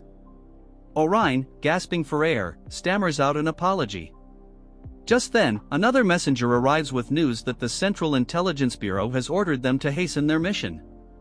Axion releases Orion, still radiating menace, and brushes off the message, telling the messenger to inform the Bureau that no one is more eager for Theo's death than he is. His body seems to hum with unrestrained bloodlust, leaving his intentions unmistakable. We return to Theo, who is deep in thought, carefully considering how to frame his 3 questions for Roadbroke. He knows each one must count. After a moment, he takes a steadying breath and asks the first question, one that's been on his mind: why are you here? Roadbroke's eye gleams with approval at the question. A good start, it remarks with a chuckle.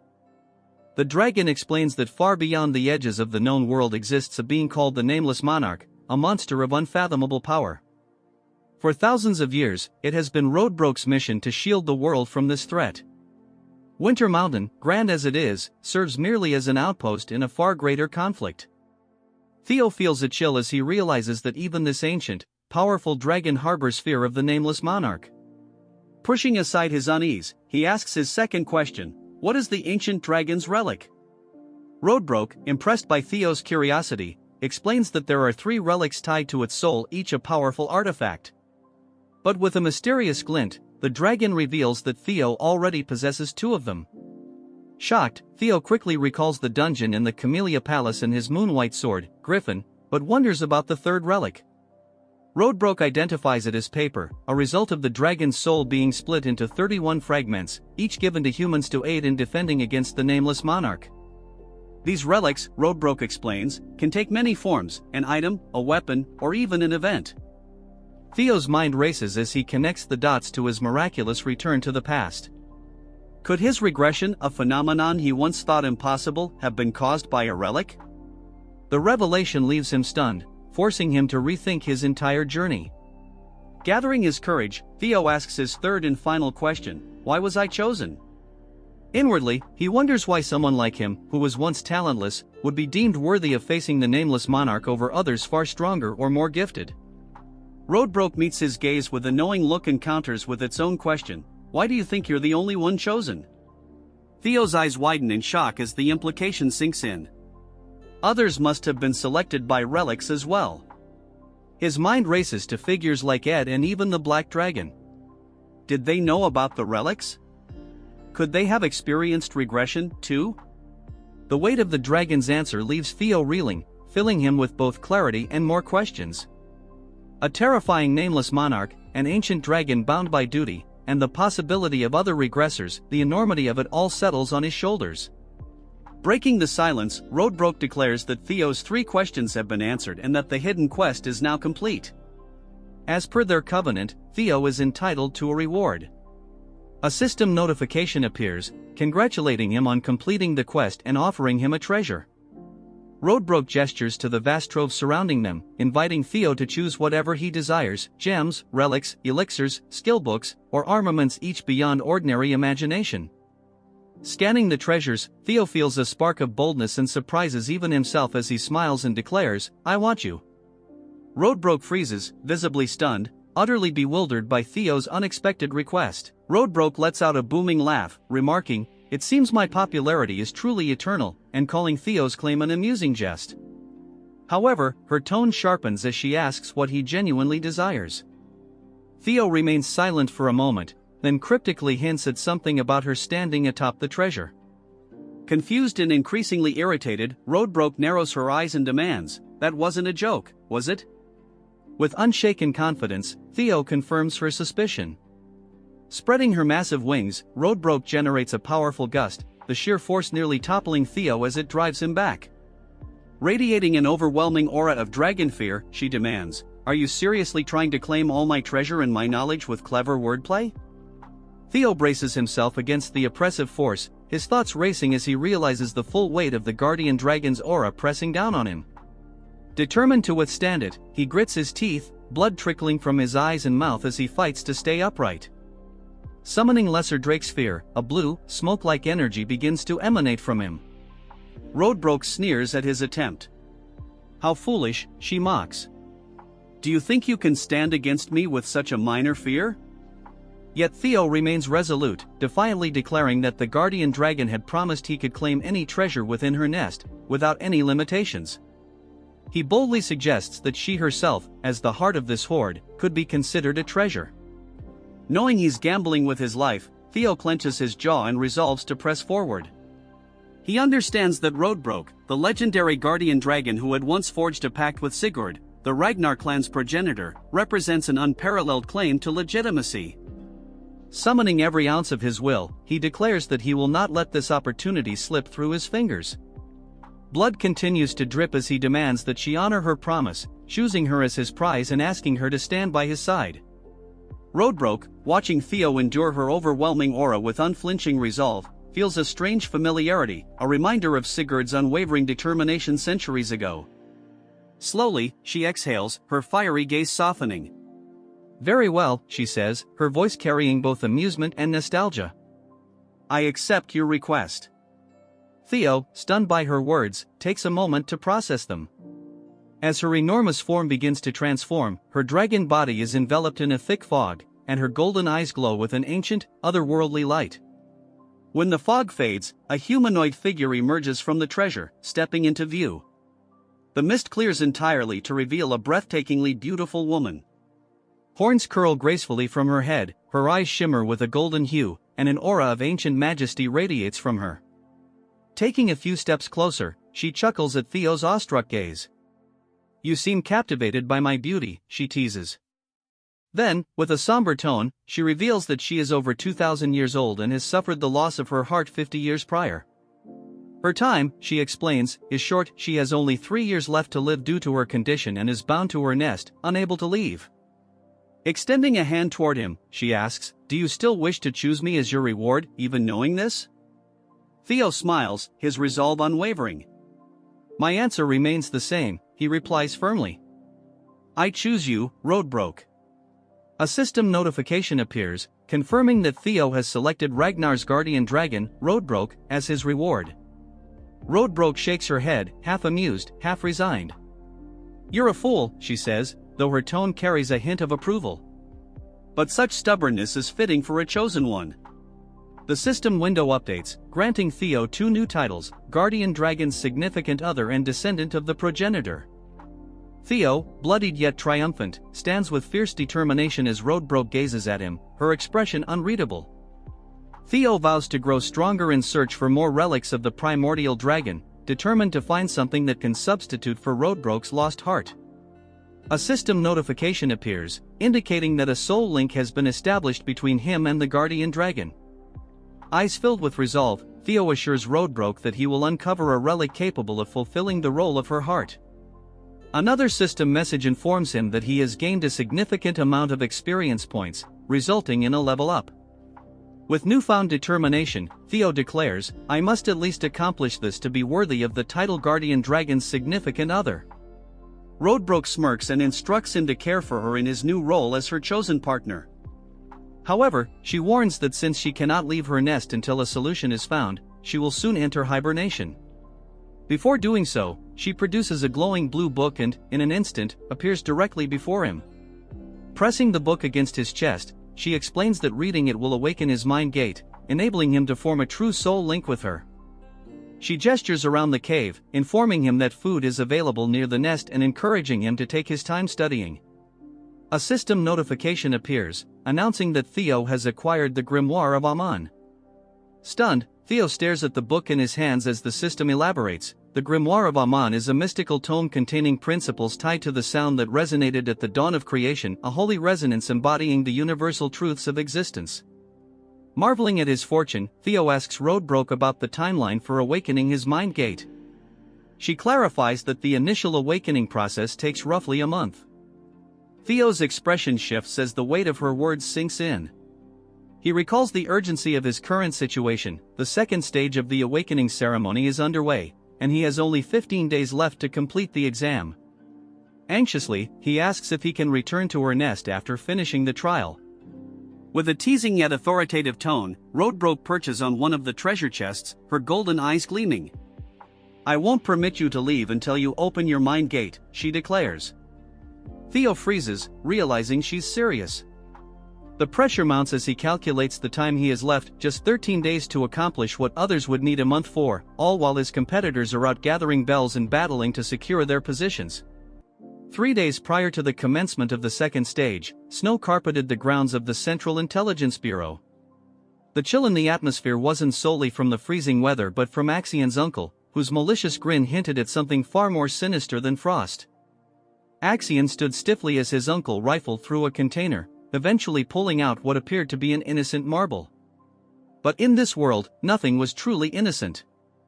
With the theatrical flair of a villain delivering a dramatic soliloquy, his uncle elaborated on the marble's purpose. It enhanced the energy of fiends trapped within, creating an anti-field safety zone to repel other fiends. Then, to demonstrate its power, he shattered the marble, releasing a swirling haze of purple and black motes. The disturbance condensed into a hideous, four-eyed creature with a maw wide enough to swallow Axion whole. Before Axion could fully process the situation, shadows surged from his uncle's feet, taking the form of a dragon that obliterated the fiend in a single devastating strike. The spectacle left Axion torn between admiration and disbelief at the monstrous legacy he seemed to have inherited. Unfazed by Axion's inner turmoil, his uncle continued detailing the next step of their scheme. The objective of the second stage was straightforward: exterminate fiends and amass points.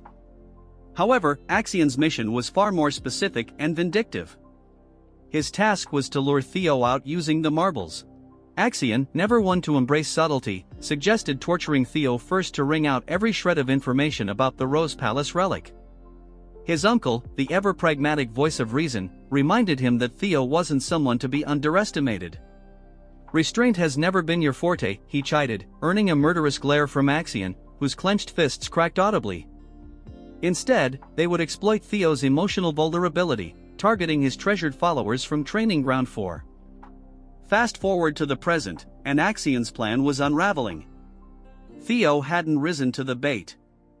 Instead of participating in fiend hunting like a conventional contender, Theo had opted for a Where's Waldo approach, remaining elusive. With only 12 hours left on the clock, Axion brooded in growing irritation, his rank of 860 points doing little to soothe his temper. Behind him, pulsating lights announced the arrival of Felix Ragnar, a swordsman from Plum Blossom Palace and currently ranked 7th with 446 points. Felix, ever the self-proclaimed investigator, suggested Theo might have been apprehended by the council scoundrels. Axion's retort was cutting, a frigid, soul-piercing glare followed by a sneering jab: "Your deductions are as pathetic as your rank."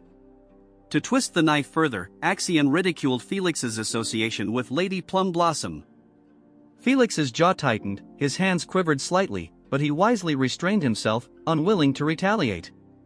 Axion dismissed him with a wave, declaring it was time to drag Theo out of hiding.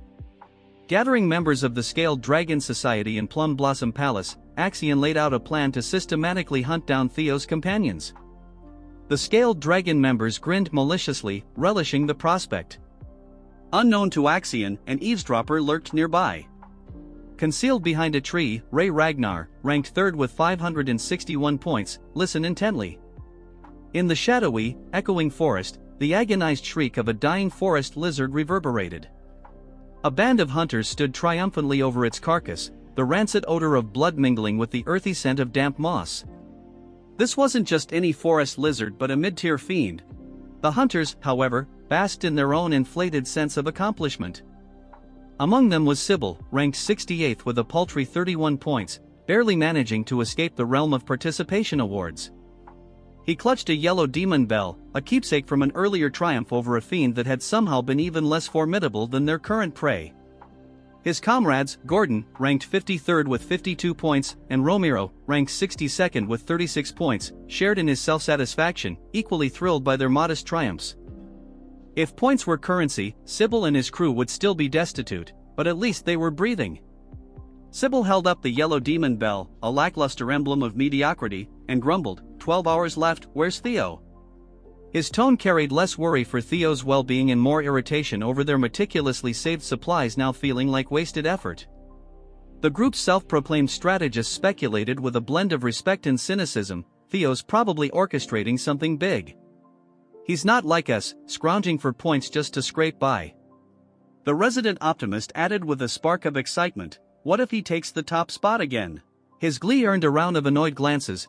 Without warning, Orion Gardner, ranked 14th with a formidable 173 points, drove his blade through Sybil's back. The gruesome crunch of steel-piercing flesh echoed sharply, and Sybil's victorious grin contorted into a mask of shock as blood darkened his clothes. Orion yanked his sword free with a flourish. You're nothing more than fodder, he said icily, his disdain as cutting as his blade. His frosty stare locked onto the others, daring them to act. As he raised his sword again, chaos erupted. Meanwhile, as if destiny couldn't resist checking in on its chosen protagonist, the scene shifted to Theo. Deep within Lord Brock's nest, Theo stood in the ominous presence of the ancient dragon herself. The beast's glowing amber eyes studied him with an unnerving blend of curiosity and appraisal. Her voice, a resonant rumble akin to rolling thunder, filled the cavern as she scrutinized his progress with the mind gate, a feat he had achieved in under a month, a timeline so extraordinary it could crush the spirits of even the most gifted. A system notification flashed before Theo, proclaiming his partial mastery of the Grimoire of Amon, magical principles partially understood. Theo smirked, muttering with wry amusement, that's my life, always the overachieving B+ in a world that demands an A++. The Grimoire, a notorious relic veiled in mystery, demanded not only immense mana but also the heart of a dragon to unravel its profound secrets. Luckily, Theo had both the mana and the dragon's heart, enabling him to advance at twice the pace of the average overburdened sorcerer. Yet, as always, the system, ever ready to crush his momentary sense of accomplishment, informed him that his stats were still subpar, granting him a skill called hatching. The ability wasn't entirely worthless, it allowed him to manipulate lingering thoughts through psychokinesis. Sure, it sounded impressive on paper, but Theo had been hoping for something far more dramatic, like conjuring infernos or bending reality itself. Lord Brock, unimpressed by his grumbling, closed her enormous eyes and remarked bluntly, "You've barely qualified to call yourself my consort." Theo blinked, dumbfounded. Consort? What kind of twisted partnership terms was this dragon operating under? Before he could respond, she continued, "You'll need rigorous training to master advanced skills. And don't forget, I've only got 2 years left. Prioritize my restoration, or we're both doomed." Her matter-of-fact tone only bolstered Theo's resolve. Flashing a determined grin, he replied, "Don't worry. I'll fix this. You're stuck with me now." Satisfied with his conviction, Lord Brock began the primordial covenant. Wisps of smoke coiled around Theo as her molten gold eyes burned brighter than ever. "You're my consort, the first in a millennium," she intoned, her voice laden with ancient authority. In a blink, she disappeared, teleporting Theo to a snow-covered mountain cliff. Standing amidst the expansive, frost-bitten wilderness, Theo exhaled a frosty sigh, his breath mingling with the biting cold. His gaze swept over the barren landscape as if willing it to offer him a lifeline. 12 hours, just 12 scant hours remained, and what did he have to show for it? A towering pile of regrets and an awakening ceremony that seemed about as useful as trying to teach a fish to climb a ladder. "This is going nowhere," he grumbled, kicking at the snow with the irritation of someone realizing they'd been playing in the wrong league all along. Hunting fiends? What a joke! It was nothing more than a glorified scavenger hunt compared to the level of skill he needed. First place wasn't just slipping through his grasp, it was sprinting away at lightning speed. Then, inspiration struck, a dim, flickering idea, but an idea nonetheless. In his prior life, Axion had claimed the top rank during the awakening ceremony. If he wanted to take that title, he needed to abandon the Boy Scout routine of scavenging fiend tokens. No, it was time to target the real prizes, other participants' bells. But just as his determination solidified into a plan, a darker thought loomed in the back of his mind like an ominous thundercloud. The name itself left a sour taste on his tongue. That guy wasn't merely tough, defeating him wasn't just challenging, it bordered on outright lunacy. The thought lingered, heavy and suffocating, casting a shadow over his freshly devised plan. Before his spiraling doubt could take hold, a faint rustling broke the oppressive silence. Theo's head snapped toward the noise, his heartbeat quickening. A figure stumbled into view, their steps uneven, leaving a grisly trail of blood across the pristine snow. Then it came, a voice, soft yet chilling, slicing through the frigid air like a dagger. Theo froze, his muscles locking as if his blood had turned to ice. His gaze darted between the stumbling figure and the dark presence that accompanied it. Yet, it wasn't the staggering person ahead that unsettled him, it was the other entity lurking just beyond sight. A thick blanket of snow muffled all sound, cloaking the forest in an uncanny silence. Theo stood amidst the towering trees, every nerve alert, his eyes scanning for any trace of movement. His vigilance was rewarded when he spotted a figure stumbling toward him. "Ray," he called, his voice tinged with both surprise and concern. Ray Ragnar, the warrior celebrated for her indomitable strength, appeared almost unrecognizable. Her shoulders drooped under an invisible weight, and her steps faltered as though her body could barely support her. Her face, typically a portrait of determination, was ashen and lined with exhaustion. As she approached, Theo noticed a subtle quiver in her hands and a sheen of sweat glistening on her brow despite the biting chill. "Ray, what happened to you?" Theo hurried to her side, his gaze quickly scanning for injuries. "Were you attacked by beasts?" Ray didn't reply immediately, her breathing shallow and ragged, her trembling hand clutching the hilt of her sword with desperation. Theo's sharp eyes caught the dark stain spreading across her side, a fresh wound, raw and jagged. A cold knot formed in his stomach. "This wasn't the work of a monster," he muttered, his tone heavy with apprehension. "Ray, did someone ambush you?" Ray attempted to steady herself, but her knees buckled. Theo moved swiftly, his strong arms catching her before she collapsed completely. "You need to rest," he urged, his voice firm yet filled with compassion. "Tell me everything later." Ray shook her head weakly, her voice strained and barely audible. "Go west, now," she rasped, her urgency palpable, even as her body betrayed her exhaustion. As Theo eased her to the ground, her grip on her sword slackened, and the blade slipped from her grasp. Reacting instinctively, Theo caught the weapon. The instant his hand closed around the hilt, a brilliant flash of light engulfed him. System notification, hatchling synchronization initiated.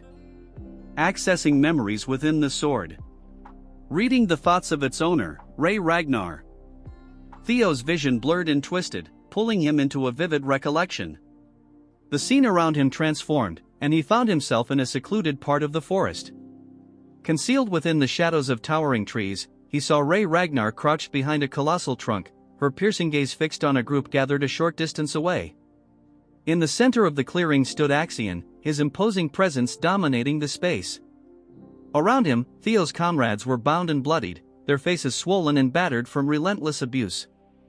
Axion's subordinates loomed over them like predators, their weapons gleaming menacingly in the pale light. "No trace of Theo yet," one of Axion's men reported gruffly. "But we've left enough tracks to lure him here." Another henchman snickered darkly. "We even let monsters roam the area. If Theo's alive, he'll come." Axion's icy, calculating eyes remained fixed on the hostages. His expression was unreadable, cold as stone, as though he was already several steps ahead in this cruel game. After a prolonged silence, Axion finally spoke, his voice cold and deliberate. Should I execute them? Why bring so many? 2 or 3 would have sufficed. One of his subordinates shrugged nonchalantly, raising his blade. Then why not dispose of a few? It'll make the message clear. The blade shimmered menacingly in the dim light as it descended swiftly, promising death. Just as it was about to strike, a resolute voice cut through the tension. Stop this. Rei emerged from the shadows, her sword unsheathed, her stance defiant. Axion turned toward her, his brow furrowing with a mix of irritation and surprise. Ragnar? What brings you here? This doesn't concern you. They're Theo's companions, Rei said, her tone firm as steel and her fingers tightening around the hilt of her weapon. Release them. A smirk played on Axion's lips, his tone dripping with mockery. So, you've sided with Theo too, have you? Rei offered no verbal response. Instead, she charged, her blade flashing as it carved through the air. Axion met her head-on, his sword drawn in a fluid, practiced motion. Sparks erupted as their weapons clashed, the metallic screech echoing through the clearing. Rei attacked with unwavering determination, her strikes relentless, but Axion's skill and sheer power were formidable. With a crushing blow, he sent her sprawling to the ground. She attempted to rise, her body trembling with exertion, but her strength was fading rapidly. The memory dissolved like mist, and Theo found himself back in the present. Rei leaned heavily against him, her breath shallow and labored. Theo's mind reeled as he processed the vivid memory. Rei, he began, his voice taut and brimming with tension, why did Axion take my comrades? What's his objective? Rei hesitated, guilt shadowing her features. He was desperate to find you, she admitted softly. When you didn't appear, he seized your friends to force you out of hiding.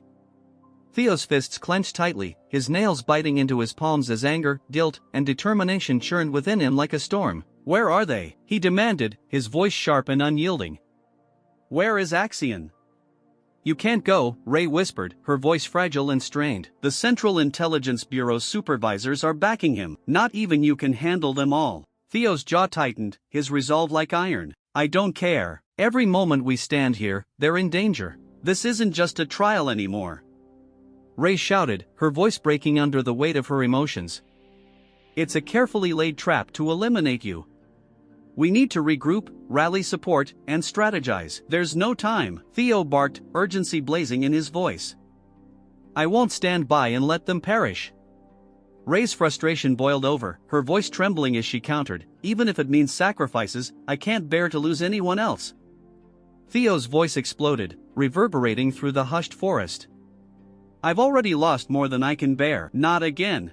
Meanwhile, in a secluded grove, Axion stood surrounded by Theo's captured allies.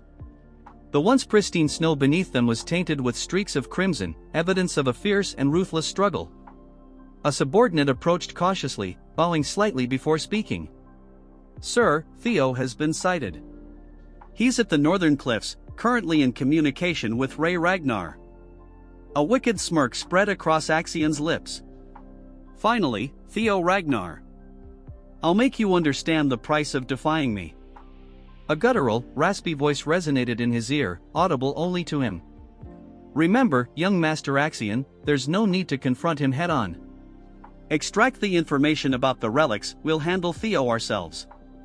Axion's expression grew darker, and he inclined his head slightly. Understood, but I intend to make him suffer first. The voice continued coldly, use the summoning orb to divert the supervisor's attention. Meanwhile, with Theo, Rei made a final, desperate plea to deter him.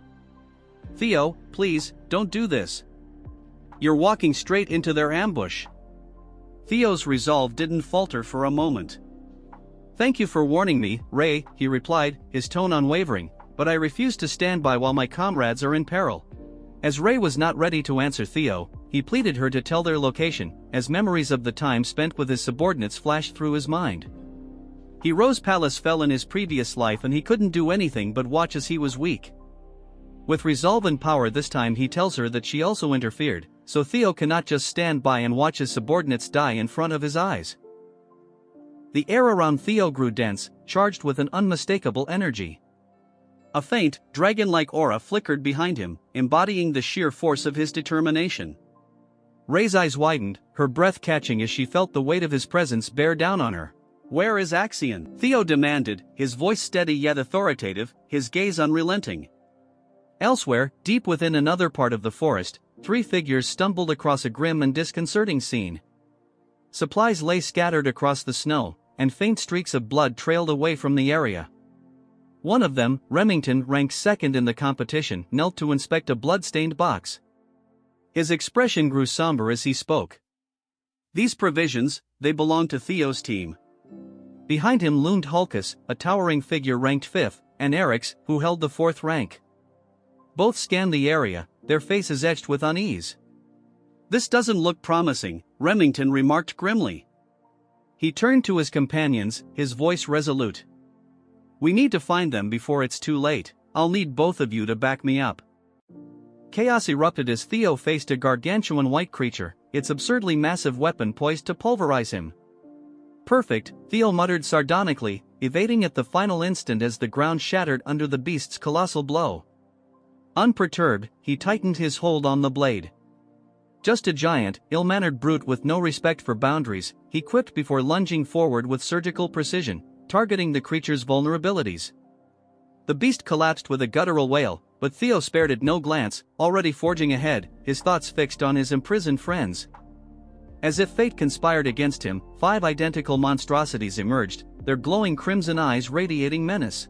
"What is this? Axion's discount monster factory?" Theo snapped. Drawing upon the dragon's third claw, he unleashed a cataclysmic sword strike, annihilating the pack in one sweeping motion. "Efficiency," he muttered, stepping over the wreckage, though triumph was fleeting. The ultimate adversary appeared a colossal abomination dwarfing its predecessors. Its very presence seemed to mock Theo's readiness. "Massive, but I've seen worse, mostly my own poor decisions," he sneered. As the beast bellowed, Theo launched himself skyward, descending like an avenging meteor, his blade embedding deep into its skull, silencing it instantly. The tumult faded, transitioning to Ray, who lingered in the eerie quiet of Theo's departure. Memories flooded in young Theo, grasping her hand, courage blazing in his small frame. "Always so reckless," she whispered, frustration and nostalgia mingling. Resolving not to stay idle, she clenched her fists. "Go on, play the hero, but don't think I'll let you have all the glory." With a determined stride, she vanished into the forest. Meanwhile, in Axion's lair, Theo's captured companions, brimming with fury, strained against their bonds. One, channeling fiery defiance, yelled, "You'll regret this, Axion." Predictably, the flamboyant villain responded with a mix of disdain and gratuitous cruelty. Axion's boot slams into the captive's face, forcing him to the ground as a derisive smirk spreads across his lips. "Such clamor," he sneers. Ever the performer, Axion draws his blade, the steel glinting menacingly as he levels it against the man's throat. Before he can escalate further, a velvety voice slithers from the shadows. "Young Master Axion," it murmurs, laced with condescension. "Recall the Bureau's directives. Any reckless action could jeopardize the operation." Axion growls, his jaw tightening as he begrudgingly sheathes the sword. Refusing to squander a chance for theatrics, he seats himself atop the captive's back as though it were a mockery of a throne. "Comfortable enough," he mutters, his crimson eyes blazing with barely restrained rage. A flicker of light through the trees catches his attention, sharpening his gaze. "Ah, how charming," he remarks, voice dripping with sarcasm. "The Bureau decided to send 4 elite prosecutors to assist me because evidently, my uncles believe I'm incapable of dealing with one lowborn offspring alone. Fools!" His fingers tighten into fists, the tension in his knuckles betraying his simmering pride and seething resentment. The atmosphere shifts as Theo steps into the clearing, an aura of restrained power enveloping him. Every eye snaps to him, from his bruised comrades to Axion's minions, even the trees seeming to lean in, drawn by the palpable intensity. Axion rises slowly, feigned indifference masking his irritation. "So," he drawls, "you've finally graced us with your presence, Theo Ragnar." Theo doesn't respond with words, his eyes scanning the scene with cold calculation. Comrades to the left, guards to the right, and the arrogant would-be tyrant at the center. His grip on the sword tightens, the air humming with his subdued fury. "You kept me waiting," Axion taunts, his tone like a serrated blade. Theo's gaze locks onto the captive beneath Axion's boot, his deliberate strides cutting through the tension. Sensing the shift, Axion's hand drifts to his weapon, but before he can act, the irksome, composed voice from the shadows cuts in once more. Young Master Axion, do not let him provoke you. Axion exhales sharply, forcing himself to regain a semblance of composure. Theo, he begins, adopting an air of authority, let's abandon the theatrics. Surely you understand the "are you frightened?" Theo interrupts, his voice as sharp as a blade. Axion's smirk falters. What? Theo steps forward, his tone cold and merciless. Are you afraid you'll be defeated by me? The barb hits its mark, and cracks appear in Axion's facade as fury bubbles beneath. How dare you? Because if you weren't scared, Theo presses, a smirk creeping onto his face, you wouldn't need this charade, hostages, guards, the entire spectacle. Tell me, Axion, what has you so terrified? Axion's jaw clenches, his fists trembling with suppressed rage. You insufferable wretch, he hisses, but Theo is unrelenting. Prove me wrong, he challenges, raising his blade and pointing it at Axion. Face me, like a true Ragnar, unless, of course, you've already discarded your pride. The clearing grows deathly still, holding its breath as Axion's fury erupts. He releases a venomous laugh, his voice dripping with malice. You believe you, a concubine's whelp, can challenge me? Absurd. Ignoring the increasingly frantic warnings from the unseen speaker, Axion unsheathes his sword, his grin twisted by wrath. Fine, if it's a duel you seek, then let's finish this once and for all. Perched high above the chaos, nestled in the treetops like overly dramatic crows, a squad of covert operatives observed the escalating spectacle.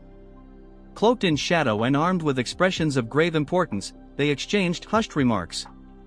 This is spiraling out of control, one muttered, peering through a pair of binoculars. Stick to the strategy, another replied tersely, their tone heavy with the distinct air of we should have had lunch first. If Axion loses his grip, we step in. Meanwhile, back on the battlefield, Axion, the perennial master of theatrics, addressed his followers with the gravity of someone announcing the end of days. No one interferes, he declared, his voice booming with self-importance. This is a duel of Ragnar honor. He gestured grandly toward Theo as though unveiling a prized gladiator. The captives remain unharmed until this concludes, he added, because evidently, nothing screamed honor quite like keeping your opponents tied up. Theo, ever opportunistic, launched his assault before Axion could finish his self-obsessed speech. One moment Axion stood poised, the epitome of control, the next, he was scrambling to parry a strike so swift it bordered on insulting. Axion faltered, his thoughts racing to catch up with reality. Theo smirked, his blade catching the light with an almost vindictive glint. Quit stalling, fight me for real, he challenged, his tone a perfect blend of mockery and provocation. Infuriated, Axion decided it was time to unleash his ace. Fine, he bellowed, channeling his ultimate technique, Thousand Dragons Roar. From his blade erupted a colossal, blazing red dragon, its fiery maw snapping with a ferocity that would send most fleeing or praying. For a heartbeat, Theo froze, his eyes widening at the sheer magnitude of the assault, blinking at the inferno barreling toward him. So this is your idea of fair play. Good to know. But Theo wasn't one to remain idle for long. Summoning his glowing blue sword, its radiance bordering on obnoxious, he steadied himself. With a single, devastating sweep, he unleashed the dragon's third claw, meeting Axion's fiery monstrosity head-on. The resulting collision was blinding, and when the light faded, the red dragon was gone, reduced to a disgruntled wisp of smoke. Axion gaped, disbelief etched into his features, his jaw practically unhinged. Theo, by contrast, stood calm and collected, brushing off non-existent dust as though nullifying apocalyptic attacks was an everyday chore. His smirk widened, exuding a confidence sharp enough to cut. Are you even competent enough to teach me anything, Axion? He quipped, his voice laced with the kind of smugness that made Axion's blood boil. The scene starts with Orion Gardner, ranked 14 with 179 points and an executive of the Scale Dragon Society. As Theo effortlessly countered Axion's Thousand Dragon Roar, Orion's usual composure broke.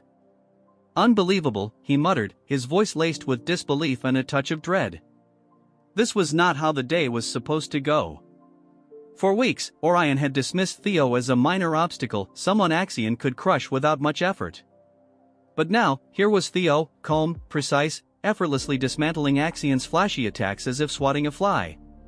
This is bad, Orion thought, his fingers twitching as if he was on the verge of making a foolish decision. The reality of Theo's overwhelming strength raised uncomfortable questions in his mind, chief among them, am I backing the wrong side? For a fleeting moment, the idea of betrayal crossed Orion's mind. What if he switched sides? Theo was clearly capable, his group well organized, and they seemed far less likely to implode from overconfidence. But just as quickly, Orion dismissed the thought. The oppressive presence of the Central Intelligence Bureau's protectors nearby was a stark reminder that straying from the plan was a death sentence. Even if Axion failed, the Bureau would step in to fix the mess and ensure their operations stayed on track. With a resigned sigh, Orion clenched his fists, bottling up his frustration. Turning to the scattered members of the Scale Dragon Society, who were doing their best to ignore the disaster unfolding before them, Orion snapped, listen up. We're not cleaning up Axion's mess. Spread out, lay low, and avoid this chaos. The members exchanged wary looks, silently agreeing to follow orders for the sake of survival. One by one, they disappeared into the shadows, each vowing never to follow Axion into another fight. Orion lingered briefly, watching the battle between Theo and Axion.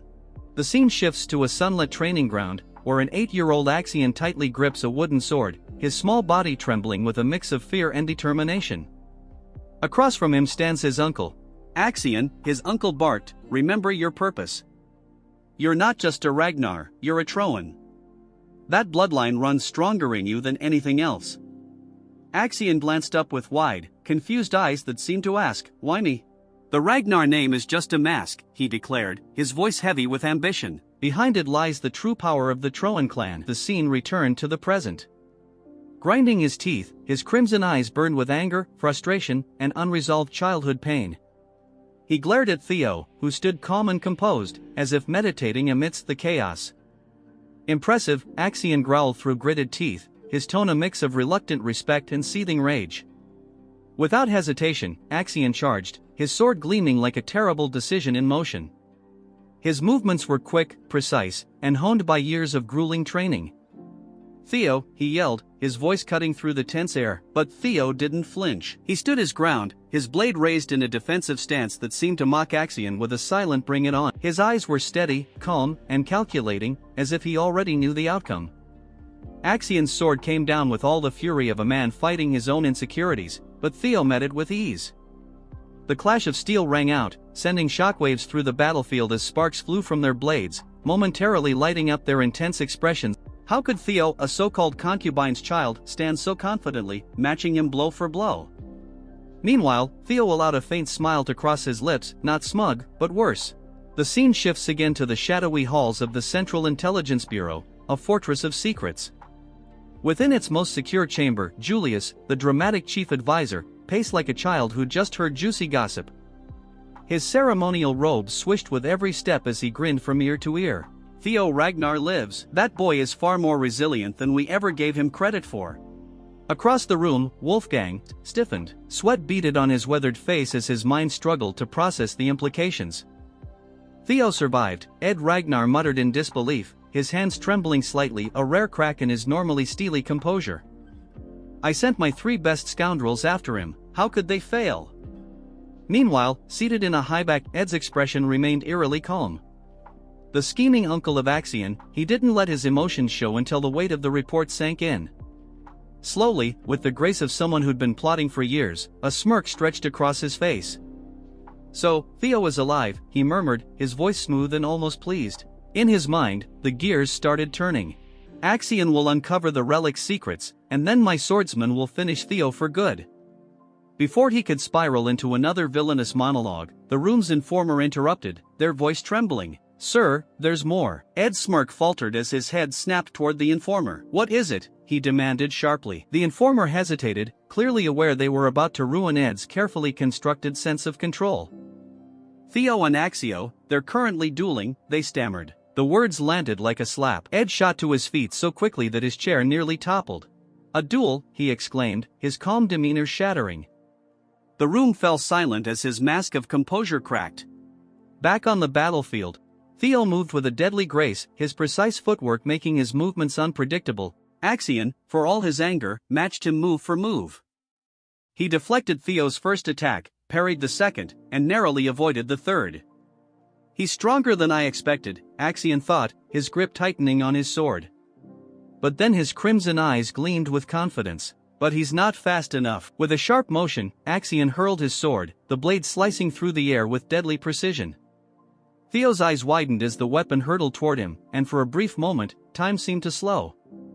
A memory surged to the surface, vivid and burning. The sudden appearance of the thron sword leaves both of them rattled, their confidence shaken as memories resurface.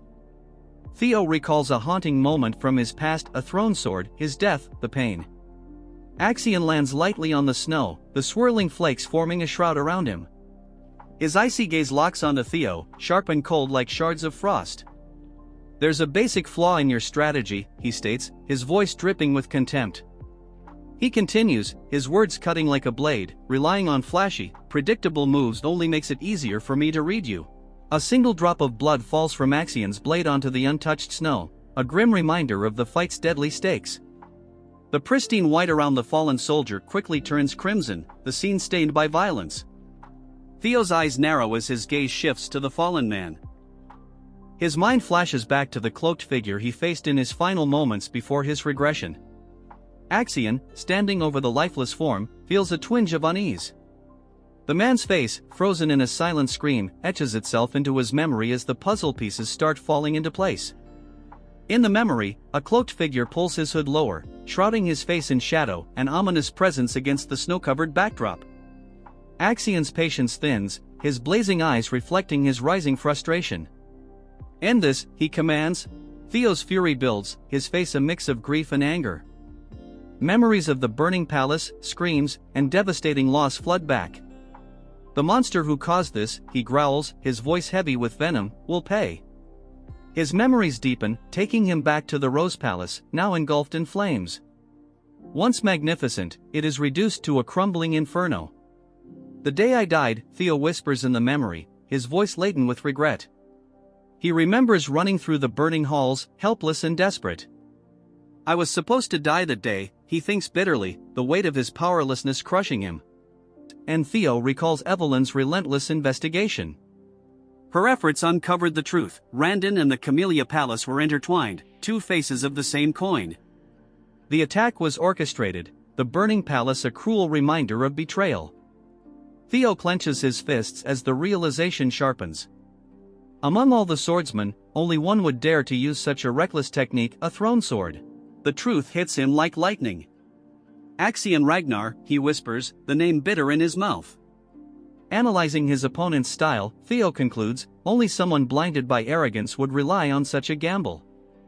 Any lingering doubt vanishes as certainty solidifies in his mind. Theo grips his broken sword tightly, the jagged metal cutting into his hands, but he barely feels the pain. The blade cracks, breaking into two useless shards. As the pieces fall to the ground, he whispers, his voice raw with anguish, "What is it with you people?" Axion's eyes widen in disbelief, his voice shaking as he stammers, "He broke a sword with his bare hands." Theo's bloodied hand tightens as he glares at Axion, his voice steady and resolute. "This isn't like before," he declares. "I won't repeat my mistakes." With smooth precision, Theo picks up a fallen sword from the snowy ground, a weapon left behind by a fallen comrade. With a surge of energy, Theo hurls the broken sword toward Axion. Axion scoffs, unimpressed by the act. "What kind of pathetic attempt was that?" he sneers, his tone dripping with disdain. "A poor imitation of my technique, you're truly a fool." But as Axion's words fade, his eyes narrow, and a flicker of unease appears. Something about Theo's movements feels off, sending a chill down his spine. A shiver runs through him as he senses the power radiating from Theo. This is no ordinary killing intent. "This is something far darker," he whispers, fear creeping into his voice. Theo's mana surges like a tidal wave, a palpable force exploding outward and pressing down on the battlefield. Axion feels as though he's suffocating, the sheer intensity of the energy leaving him breathless.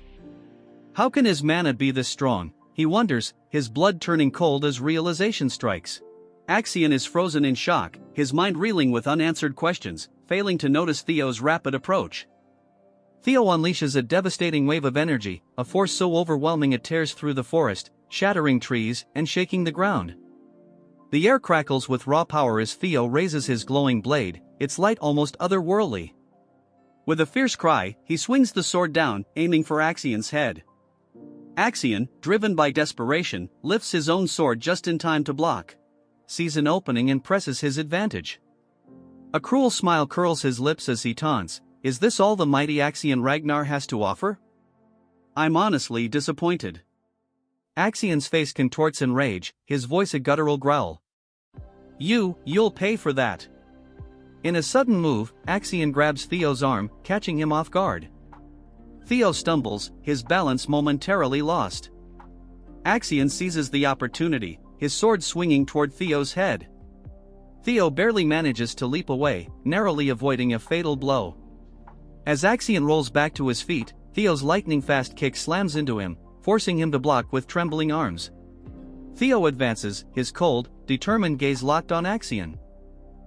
"Let me show you how it feels," Theo growls, his voice a cold, menacing promise. He pauses, letting his words hang ominously in the air, his glowing blade illuminating his face. "To have a sword driven through your stomach." Theo's strike is swift and merciless. Axion's eyes widen in disbelief as Theo's blade finds its mark, aiming straight for his head with deadly precision. Moving to the Remington in group, surveying the scene, "It doesn't look like a monster attack," a voice remarks while. "It looks more like someone was taken."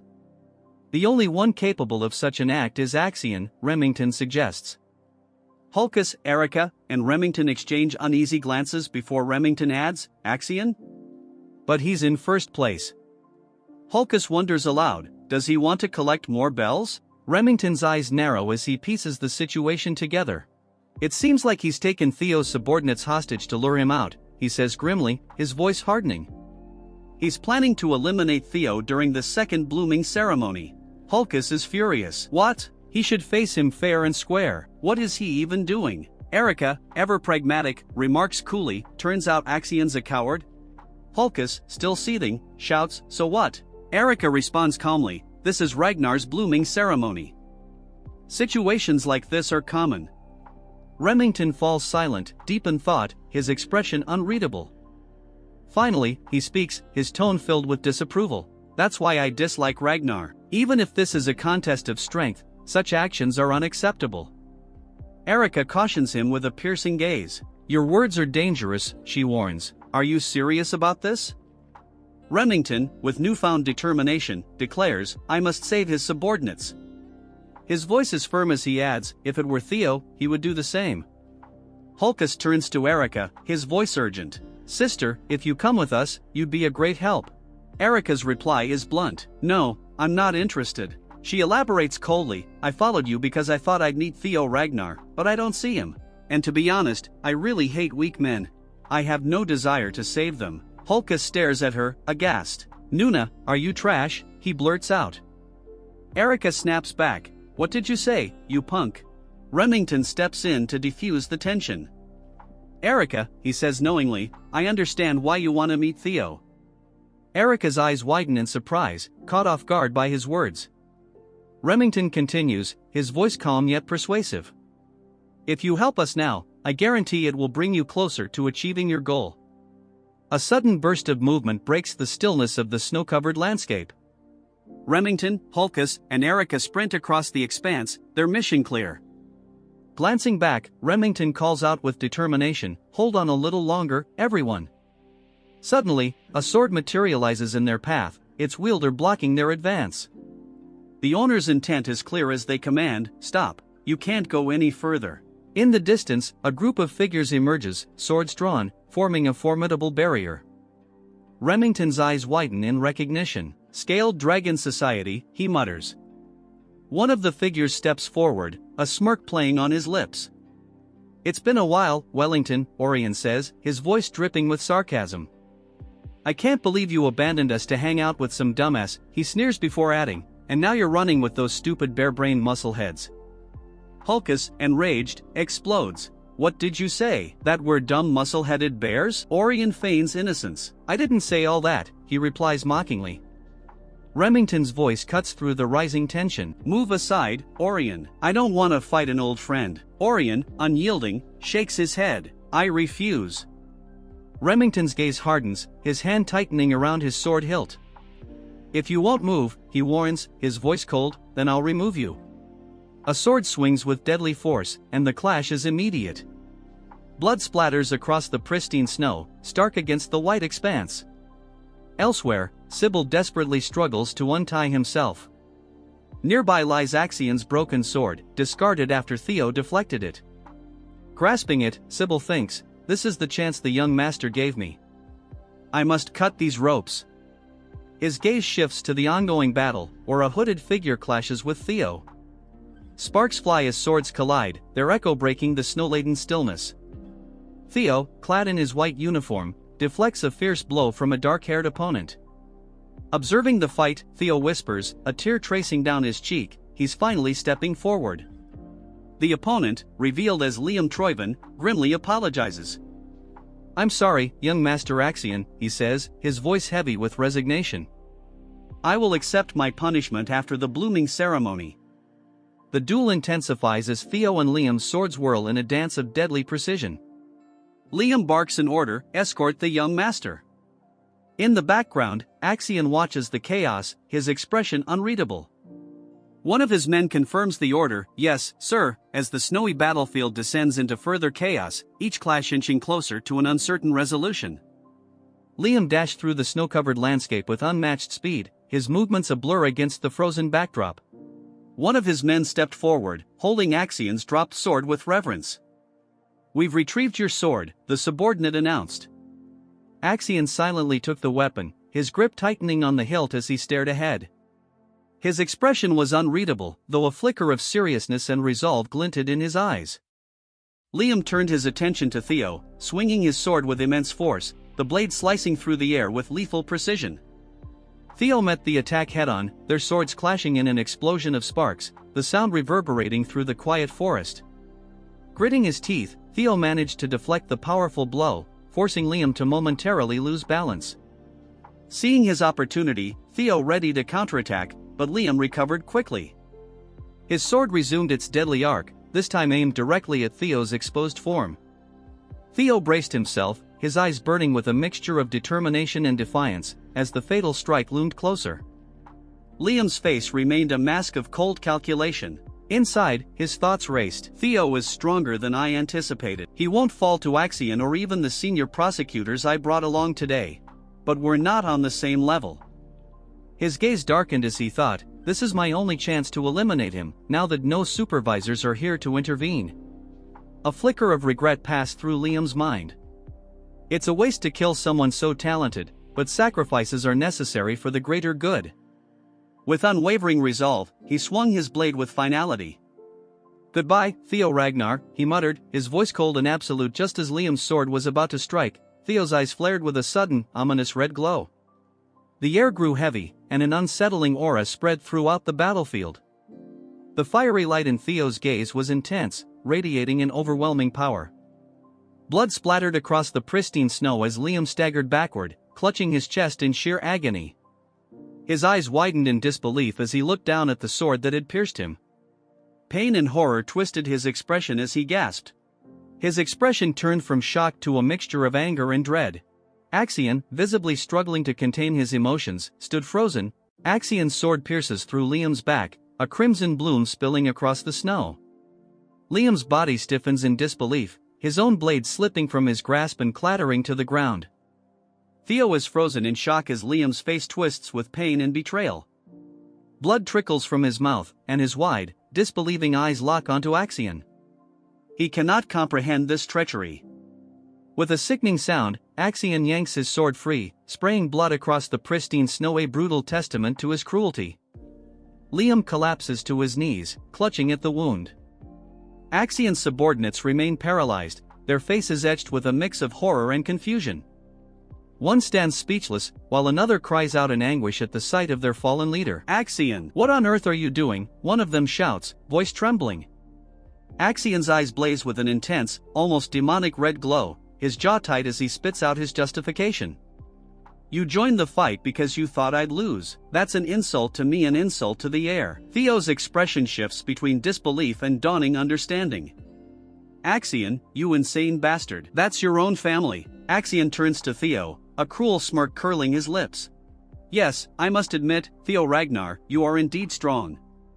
His words drip with condescension, a mockery of respect.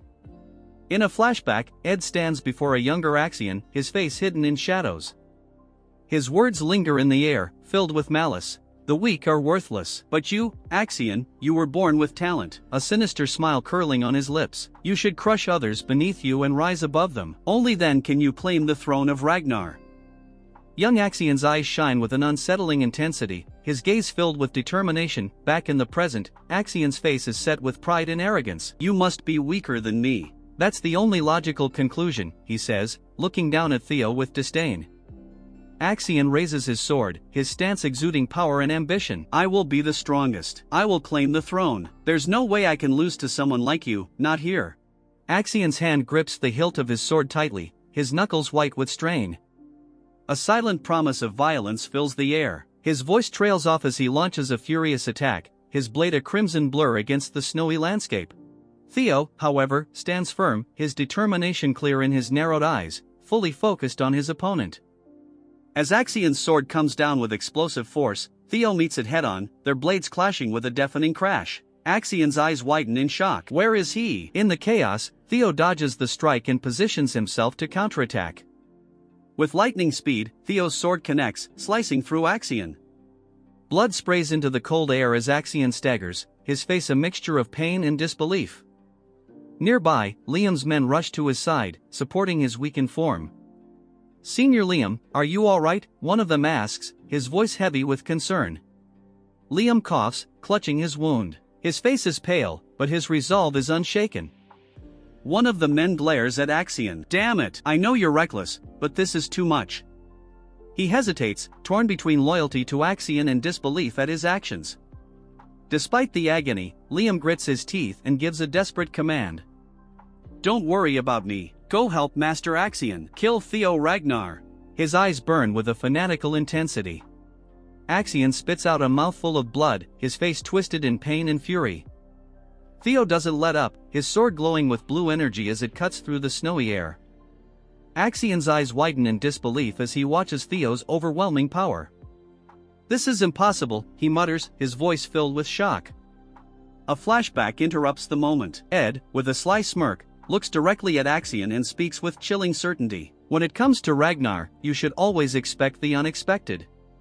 The scene shifts to a close-up of a flickering lantern in a dark room. The flame dances unsteadily, almost going out, only to suddenly flare brighter. Back in the present, his expression hardens with determination. A single bead of sweat slides down his cheek as he stays focused. No, it can't be, Axion growls. Another flashback plays, showing Ed's dismissive expression. Why are you so concerned about that fool? He's worthless and untalented, Ed sneers. In the memory, Axion holds a card in his hand, a smug grin spreading across his face. I'll toy with him a bit and remind him of his place, he says arrogantly. Ed's voice echoes again, his face partially hidden in shadow. His tone is calm but confident. Don't you see? The gap between your skill and Theo's isn't as wide as you think. The scene returns to the battle. Swings his sword, the blade carving through the air and leaving behind a vibrant trail of blue energy, a testament to his strength and resolve. Fury twists Axion's face as Theo's attack barrels toward him. A worthless piece of trash like you can be torn apart with ease. Axion roars, releasing his full power. Energy surges around him like a storm. Behind him, a massive, terrifying spectral entity appears, its jaws stretched wide in a silent scream of dominance. Theo stands his ground, unwavering in the face of the overwhelming power. His voice is steady, filled with conviction. Throne this, throne that. Because of your greed, so many of my men have died. Clenching his fist, Theo gathers energy around his hand. If you refuse to abandon that ambition, then I will shatter it no matter what it takes. Enveloped in a brilliant blue aura, Theo charges forward. With power surging through him, a magnificent blue dragon takes shape behind him, its fiery eyes blazing with righteous fury. Theo unleashes his ultimate attack, his voice echoing with strength. 3 claws of the dragon. Theo's glowing blue eyes burn with focus as the spectral entity behind Axion lets out a silent roar. The blue dragon races forward, its might undeniable. Liam, despite his injuries, stares in shock at the raw power unfolding before him. Subordinates watch in stunned silence, their expressions a mix of awe and fear. From a distance, Remington, Hulkus, and Erica observe the scene, their faces reflecting the magnitude of the forces colliding. Axion's face is strained with pain and effort as he struggles against Theo's devastating attack. Every ounce of his power is tested, yet Theo's resolve remains unbreakable. Theo and Axion are locked in a fierce battle, their powers colliding and creating a blinding vortex of energy. The force of their clash erupts into a massive explosion, sending shockwaves rippling through the surrounding area. As the dust settles, the air remains thick with energy and debris. Smoke and dust swirl, hiding the figures within. Axion's boots press firmly into the snow-covered ground, a few drops of blood staining the pristine white surface. Slowly, Axion's boots begin to slide backward, leaving a trail of disturbed snow in their wake. The force of the clash throws him off his feet, his body crashing heavily onto the frozen ground. Defeated, Axion lies motionless, his limbs form a dark shadow against the pale, snowy landscape. Theo stands over Axion's fallen body, his sword lowered but still emanating power. His silhouette is commanding against the pale sky. Weariness and a grim sense of accomplishment are etched into Theo's expression as he gazes down at his beaten opponent. Liam's face is frozen in disbelief and horror.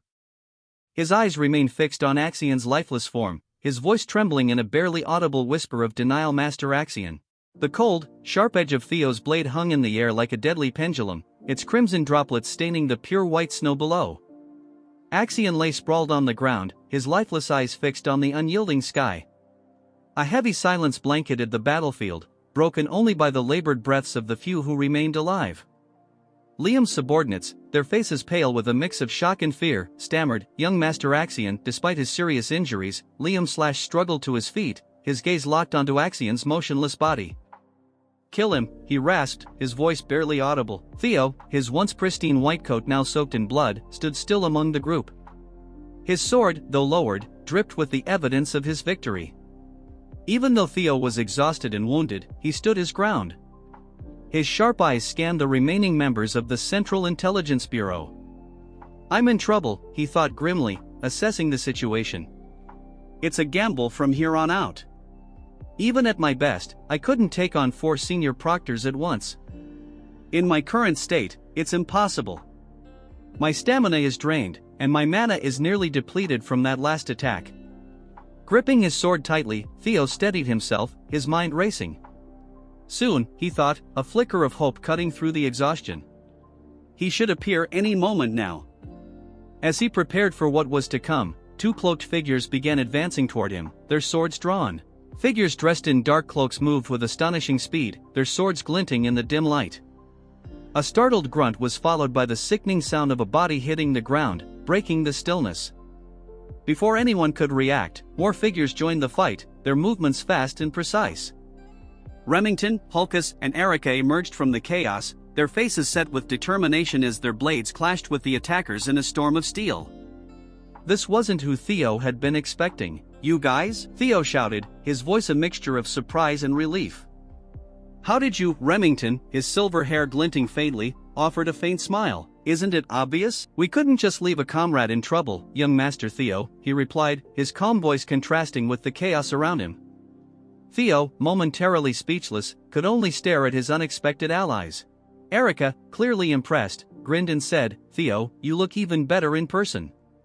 It's my first time meeting someone as strong as you. I like you already." Hulkus, unable to contain his excitement, chuckled. "Same here. You're amazing." Sybil, his face bruised but his resolve unshaken, stepped forward and joined the fray. "We're here to help you, young Master Theo," he declared with unwavering loyalty. "We couldn't just stand by after all the trouble we caused." Their intervention was a direct violation of the rules. Interfering supervisors were strictly forbidden, but they had chosen to fight alongside Theo regardless. "Supervisors aren't allowed to get involved," Remington shouted, his voice tinged with irony. "You do know that helping a candidate is a serious offense, right?" The question hung in the air as the tide of battle shifted. The remaining agents of the Central Intelligence Bureau, outnumbered and overwhelmed, found themselves pushed onto the defensive. Liam, his face twisted with pain and frustration, watched helplessly as his carefully crafted plans fell apart. "Sir Liam, what should we do?" one of his subordinates stammered, his voice trembling with fear. "Things have gone too far. Should we eliminate everyone here? The situation had spiraled out of control, leaving Liam and his men cornered. Please, sir, we need your decision, another subordinate urged urgently. Liam's mind raced, filled with dread. He realized the full extent of their failure. We didn't uncover anything about Rose Palace's artifacts. We couldn't kill Theo. Even Sir Axion is dead. And now we've been caught red-handed. Defeat loomed over him, but then a dark smile crept across his face. We'll cover it up, he declared, his eyes glinting with a dangerous resolve. Sir Liam, we don't have time, one of his men protested. Ignoring the plea, Liam continued, the best way is simple. He paused, his sinister smile widening. Kill everyone. His gaze swept over the battlefield littered with bodies. We'll stage it as an internal conflict. Say there was an outbreak among the examinees, leading to their deaths on sight, he said, his voice chillingly calm. That's the easiest way to erase all evidence of our involvement. Reaching into his coat, he pulled out several dark orbs. These are 5th-grade monster summoning stones. They'll create enough chaos to make it look like an accident. Understand? His men hesitated but quickly nodded under the weight of his commanding glare. Yes, sir, one of them said, his voice shaky. As Liam prepared to unleash the monsters, his twisted plan began to take shape, threatening to turn the battlefield into a scene of carnage. As Liam prepared to unleash the monsters, a voice suddenly cut through the tense atmosphere. He gasped, choking on a breath as a sharp blow struck him. What is going on here? The arrival of the 3 supervisors representing the White Dragon Clan, Plum Blossom Palace, and Daffel Palace brought a sudden halt to the chaos. Their faces reflected concern and suspicion as their sharp eyes scanned the scene of destruction. Supervisors Sefford Garner and Sally Garner from the White Dragon Clan and Daffel Palace, respectively, stepped forward, demanding answers. What happened here? Natasha Koppel, the supervisor from Plum Blossom Palace, observed the devastation with a grim expression. The remaining members of the Central Intelligence Bureau were confronted by the other supervisors. You 3 over there, stop, one of them commanded, their voice firm and unyielding. Follow us if you want to save yourselves. Otherwise, you'll end up like Liam. A tense standoff unfolded, the air thick with unspoken threats. Amid the turmoil, Theo stood silently, watching the unfolding events. Though he had survived against impossible odds, the cost of victory weighed heavily on him. Supervisors, Theo said softly, a hint of relief in his voice.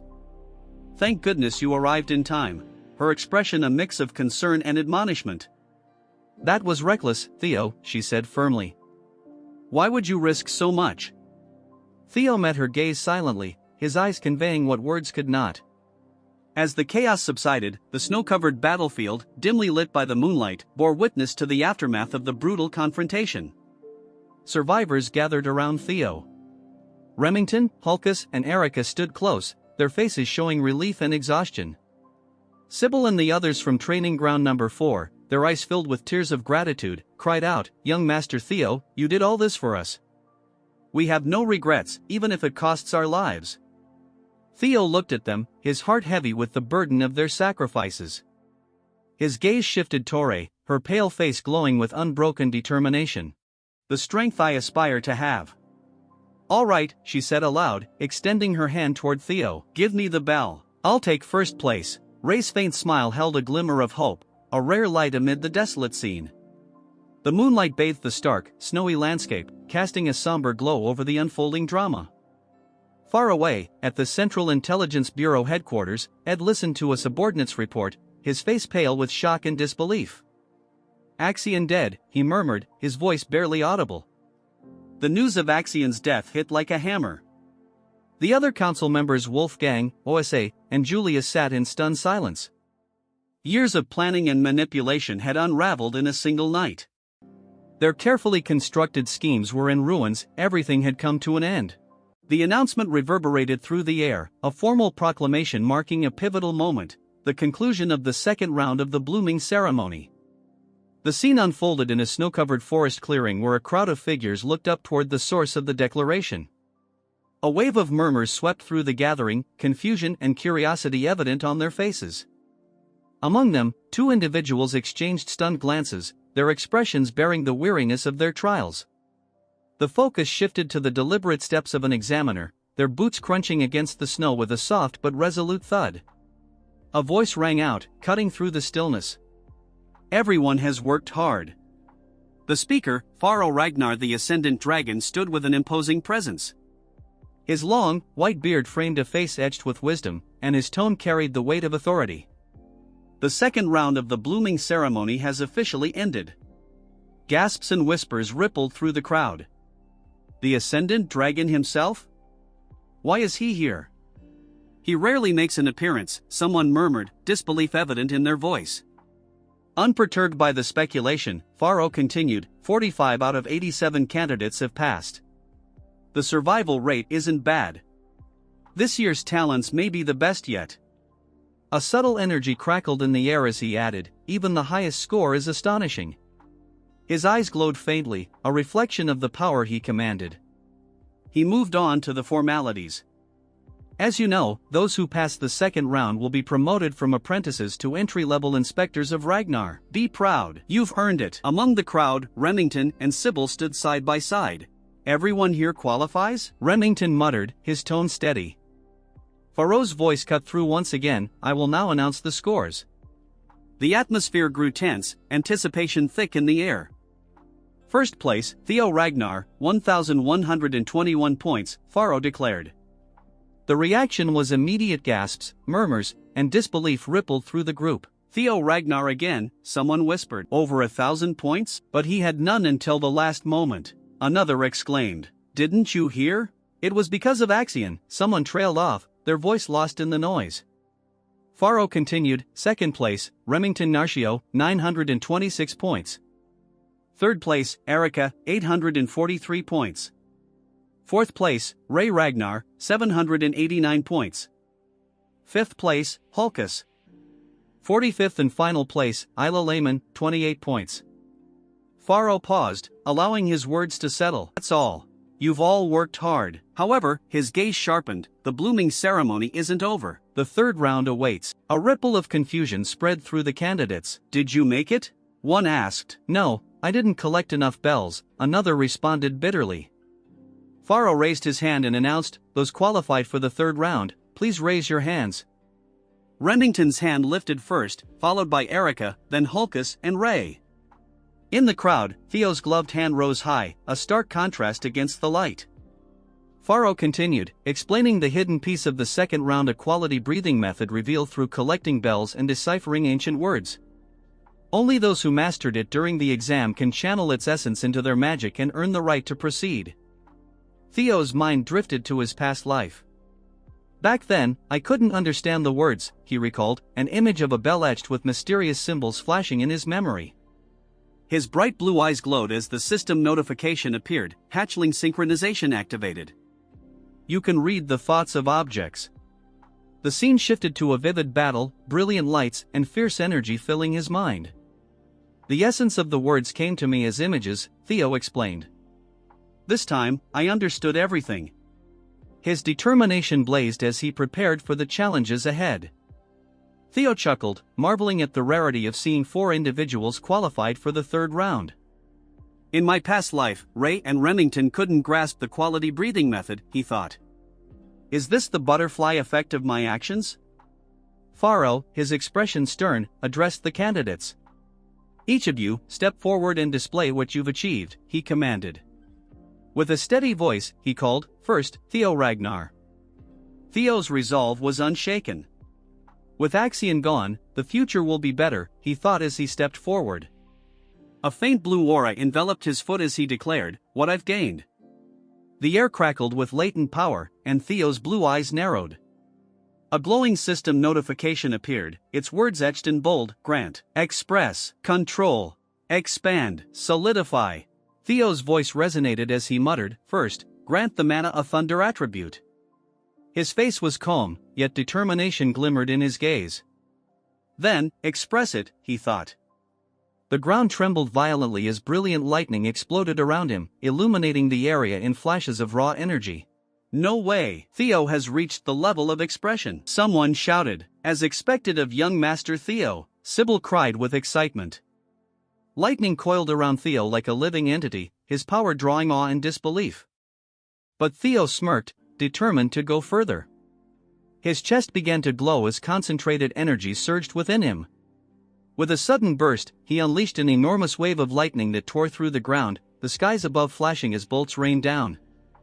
"I like him," Erica murmured in admiration, while Hulkus yelled, "He's amazing." Pharaoh observed with a faint smile, his deep voice breaking the stunned silence. "Impressive. I didn't expect you to wield such control," he remarked. Theo, his expression steady, said nothing. Energy swirled around him as another explosive display of lightning magic erupted, leaving the crowd in awe. His red eyes gleamed as he roared, "Thunder Dragon!" The manifestation of the spell stunned the onlookers. "He's attacking the supervisor!" Someone cried in disbelief.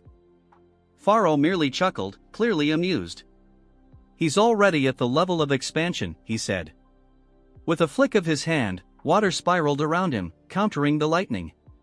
"You've earned the right to test me," he declared.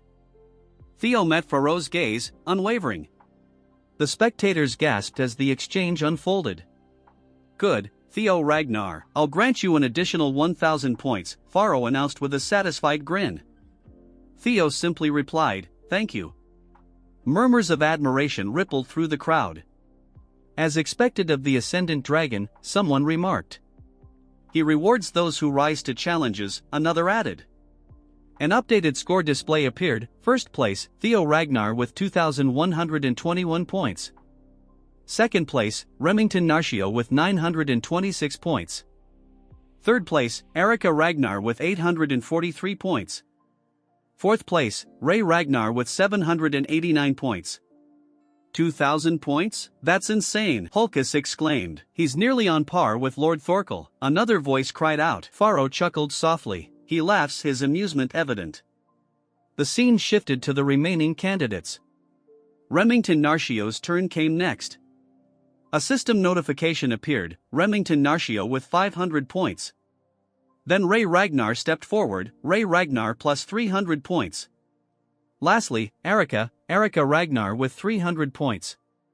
Pharaoh, holding a scroll, declared with pride, "This group is exceptionally talented." Normally, surpassing 1,000 points secures the top spot, yet here we have 4 contenders. The updated rankings displayed, first place, Theo Ragnar with 2,121 points. Second place, Remington Narcio with 1,426 points. Third place, Erica Ragnar with 1,143 points. Fourth place, Ray Ragnar with 1,089 points. The snowy mountain range loomed in the background as Pharaoh addressed the crowd. "Everyone has worked hard. Those not advancing to the third round may leave. Prepare for the nomination ceremony in 1 week." The crowd began to disperse, leaving the 4 candidates before Pharaoh, who stood atop a stone platform. Suddenly, a malevolent energy surged from the mountain's peak. A crimson aura radiated outward, the ground shaking beneath its force. The 4 candidates stumbled as a burst of energy caught them off guard. Pharaoh's voice, now laced with dark power, echoed ominously. "Shall we begin the third round?" Theo's eyes widened as an unfamiliar surge of energy filled him. "What is this feeling?" he thought, his vision blurring as the faint outline of a dragon appeared before him. It was none other than Rodbrock. The third stage of the exam is to meet the clan head. Anything can happen during this meeting. It's an exam where everything is up to the clan head. This meeting dictates whether or not one will be nominated for the clan head's manor. As each of the 5 major candidates has previously served in the clan herd's manor, being nominated for the clan head's manor is an acknowledgement of being a promising successor candidate. Theo thinks to himself that the one waiting for us at the top should be the clan head. But Theo cannot understand because he is sensing Lodbrok's energy. That's when he realizes that the one who might have taken Lodbrok's heart is no one other than his father. Moving on, the old man orders them to break through the dragon fear and greet the clan head. The pressure intensifies so much that they fall to their knees, barely holding themselves together. Under the pressure, Erica asks the instructor how they can make it to the top in this state. Theo tells her that he would give up on overcoming it with brute force. He explains that the only way they can advance is by matching the mana's wavelength. Erica is confused since she is a pea-brain. Remington intervenes, explaining to Theo that what he meant is creating an antiphase wave to interfere with and neutralize the pressure. Theo compliments Remington for understanding it so quickly, while Erica remains dumbfounded, unable to grasp what they are saying. Theo elaborates that it's their way of culling people. Someone who can't properly control their magic power has no right to meet the clan head. Remington understood it right away. Erica, however, still doesn't understand and asks if they're both speaking a foreign language. Remington sighs and begins to explain it to her. He says that magic power is a type of wave with vibrational properties. Naturally, the clan head's aura is also composed of waves. To get through it, they need to create an opposing magic power wave to cancel it out. Hearing all this, Erica remains in shock because she didn't understand a single word. She simplifies it, saying it just means they have to make magic power that's the opposite of this pressure. They agree it's something like that. She calls Theo a goody two-shoes and asks why he didn't explain it that easily from the beginning. While they bicker, Ray focuses on their words, trying to make sense of them. Calling him a goody two-shoes and asking if he's really 17 because he talks like a boomer.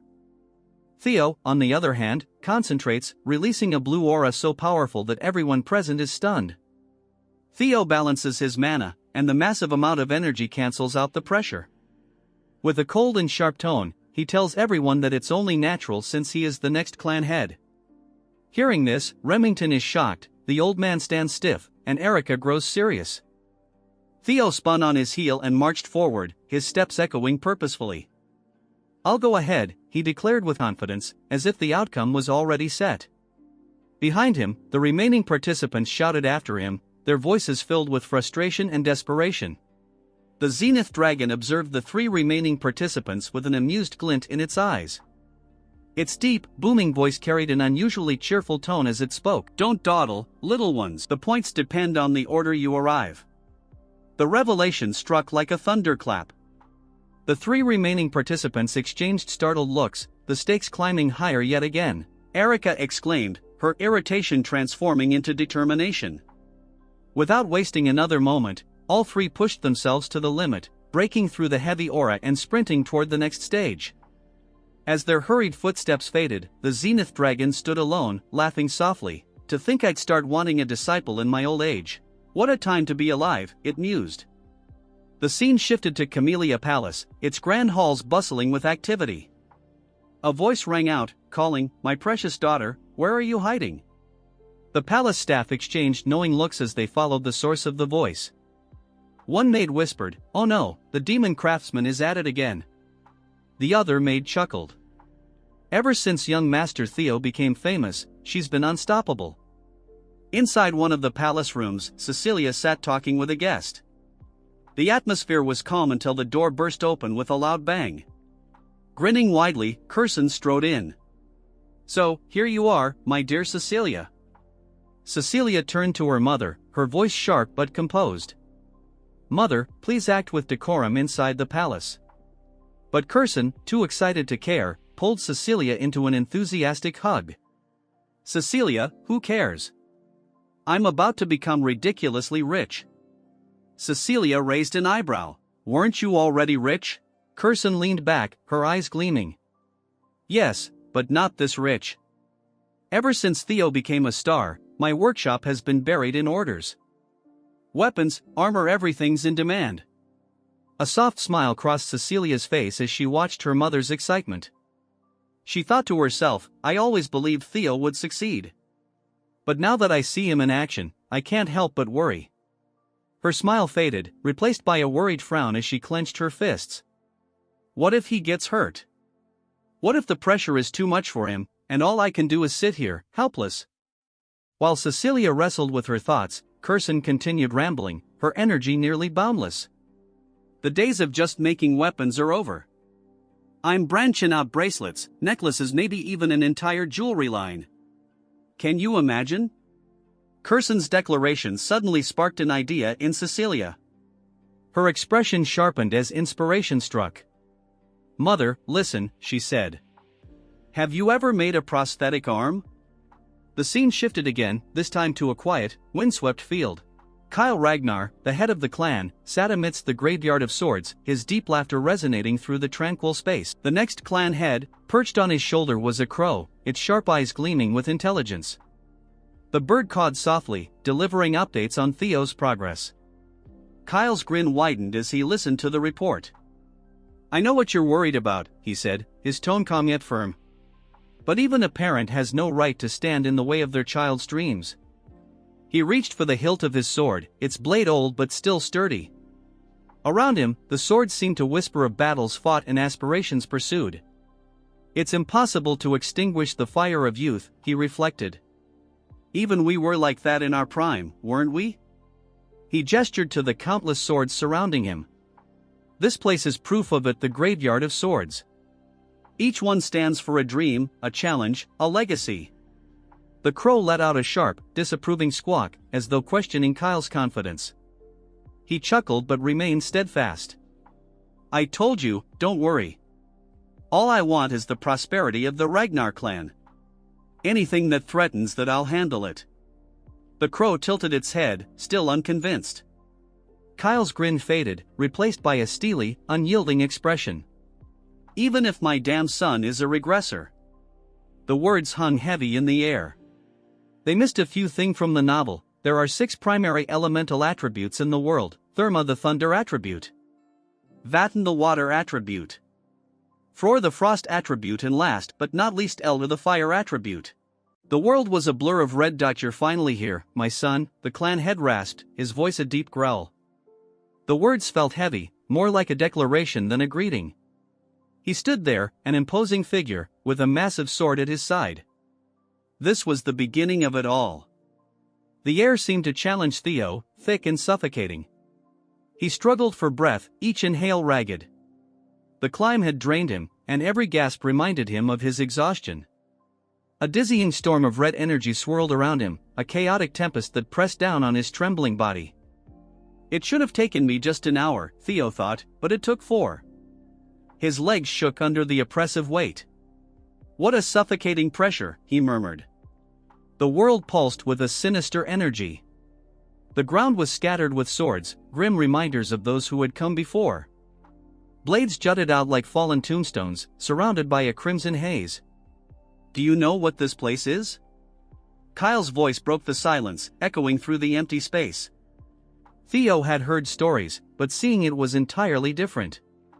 "This is the graveyard of broken swords," he said, his voice heavy with realization. "I've been told these are the swords of those you've defeated, my lord." He tried to steady his voice, but a tremor betrayed him as he faced the enormity of the scene. Kyle's tone was sharp, cutting like a blade. "Correct. That is the position of the clan head," he said. "It's a role where you must stand alone against endless threats and challenges, a position where you can never truly rely on anyone." He paused, letting the words sink in like a harsh truth. His greatsword shimmered with a menacing glow. "It's a position that follows the rule of the strong," Kyle continued, his voice ringing with authority. "You must rise above everyone else with your own power. Do you think you have the right to claim such a position?" His tone dropped, dangerously low. "Yes," Theo replied, the word firm but quiet, a small act of defiance. Kyle's gaze darkened, his displeasure evident. "Don't answer lightly," he snapped. "I've killed thousands to stand here," he growled, his voice heavy with the weight of bloodshed. "Can you do the same? Can you bear their hatred?" Before Theo could answer, the air crackled with violent energy. Ghostly blue figures appeared, their voices a mix of rage and sorrow. "Kyle, Kyle, I curse you for eternity," they roared. "How dare you commit such atrocities?" The spirits of those Kyle had slain materialized, their faces twisted with anger and pain. Their hatred was so intense it felt like a physical force. "I'll destroy you," they screamed, their voices filled with venom. Despite the storm of hatred, Theo stood firm. The chaos raged around him, but his resolve was unshaken. "My resolve is unchanged," he declared. "Why is that?" Kyle asked, his tone sharp. "To avenge my past life," Theo replied. "To become the clan head and put an end to this cursed battle for the throne." He clenched his fists around his sword, his determination unwavering. "I'll face any challenge to achieve my mission." But doubt flickered in Theo's mind. "I know that's not the answer he wants," he thought. With a sharp movement, Theo raised his sword, his voice ringing with determination. "I'll answer with my blade." Kyle's lips curled into a cruel grin, a glimmer of excitement in his eyes. "Very well," he said, his voice laced with anticipation. "From this moment on, I won't see you as my son but as a challenger." His gaze pierced through Theo. "Let's see what you've learned from her teachings." The mention of her startled Theo, confusion flashing across his face. But there was no time to dwell on it. He exclaimed in surprise, his mind racing as a dark thought began to take shape. Did he just say her? Theo wondered to himself. Drawing his blade, Theo's face hardened with grim understanding. His eyes widened in realization, but there was barely time to react. A sharp gasp escaped his lips as the world around him exploded into chaos. "Am I dead?" Theo questioned, his vision blurring. He felt disconnected, as though his body no longer belonged to him. Then, suddenly, a shocking surge of power erupted. His heart raced as Kyle unleashed a devastating attack. Kyle's expression shifted from cruel amusement to one of disinterest. A black bird appeared, perched beside him. "Are you worried that our little prodigy might die?" Kyle asked, addressing the bird. The bird chirped twice, its glowing eyes locked on the unfolding scene. Kyle nodded at the bird's response, his gaze growing serious. "You're right," he said, his tone firm. "Only those with an unyielding will and determination can escape the heartsword." His voice carried a strange mix of pride and uncertainty. Kyle's demeanor grew colder. "It's a harsh test for someone so inexperienced, especially in the middle of the awakening ceremony," he muttered. His voice hardened, turning icy and calculating. "But if his resolve isn't strong enough, it's better for him to die here as nothing more than a wandering soul." He clenched his fist. "I don't need a regressor who will only bring ruin to the clan." The world around Theo dimmed, consumed by a suffocating darkness that seemed to seep into his very being. "I'm dead," Theo thought, his consciousness slipping away. "I guess it's only natural since I was struck down by father," he reflected. His thoughts felt strangely detached, almost clinical, as he observed his own demise. "I have no regrets," he told himself, a strange peace washing over him. Reviewing the events of his life like a series of fragmented memories, he recalled his past deeds. "I stole Camellia Palace. I killed Rendan and Axion," he noted, his mind heavy with the weight of his sins. "Everything was just a stroke of luck," he admitted, his thoughts fading into the growing void. The truth hit Theo like a physical blow as he observed it, but as his life flashed before his eyes, a strange calmness settled over him. "This life was happier than my previous one," he realized, his face softening into a serene smile. "That's right," he said softly, "my time has come. It's time for me to go now." His thoughts began to fade into nothingness, the edges of his consciousness blurring. "Rest peacefully," a distant, hollow voice echoed as his awareness slipped further away. The last thing he saw was a swirling darkness that soon dissolved into oblivion. But then, a harsh, guttural voice shattered the silence, startling him. It was loud and clear, and it didn't seem to be meant for him. Out of the shadows emerged a magnificent beast, a creature woven from light and darkness. "Enough already, get up," it commanded, its voice brimming with authority. "If you were going to sulk like this, you should have just let me devour you." A small spark appeared, faint but powerful. It grew rapidly, flames licking at the edges of the void. "You're right." "Thanks," Theo thought, a newfound strength surging through him. He felt alive again, the icy grip of death retreating as his determination rekindled. "I can't let it end like this," he resolved, his consciousness stirring. "I swore it to myself." Lifting his head, Theo's eyes shone with a fierce inner light. His mind was sharp and focused. Drawing his sword, he felt a surge of power flow through him. "I may break," he thought, his body stretched to its limits, "but I will never yield." He roared, his voice a raw challenge to the encroaching darkness. His body moved instinctively, a symphony of power and precision. His sword became a blur of light, unleashing a devastating attack that shattered the darkness into countless fragments. As the chaos subsided, Theo stood dazed, his vision clearing. The shattered world around him began to reform as he lunged forward, his sword glowing with a brilliant blue light. The air vibrated with a violent energy, but Theo had survived. Kyle lowered his gaze, his expression unreadable. His eyes were shadowed beneath his dark brows. "You pass," Kyle declared, his words starkly different from his earlier cruelty. Though his tone was still sharp, there was an edge of pride. He had been pushed to his absolute limits but had prevailed. 1 week later, the clan headquarters buzzed with activity.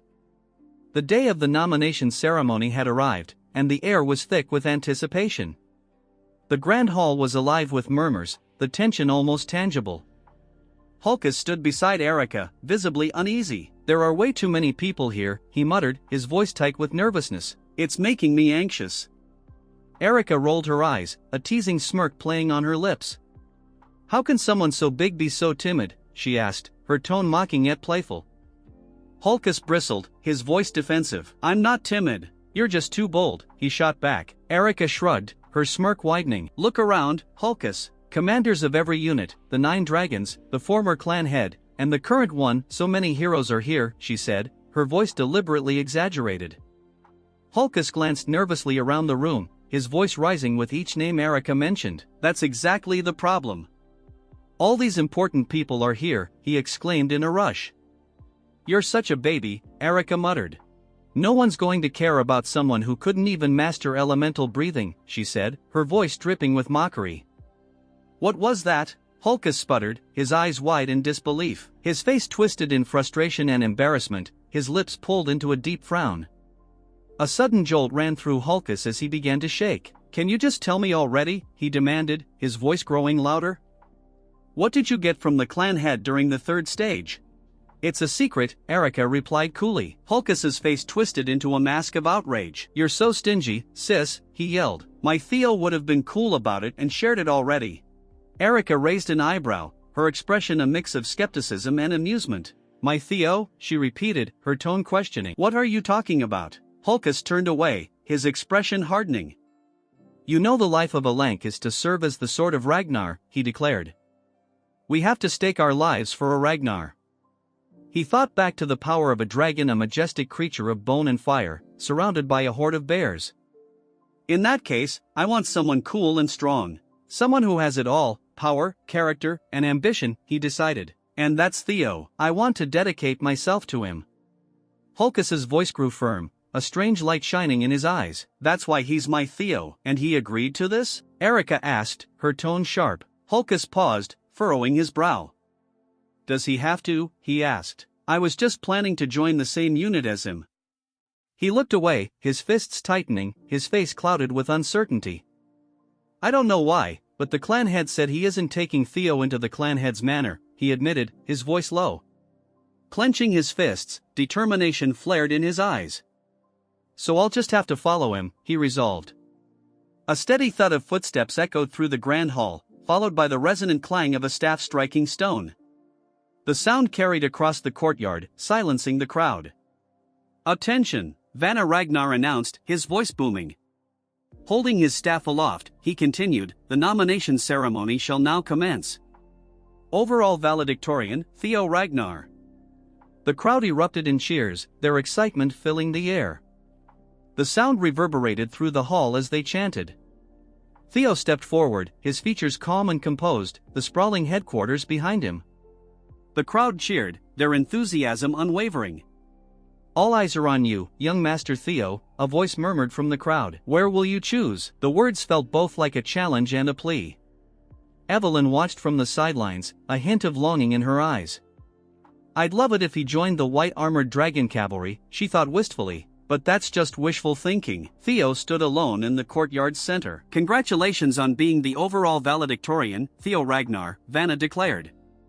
"Your excellence in every category was truly inspiring." A sharp sound interrupted him, drawing everyone's attention.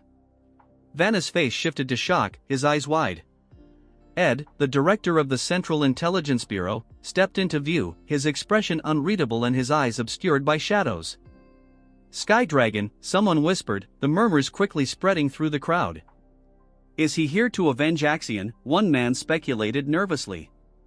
"No way," another responded, eyes darting to the 9 dragons and the clan head, who were observing silently. Vanna's voice was strained as he addressed Ed, director. "I don't know what your intentions are, but please sit back down," he commanded. Ignoring him, Ed spoke with calm authority. "Theo Ragnar," he began, his voice cutting through the tense atmosphere. "The Central Intelligence Bureau," Theo thought, narrowing his eyes. He recognized Ed as the Sky Dragon. He must still be angry about Axion's death, Theo reasoned. But even he wouldn't dare disrupt a nomination ceremony. Ed extended a hand, a charming smile on his lips. "I'd like to offer you the position of deputy director," he announced. Theo's eyes narrowed further, his face a mask of suspicion. He didn't trust Ed, not even a little. Theo's valedictorian status carried profound significance, symbolizing his remarkable journey as a Ragnar who had begun at the very bottom. A cracked dark egg nestled among twigs represented his humble origins, while a silhouette of a majestic dragon soaring across a radiant sky embodied his triumphant rise. Whispers rippled through the crowd. "I knew he became strong, but to think he'd defeat Axien?" One voice murmured. Another added, "I heard he nearly killed a proctor before being stopped." Theo's tale of ascending from ridicule to greatness resonated deeply with aspiring swordsmen, shifting perceptions from scorn to admiration. The once dismissed imbecile of Ragnar had transformed into a figure of awe. A notification flashed before Theo: "You have become the overall valedictorian of the awakening ceremony." Another alert followed: "Congratulations! You have completed scenario quest number 3, Victor of the Awakening Ceremony. You have obtained an ether core as a reward." The item had been stored in his inventory. Theo blinked at the message. Ether core? He wondered. Considering how long this quest took, it must be something valuable. His gaze shifted to Ed Trovan, who stood among the crowd. "The Central Intelligence Bureau?" Theo's eyes narrowed in suspicion. Ed smiled warmly, extending a hand. "I'd like to offer you the position of deputy director," he proposed. Theo remained silent, his sharp eyes fixed on the man. Activating his skill, he assessed Ed, age 46, title, Skydrag, talent, wolf in sheep's clothing, status, aims to recruit Theo Ragnar as a pawn to uncover the secrets of the primordial dragon's relics. Theo's lips curled slightly. "So that's his aim. He probably knows I already have one," he mused grimly. "But nothing will ever go your way again, Trovans. I'll crush you myself," he vowed, his hand tightening into a fist. "What is the meaning of this?" demanded Julius Ragnar, the central director, his face tense. Ed responded smoothly, "I'm simply following procedure by offering a role to a promising individual." "Is there a problem?" "Don't insult our intelligence," Julius retorted fiercely. "This is clearly a poorly concealed attempt at revenge for your nephew." Ed chuckled softly. "I can see why you'd think that, but you're mistaken," he claimed with a sly smile. "While I may harbor personal anger, as central director, my only objective is to recruit top talent." A snake, he thought bitterly.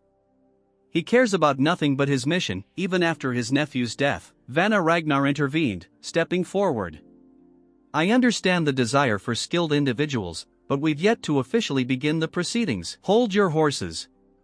Turning to Theo, he asked, "Theo Ragnar, have you made up your mind?" "Not entirely," Theo admitted. "That's why I'd like to hear what offers there are."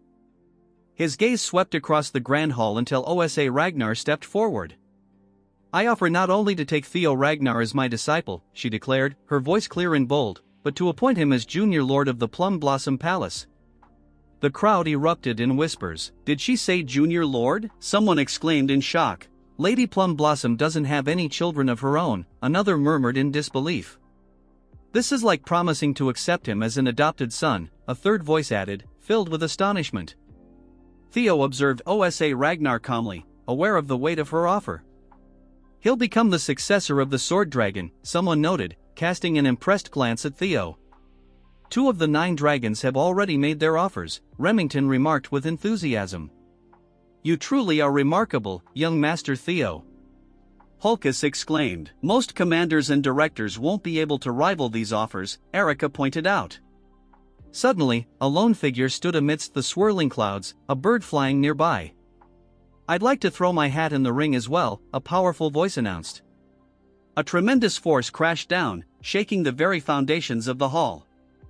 With a thunderous impact, a figure descended, his form cloaked in dark energy. As the figure landed, he revealed himself as a man with long white hair and a face partially hidden by a dark mask.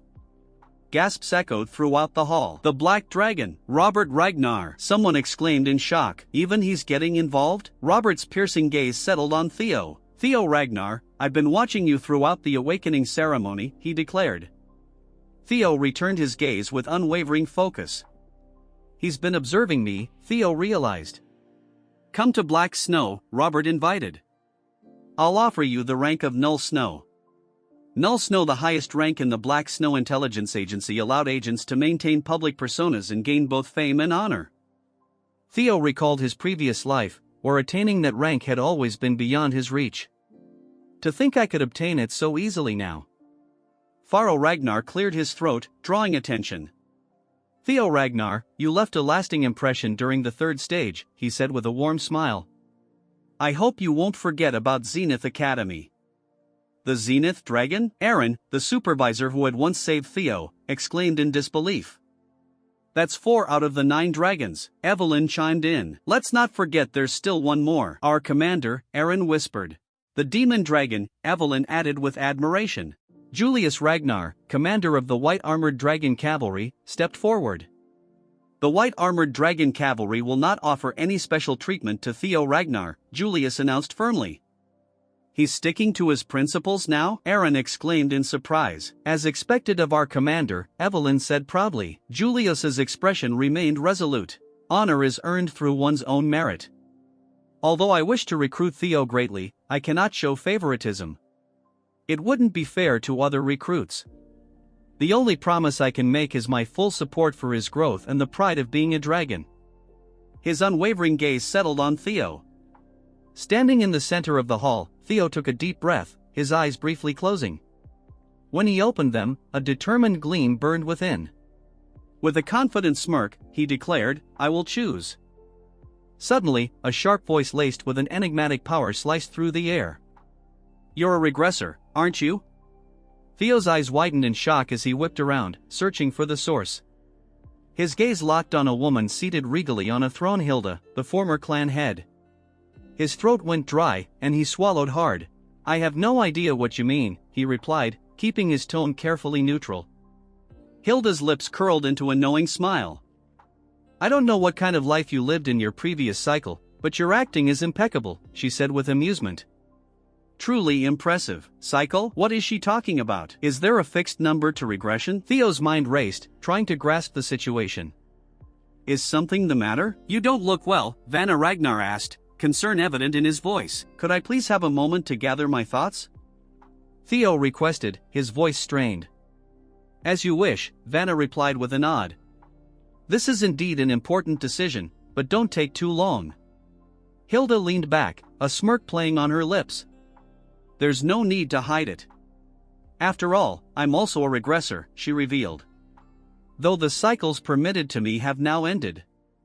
Theo's mind reeled. She said it again. Her words imply she's regressed multiple times. His eyes narrowed as questions flooded his thoughts. Could there be more regressors? How many? Realizing the quickest way was to ask directly, he said, by cycles, do you mean one can regress multiple times? Hilda's expression turned amused. Wait, you don't know? Kay must not have told you anything. I shouldn't be surprised Kyle hates regressors, she explained. I found it strange that he let you live. Theo's voice trembled with confusion. Is that why he gave me such a brutal challenge? Hilda chuckled softly, a glint of understanding in her eyes. You have many questions, but sadly, we don't have time. If you wish to learn the secrets of this world and our clan, come find me. Let's finish this conversation later. Theo stared at her, his thoughts in turmoil. During the third stage of the awakening ceremony, Father gave me no answers, only the heartsword. His gaze lowered as he recalled the ceremony. So Father hates regressors. But that energy Lob Brock's essence I sensed from him back then. A realization dawned. The stolen heart of Lob Brock. Was it really Father who took it? Is it because Lob Brock, as an ancient dragon, welcomes regressors? A human defeating an ancient dragon seems impossible, but perhaps not for Father, who is called a demigod. He glanced toward Kyle Ragnar, seated on his throne, watching silently. To uncover the clan's secrets about regression, I have no choice.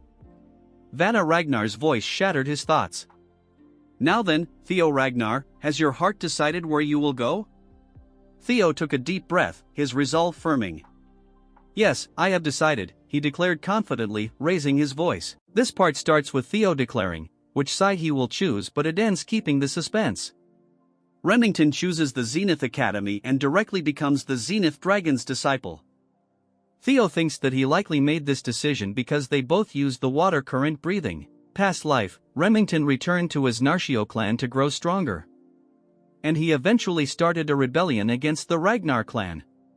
But this time he did not leave the Ragnar clan. Theo is certain that this is another chance brought on by him. The buddies shake hands with each other, as Theo tells Remington to do their best and meet again once they are stronger. Remington tells him that he is looking forward to their reunion as they face each other with respect.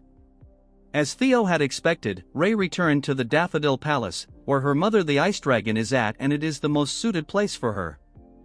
Theo's minions also wanted to join him, but their grades were insufficient. He thinks that it is a shame that he had to part with his friends. As such, the ceremony ends and Theo looks up to the sky hoping that everyone will do their best. That's when a voice grabs his attention. It's Hulkus, as he didn't expect that they would choose the same unit. He is accompanied by our muscle waifu as they come towards him. Theo is glad that he has made new friends, telling them that it's nice to see them here, thanking them for helping him back at the second stage. Erika Shai tells him that he owes her one, thinking to herself that strong guys are the best. But like a sibling, Hulkus also thinks that strong guys are the best. As they bicker, Theo thinks to himself why they are into him all of a sudden. A supervisor tells them to pay attention as the commander is coming, but regardless, Theo thinks that he has achieved his goals joining the most honorable group. It is the perfect place for him to start his plans to become the clan head. It is the White Armored Dragon Cavalry, as the commander congratulates them on becoming a member of the White Armored Dragon Cavalry. Theo thinks that he will see Hilda later and clear his queries as we move on to the commander. He asks them to say their declaration as fresh recruits. Hulkus the Dumb tells everyone that he wants to become an awesome dragon. A turd shouts, telling everyone that he wants his name to be known far and wide.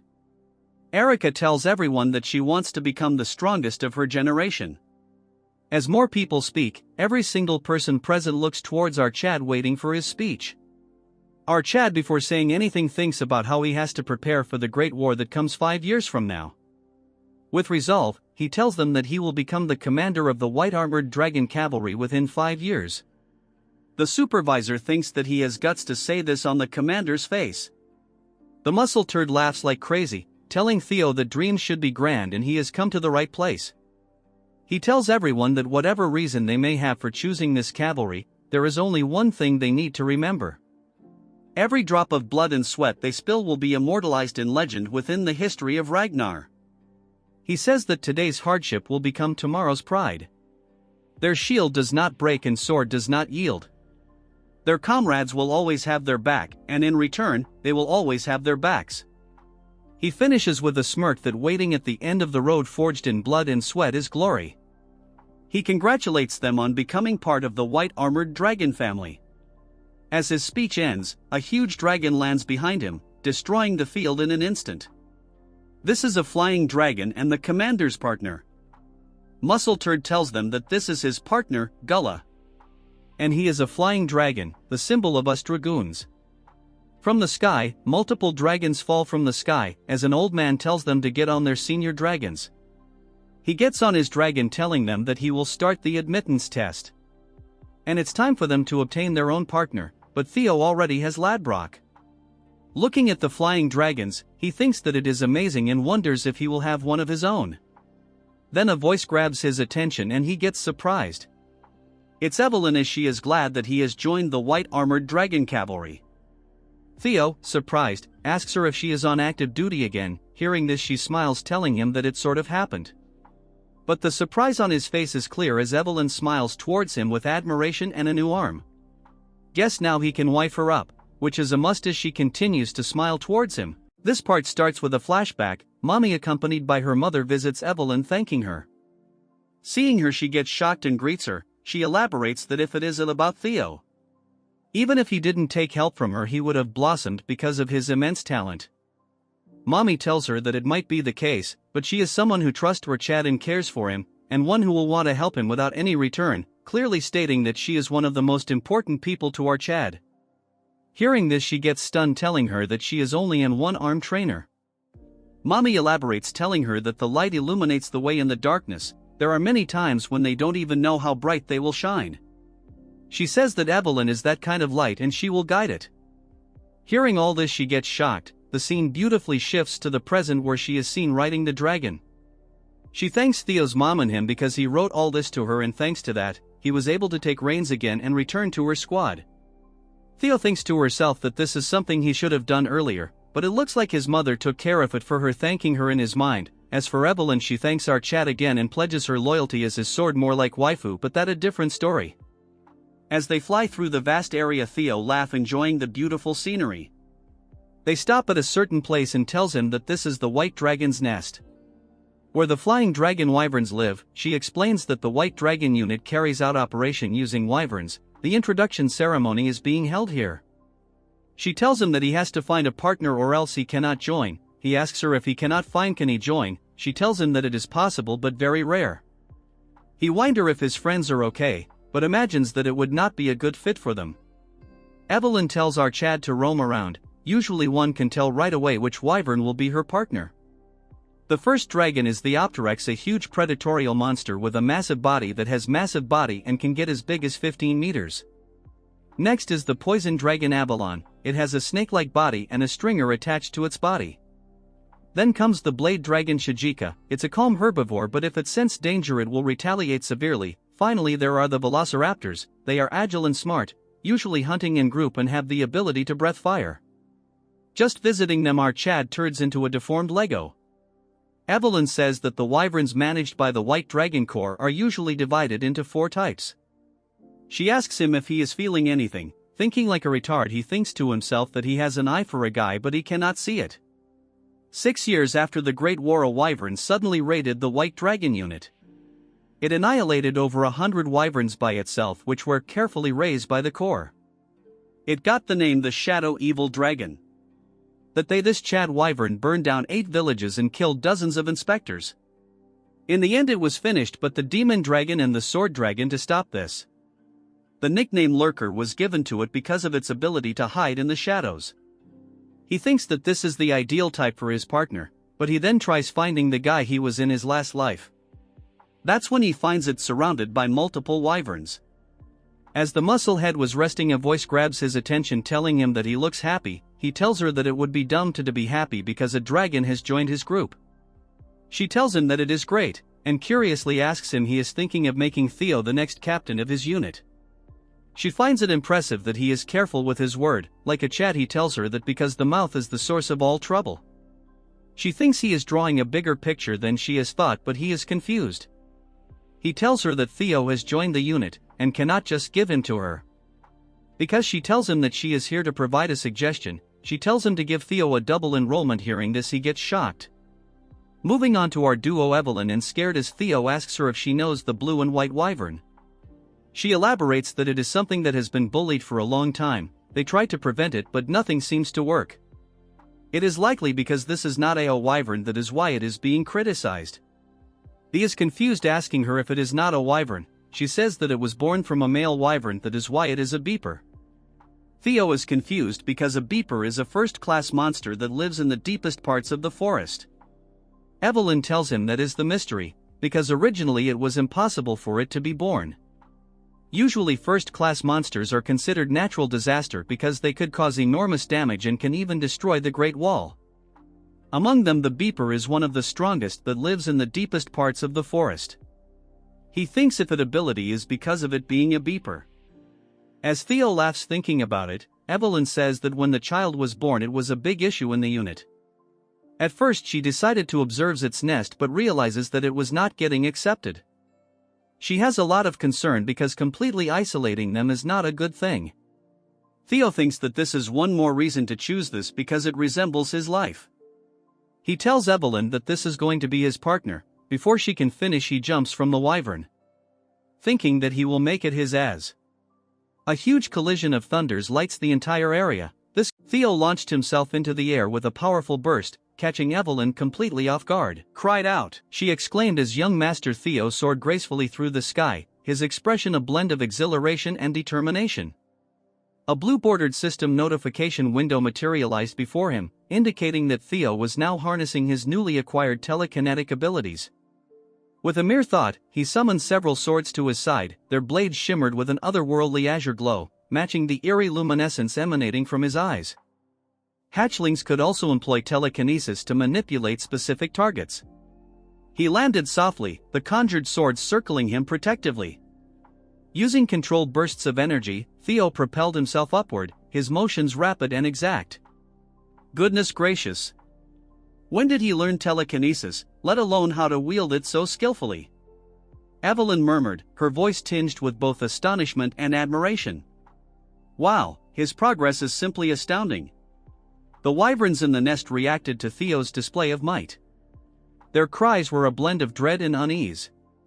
One particular wyvern, Umbra, bellowed, its eyes blazing with a fierce white light. Undaunted, Theo continued his climb, his focus unwavering on Umbra, recalling the similar treatment he had endured in the past. Imbecile, others had once jeered, questioning Theo's heritage.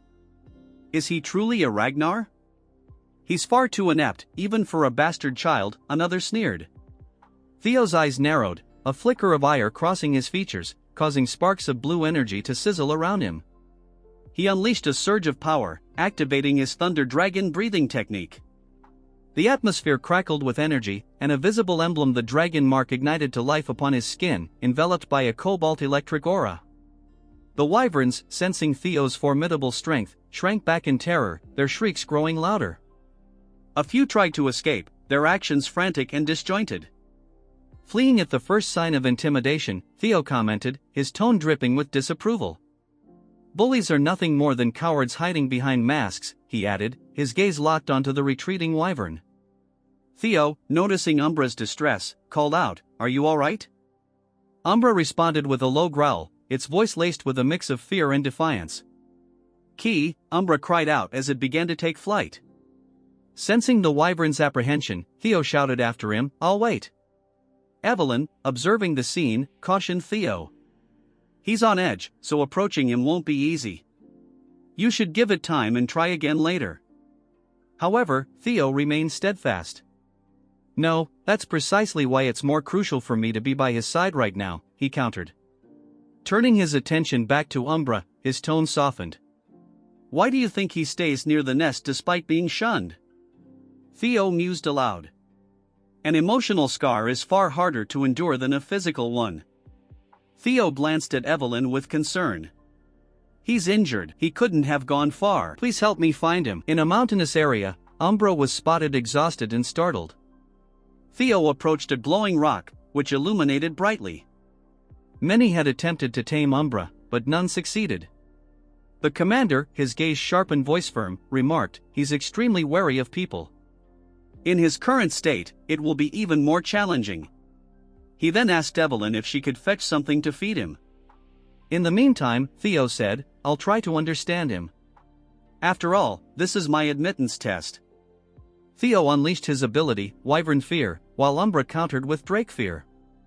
Umbra let out a thunderous roar. Theo took a step forward, Umbra mirrored him. Theo advanced again, and so did Umbra. Using his abilities, Theo began to heal Umbra. Holding a vial of healing potion, he splashed it onto the wyvern. "How's that? The pain has lessened, hasn't it?" Theo asked gently. Umbra appeared bewildered.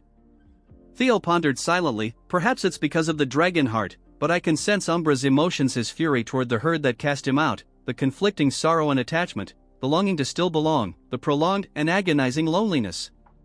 His feelings for me are contradictory too. He's suspicious of me, someone who appeared out of nowhere offering kindness, yet at the same time, he hopes I won't abandon him."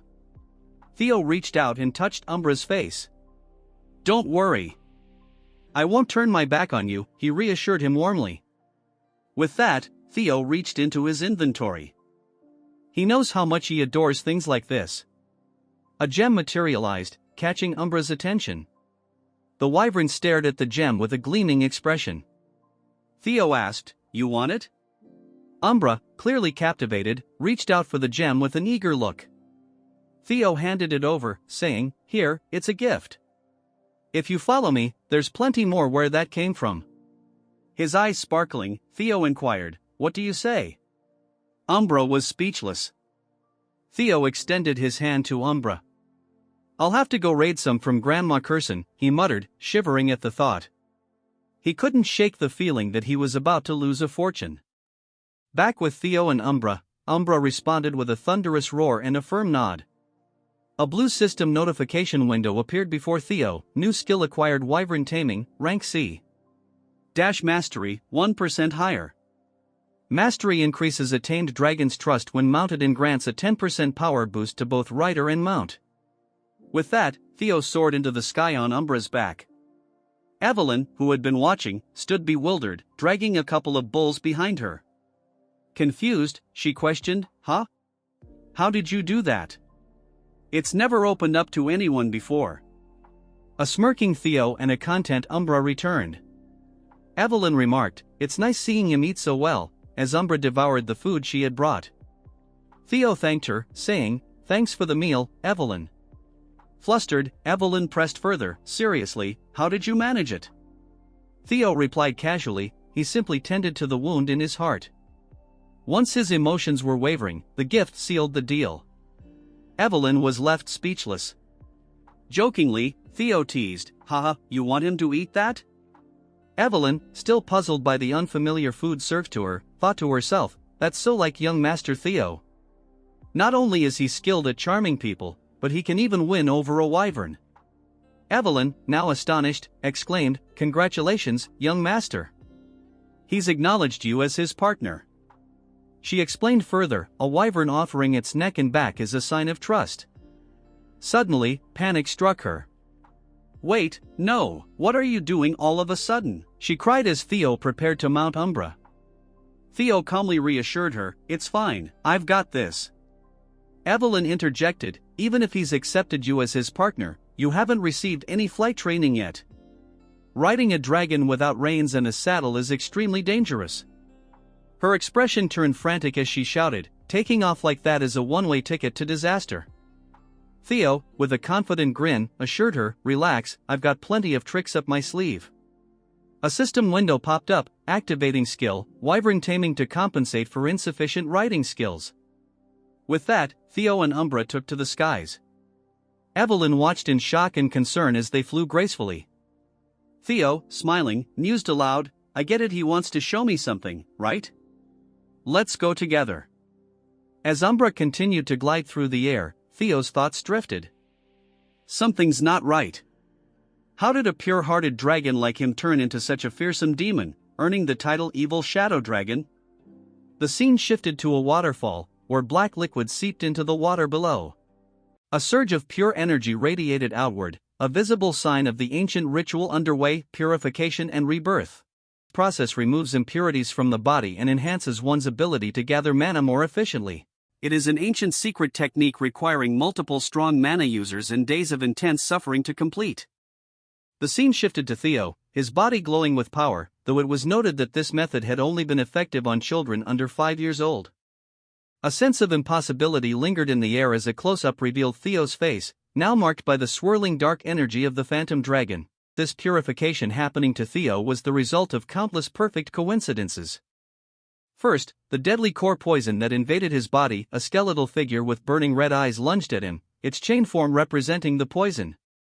Second, the concentrated mana gathered from decades of consuming ghost shade, symbolized by ominous purplish-black flowers. Umbra, who had mastered neutralizing the poison, was shown alongside images of crystals, flowers, and leaves. Everything balanced precariously, depicted by a spectral image of Theo's body where light and dark energies intertwined. Instead of rejecting or being destroyed by the demonic poison, Theo absorbed its essence, transforming him completely. As the swirling vortex of dark energy faded, Theo gasped in shock and pain, feeling overwhelming power surge through him. Evelyn, her voice laced with worry and relief, asked, "Are you all right, young master?" Kneeling beside him, her hand hovered over his, concern etched on her face. "Theo," he whispered weakly, with a faint smile, he reassured her, "Sorry for making you worry." Evelyn appeared dazed but relieved as a blue-bordered system window appeared before Theo, showing his updated status: Theo Ragnar, 17 years old, male, title Flash Tiger, the greatest prodigy in a millennium, talents Ragnar player. Looking around the mystical cave, he remarked, "These crystals are condensed pure energy, their diluted toxicity acted like medicine instead."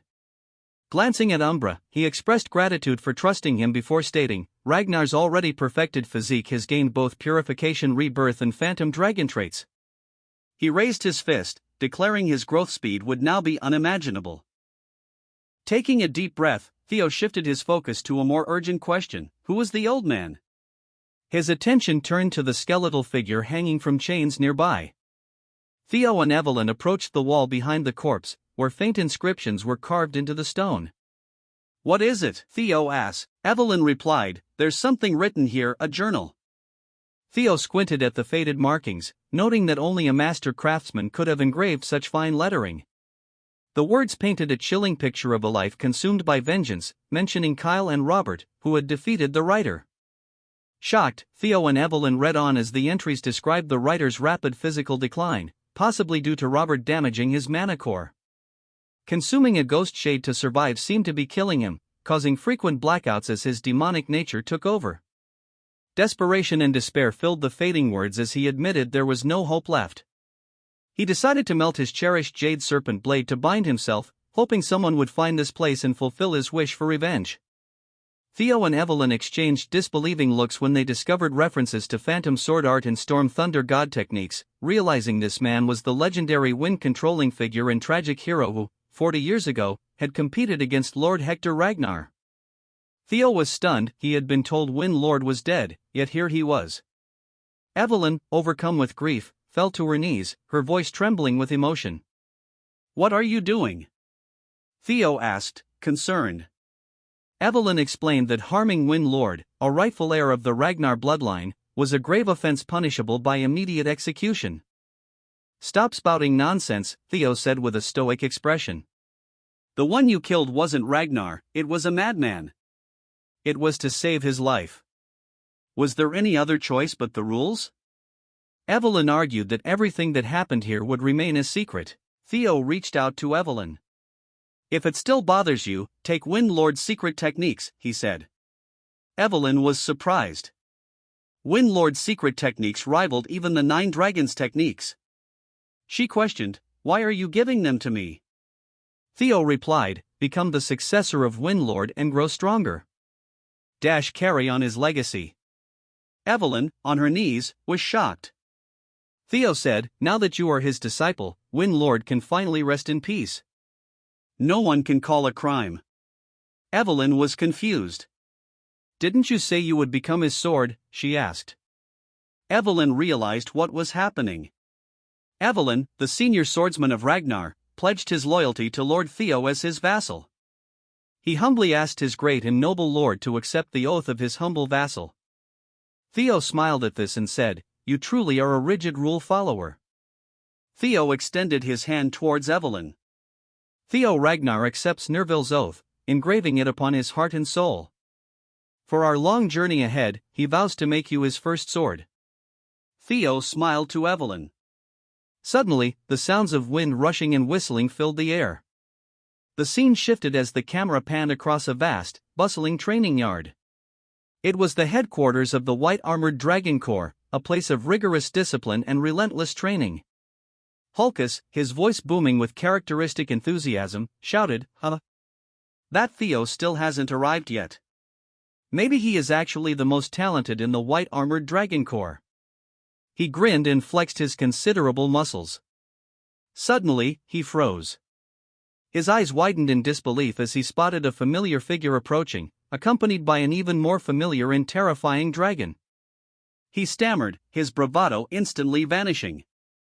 Theo grounds, and he tells our Chad what he brought with him. Evelyn walked by his side, and the other recruits were equally stunned, exchanging bewildered glances. One exclaimed, don't tell me, is that Umbra? How did he manage to make that unruly beast his partner? So, this is what makes him the greatest prodigy in 1,000 years. Wow, even this is talent. What the hell, senior swordsman, Evelyn, and junior swordsman, Theo Ragnar? We have completed the aptitude test and returned. But where's the captain, Theo? I noticed the absence of our commanding officer. I received an urgent message just now and returned to my office. A young recruit replied, his voice laced with a hint of nervousness. Evelyn's expression darkened, and a sense of foreboding washed over her. "An urgent message," she muttered. Her eyes narrowed, and a sound of something moving echoed through the room. A rush of wind and sparks of energy crackled as if something was moving at incredible speeds. Julia stated, "He knows you just completed the initiation, but he's sorry, everyone here. You will all be deployed to 2 Blanky Fortress." Theo, Evelyn, and others reacted with shock to this announcement. Actual combat deployment. "So, it does finally come," he said. "The series Merchant Guild hostage crisis at Blanky Fortress." An image appeared on the screen. It showed the dragon-slaying sword Galong, its blade embedded in the jaws of a monstrous, fiery dragon. The incident involved an attempt to steal the dragon-slaying sword Galong for rebellion. A scheme orchestrated by A wave of murmurs spread as the recruits exchanged uneasy glances. One of them, his voice filled with disbelief, asked, "Commander, what's happening? What mission is so urgent that we're being deployed without proper training?" Julius clenched his fist, his voice tight with restrained emotion. "Platoon 5, led by Captain Trainer Istvan and his 14 subordinates, has disappeared." Theo's eyes widened in shock, a cold dread settling in his chest. Trainer Istvan, the oldest knight in the white-armored dragon cavalry, was highly respected. Even Julius sought his advice. He was not someone to fall easily. A chilling thought crossed Theo's mind. Could this be the result of the butterfly effect I caused? A bead of sweat rolled down his temple. Julius continued, his voice heavy with determination. "According to a report from the Black Snow, there is an 89% chance they are dead. Even if they survived, they would be in no condition to continue their mission. The available troops will form a new temporary Platoon 5 and take over their task." He scanned the recruits before delivering the final order. "Evelyn will be the captain of the temporary Platoon 5. Deployment is in 3 days. Complete all basic training by then." Julius tightened his fists. "I refuse to believe they are gone." The next day, gazing at the distant horizon, he declared, "But we must still avenge them," before leaving the arena with practiced confidence. The narrator then revealed the hidden truth. The Black Skull Bandits' attack on the Sirius Merchant Guild had seemed like a tragic but straightforward incident. Thanks to the white-armored dragon cavalry's efforts, there had been no casualties, or so people believed. But beneath the surface, a darker scheme had been at play. The true goal was not the attack itself but the theft and transportation of the legendary Dragon Slayer sword, Bamung. A mysterious, masked figure had orchestrated the chaos, while Ed Troan had used a smuggled bomb to stage his coup. Theo, his expression troubled, reflected on the unfolding events. "Things are happening differently from my previous life." A chilling thought gripped him as a single drop of sweat ran down his face. "If this is my fault, I need to witness it myself." Suddenly, a blue, translucent system window appeared before him, displaying an ominous message: "Hidden quest obtained, the Dragon Slayer sword, Bamung." 3 days later, the recruits, wrapped in thick furs against the biting cold, stood before the towering walls of Fort Blanky. "It's freezing. I can't get used to this weather," one of them complained, their breath misting in the frigid air. "Why does the moon look so strange?" Another muttered, staring at the oddly distorted celestial body. Suddenly, a chorus of shouts rang out. "It's the white-armored dragon cavalry." A sentry perched high atop the fortress walls shouted a warning, "Sound the alarms." "It's the white," but before he could finish, a barrage of dark, magic-infused projectiles struck the tower, silencing him in a violent explosion. Evelyn, her voice sharp with command, cried out, "Bombs away!" The recruits, their expressions set with determination, unleashed a relentless volley of explosive attacks as the air roared with the cries of their dragons and the deafening blasts of impact. The ground trembled under the onslaught, a chaotic symphony of destruction. "Take cover inside the castle. Don't waste your life," a desperate voice urged amidst the chaos, while warriors clashed in a deadly storm of steel and fury, blood splattering onto the snow, painting a gruesome scene. Theo and his comrades moved with precision, cutting through enemy forces with lethal intent. "Kill them all. Show them the price of crossing the white-armored dragon cavalry," Evelyn shouted, her rage fueling every strike. The once mighty fortress, a beacon of strength and security, was now engulfed in flames, its walls collapsing under the merciless attack. Amid the destruction, a soldier, his face grim yet satisfied, muttered, "I would have been dead if I left even a minute later." Wiping the sweat from his brow, a smug grin spread across his face. "Whatever. As long as I deliver this, my mission's done. All that's left is to sit back and enjoy." His words were cut short as a dark, cloaked figure suddenly materialized before him, crimson eyes glowing ominously in the dim light. The figure asked, his voice a chilling growl. The soldier stammered, handing over a long, carefully wrapped package. "Good. It's the right item," the figure confirmed, his tone devoid of emotion. "We have what we came for. Prepare for the next phase of the plan," he ordered, his voice echoing across the snowy battlefield. "Yes, sir," came the synchronized response of multiple voices. The figure surveyed the battlefield with grim satisfaction as his subordinates obeyed without hesitation. "All that's left," he muttered, his gaze shifting to a group of individuals operating strange mechanical devices with precise coordination. "Subjugation complete," Theo remarked, grinning. "Ah, that was easy," he laughed confidently. Evelyn, however, responded with a hint of doubt. "You're right, it was too easy." Theo frowned, deep in thought. How could the original Platoon 5 be wiped out so easily? Activating Hatchling Synchro, he accessed the memories of fallen enemies. "This guy knows they stole Bomon, but he hasn't actually seen it," he muttered, brows furrowed. "That's expected from low-rank soldiers, but even their top officers don't know its location." "Am I missing something, Theo? Is something wrong?" she asked. "No, just lost in thought," he replied, shaking his head. Nearby, Sword smirked. "You may be the Flash Tiger, but a newbie is still a newbie." "Just admit you were nervous for your first mission," Aaron teased. "We've rescued the hostages, so let's regroup with the platoon." Theo sighed. "Yeah, as you wish. I just want to go home." As Sword walked past, Theo suddenly wrinkled his nose. "Gunpowder," he muttered, eyes darkening. Without hesitation, he leaped into action, his movements fluid and precise, his sword flashing in the dim light. "What's up with him?" amused. "Maybe he just hates how you smell," Aaron joked. Theo sprang forward again, throwing projectiles that struck with deadly accuracy. "I knew it," he muttered, unease creeping into his voice. "What's wrong, Theo?" Aaron demanded, her eyes widening in horror as she spotted barrels filled with volatile explosives. "Those turds were planning to take us down with them," she gasped. "We need to get out now," Theo ordered, his tone sharp with urgency. "Understood." His allies responded. Suddenly, a swirling vortex of darkness appeared. Theo's eyes widened in alarm. He shouted, frustration and despair surging through him as the fortress exploded, the shockwaves tearing through the air. "Reload," a cold, emotionless voice commanded. The figure, unfazed by the destruction, extended his hand into the dark void. Another wave of explosions rocked the fortress, its foundations shaking under the relentless assault. "Exterminate them all. Leave no survivors," the figure ordered, his tone merciless. The scene shifted to a grand, lavishly decorated chamber where Amelia, her face pale and drawn, cradled a swaddled infant in her arms. There, Axion, my baby," she whispered soothingly against the backdrop of chaos. Her eyes, once filled with sorrow, gleamed with a terrifying, unholy light. "Did it hurt a lot?" she murmured, grief twisting into fury. "Mom will bring you the head of that filthy vermin," she vowed, her voice venomous with hatred. A swarm of shadowy figures descended upon the fortress.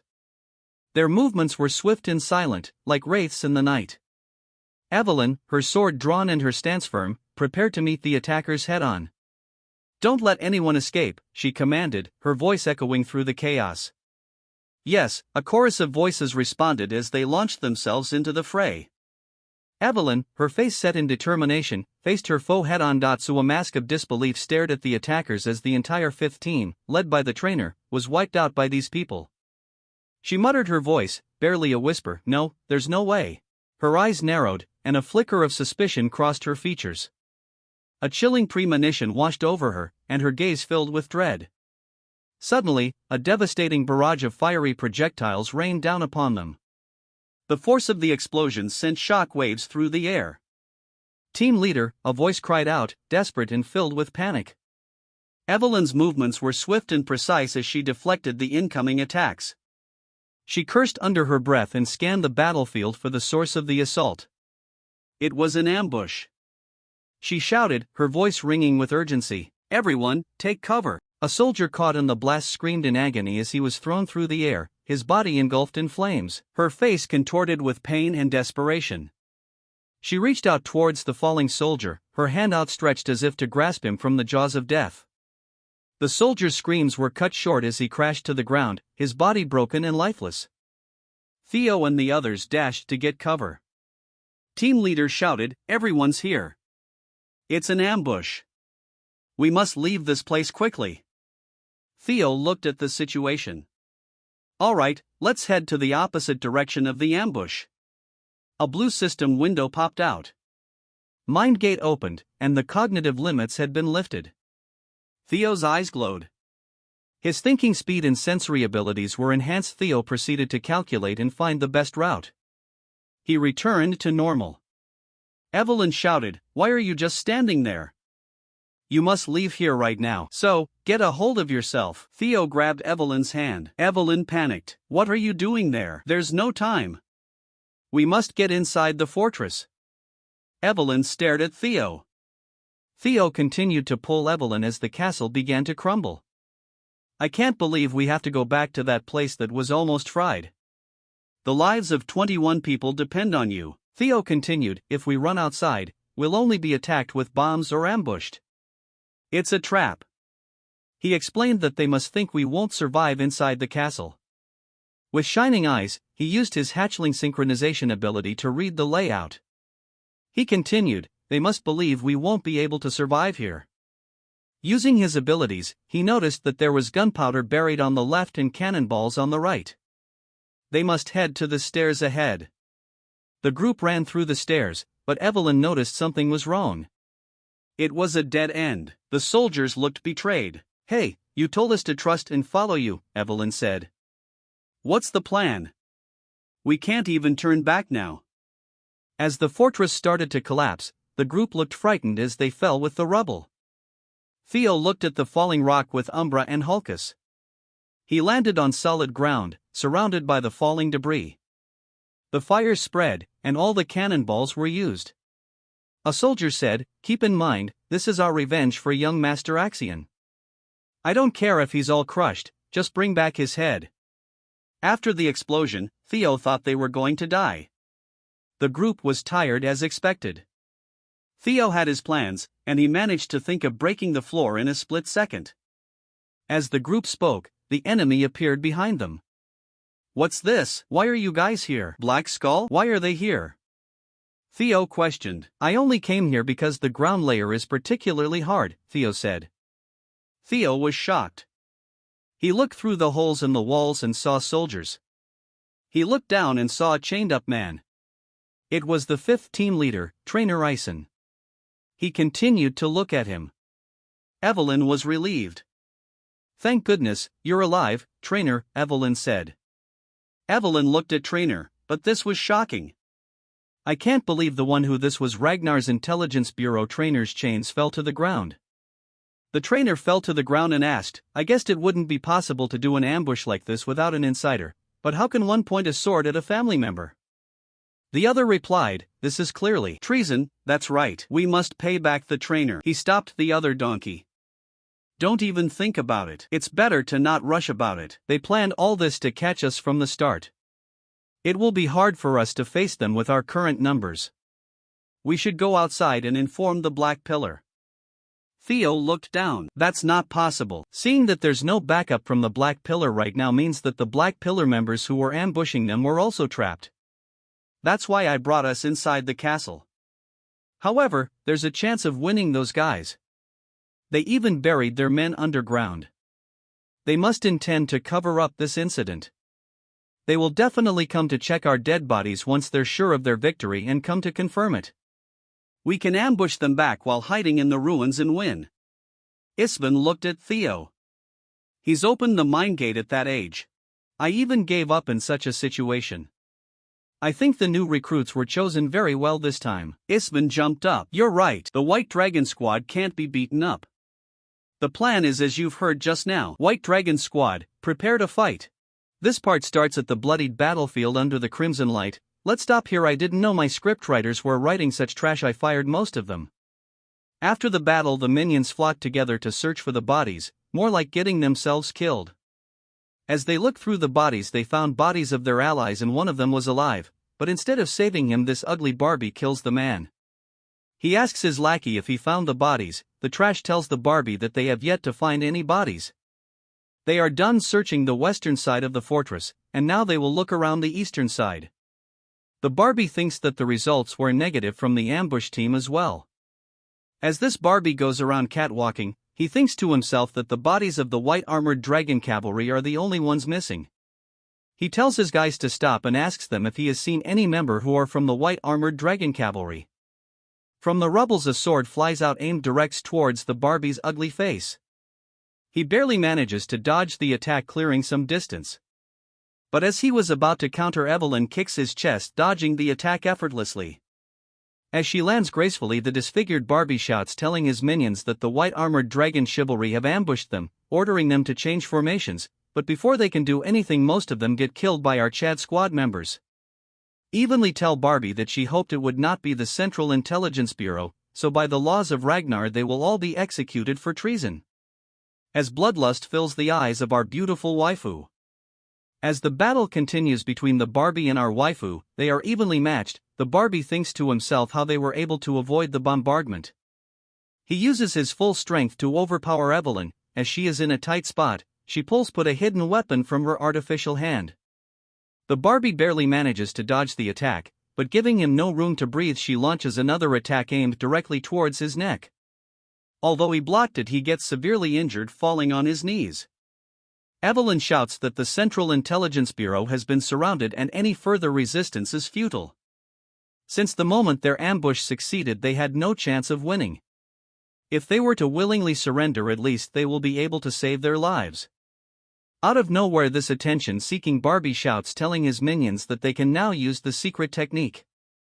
Hearing this, everyone stands still, wondering what secret technique he is talking about.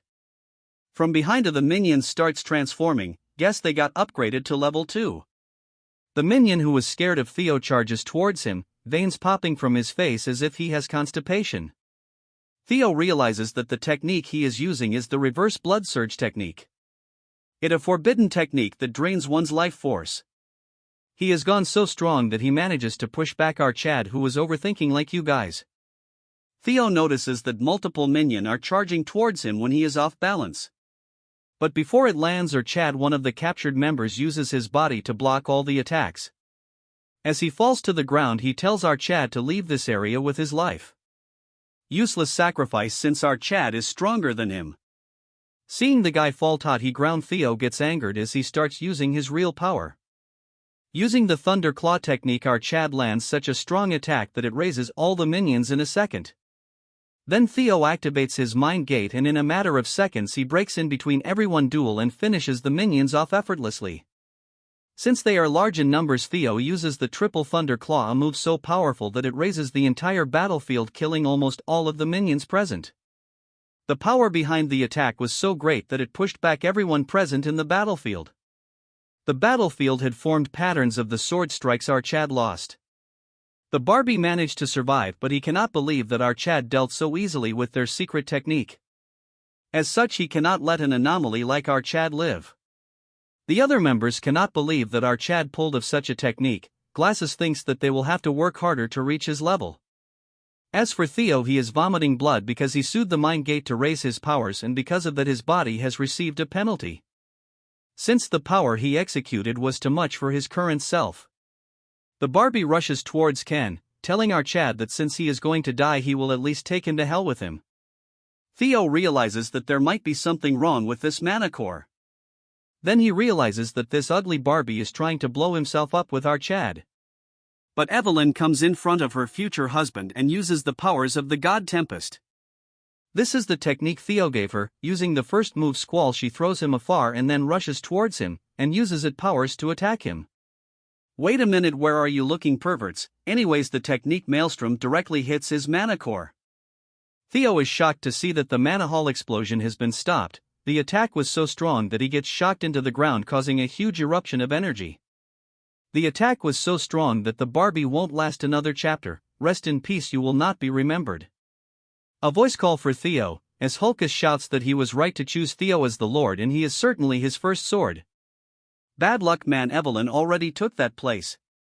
They thank our Chad for saving them. Seeing their earnest gratitude, our Chad laughs, and he gets up with their help. The other asks our Chad and Evelyn where they managed to learn skills of this caliber. Theo tells him that knowing will only hurt them as his partners jump on him to celebrate. The old man looks at the sky, telling everyone that a long night has passed and a bright new dawn has greeted them.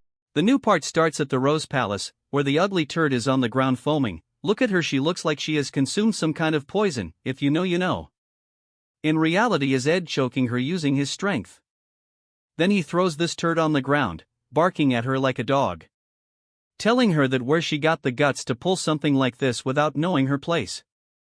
The stewards tell him to calm down, while he cannot understand that she used his seal, and ordered his private army to go kill Theo, Ragnar and the White Dragon armor unit. As he throws the paper on the ground, he says that she has meddled into the grand plan of the Troibans.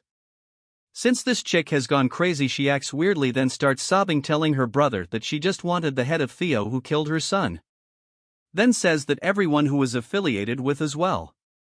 She wants to tear them apart and burn them to satisfy her rage, to soothe her son's soul. Hearing all this rubbish, he clenches his fists, telling her that she forgot her role just because a trash like him died. All while punching the dead body of Axion. As blood splatters on her face, he tells her that she has lost the Dragon Slayer sword, the key to their entire plan. From this moment onwards, she is expelled from the family. She gets all scared because the look in his eyes right now is the one that his father has. As he tells his men to lock her away where no one can see her, to get rid of any worms connected to her so information leaks out. Realizing that she has messed up, she tells him to reconsider at once and spare her. He leaves the room unable to hold back his anger, thinking to himself that the rebellion plan he has worked so hard has gone up in smokes. All of this because of one person, that is Theo Ragnar. He swears to himself that he will kill our Chad by himself. Next we move on to our Chad as he pulls out the great sword. A status window pops up showing that this sword is sealed, and will only unlock under certain conditions.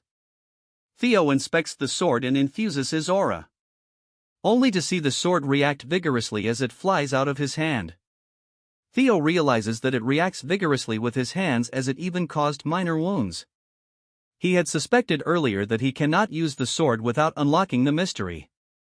A legacy from the ancient mythic age, like a phantom, it's not easily grasped by human hands, but if one uncovers its secrets, it grants my mystical powers like those of mythic heroes. A legendary item. In his past life, Ed managed to unlock the mystery, so he recalls his movements from back then. After a while, he smiles, thinking that only one place comes to his mind. He puts it back into the inventory, since until he unlocks its secret, it nothing but a useless lump of metal. As he throws it into his inventory, someone knock on the door. It's Evelyn. She formally call our Chad, apologizing for disturbing him, wanting to have a moment with him. He says that the commander wishes to see him. Moving to the commander, he is glad that his friend came back alive, but cannot understand why he is planning to retire. Old man says that it is embarrassing to say, but he has lost leg and his Drake in the last battle. Besides, his old body won't last much longer, so he plans to spend the rest of his life back home honoring his fallen comrades. The big bear knows that he cannot stop his stubborn bum, so he can do whatever he wants. As the man sips his tea, he says that is not a replacement, but he has something to say about the new recruitment, Theo Ragnar. He says that at 5 his age he has unlocked his Thunder Gate. Big Bear finds it hard to believe that he has crossed the wall separating the ordinary from the superhuman. He was shocked to see it at first, since it is clear that he was not a prodigy born with it already open. It felt like him that he had forcefully opened it, but nonetheless his vessels have expanded. Compared to what he holds, it was absurdly vast. Hearing this, Big Bear gets excited, telling him that he has to fill the enlarged vessel. The old man says that's all he has to say for today.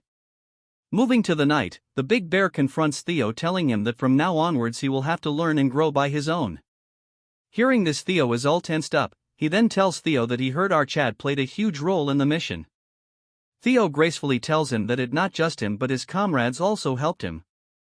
Big Bears tells him not be so modest and asks him how much his martial path has developed. Theo thinks that if he is talking about combat power and says that he has become much easier compared to before. He tells Archad that he is not talking about the level of his combat technique. With a cold stare he asks him what sort life his sword is trying to express. Hearing this, Theo gets taken aback for a second, then he says that he is not entirely sure about it. Big Bear takes out his sword and tells him that he is trained with the sole desire to emulate the Patriarch's sword. He says that's how everyone starts, and as he pulls out his sword the entire sky turns blue.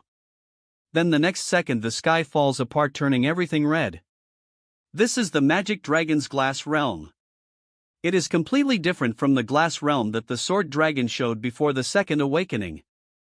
He realizes that this is because this martial world might be shaped by one's personal martial art. As the pressure intensifies, the Big Bear says that his sword represents demon, forming a huge sword. Theo is overwhelmed by what he is seeing.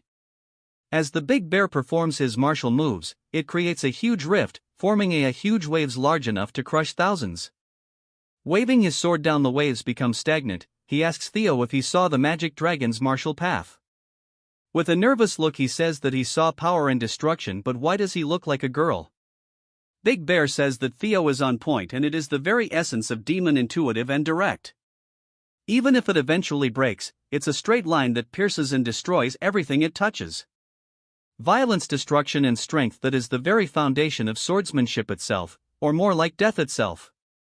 He asks Theo what he thinks about the Plum Blossom Palace Lord's sword. Theo says that it was beautiful and elegant.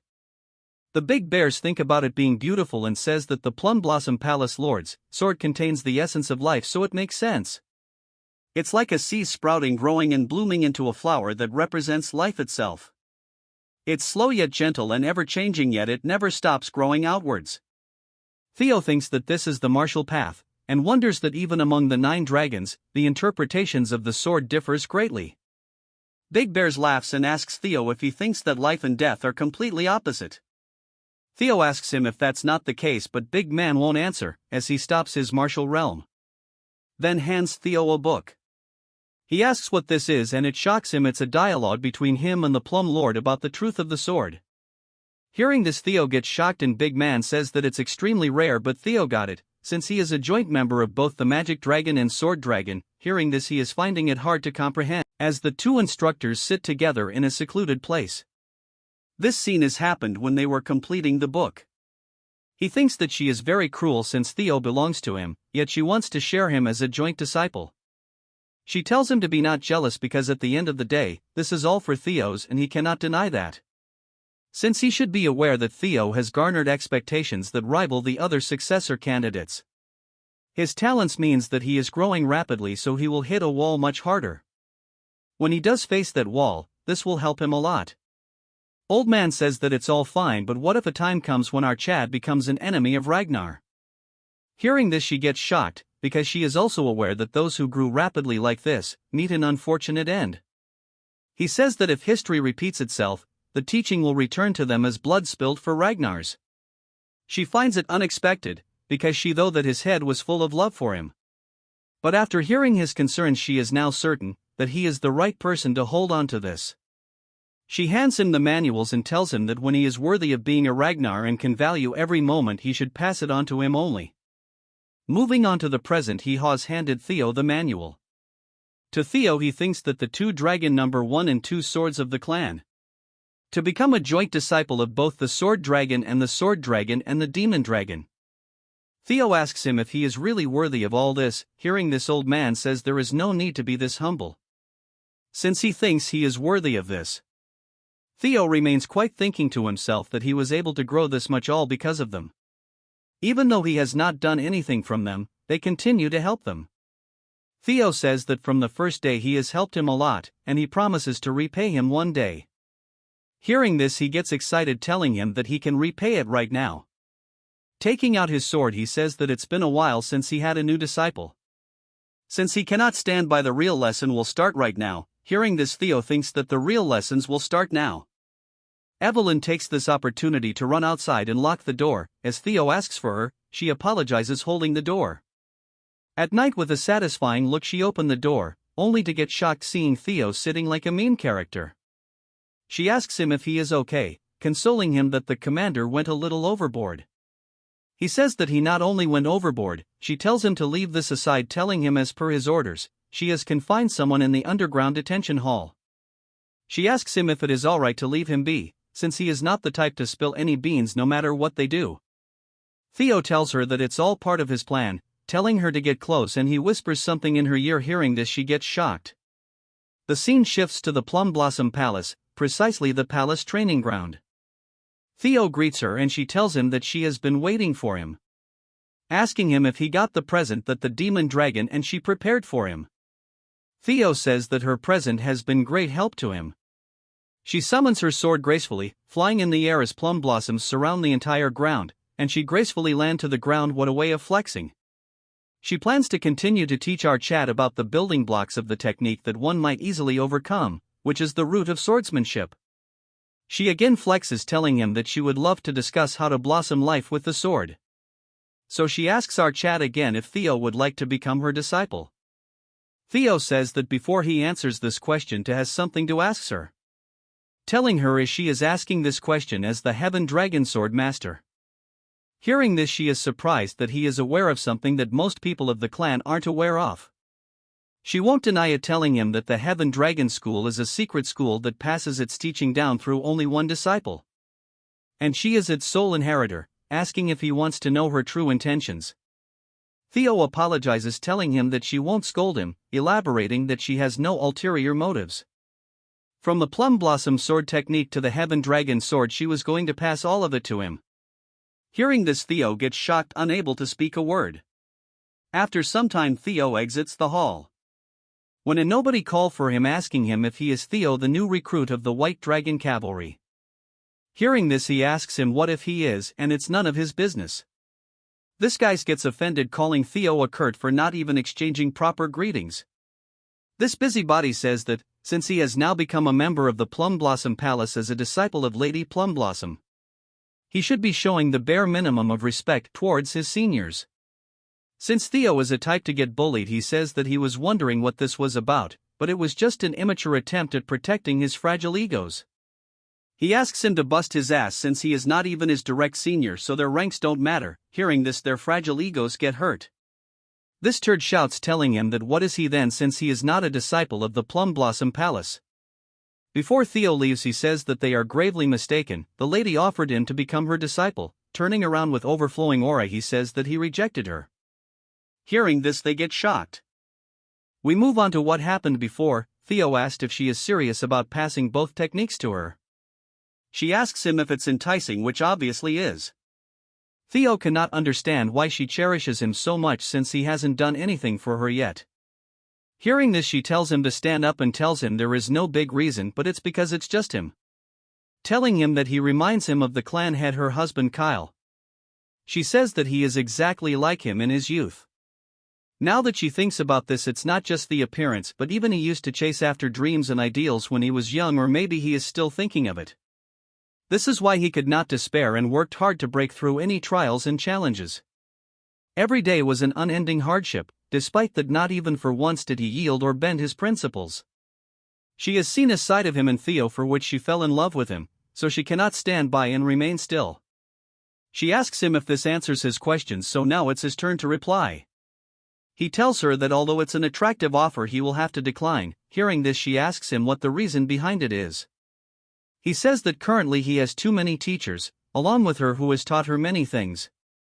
The demon commander Julius, his teammates, and his friends Hulkus and Erica, and even Ed and Axion, he considers them all his teachers. She gets shocked that he even considers Axion and the Sky Dragon teachers, since she heard they are on bad terms. Theo in a nervous tone says that because of the hardship they created is what built the current him. She remains quiet as he says that his sword has learned and changed because of everyone who has either loved or wronged him. For this very reason he is not confident he will be able to uphold the school's tradition and pass it down to the next generation. She thinks it is regretful because his sword is ever changing, but Theo tells her that although he cannot become her disciple, He will gladly become her son. Hearing this, she seems genuinely shocked. Moving to the present, she is chilling in her garden, sipping wine. When her assistant asks her that she must have taken a liking to him, which she agrees while laughing. She says because the heavens didn't permit she could not have her own child, yet a child just like her husband promised to become her son, so it's foolish if she is not happy. The assistant says that she is happy to know that she is delighted. She says that she should thank Theo for making her a mother, so she tells her to prepare a letter for her to send it to her husband. She asks him the contents and she says it's about his promotion exam. Hearing this, she gets shocked, telling her that Theo is rookie who just finished his awakening ceremony. If he garners too much attention at such a young age, she should better know what might happen than anyone else. She says that's why she must hurry, before dangers befall the Ragnar clan. She wants to give Theo the entirety of the clan. Moving to the prison, there is the cripple who acted cocky. He tells a mysterious figure that he is finally here. This clown tells him to not resent him since this is all going according to his will. This loyal turd says he never doubts it, telling him to finish him off. As he throws the daggers, before they hit his neck, a mysterious power blocks them. Seeing this, the clown gets shocked. Evelyn breaks through the ceiling. Seeing her, this clown realizes that he has entered a trap. Evelyn instantly starts attacking him, easily overpowering him. Seeing her attacks, he cannot believe that she was this skilled. He thinks it's unfortunate that he cannot take him out. It would be better for him to escape than get caught. She says that she won't just stand by as she uses the wind god's technique, instantly subduing him. He thinks getting caught won't do, so he tries to erase evidence. Fortunately, Evelyn gets close, attacking his gut, instantly knocking him out. Moving to the White Dragon headquarters. They are discussing that Evelyn managed to catch an assassin alive. This assassin has been confirmed to be from Serpent Season. Serpent Season is a sub-organization of the Eastern Elite Clan, the Trovian clan. This shows they are connected to the Sky Dragon. Julius says that this pretty much confirms their suspicion of having a mole in their midst. They are holding this meeting in this remote place to avoid information getting leaked. According to their information, the Serpent Season is currently based out of an ancient castle in the Calhelm region. Within 3 hours from now, they will consider the mission a failure, burn any evidence, and run away. They need to ambush their base before they round up all their members and extract information that is the crux of this joint mission. This baddie says that her name is Null Snow, and this concludes her report. Theo is wondering why he personally getting to meet an agent with the rank of Null Snow. Julius says there is one more thing to add. This mission will serve as a promotion exam for Theo Ragnar.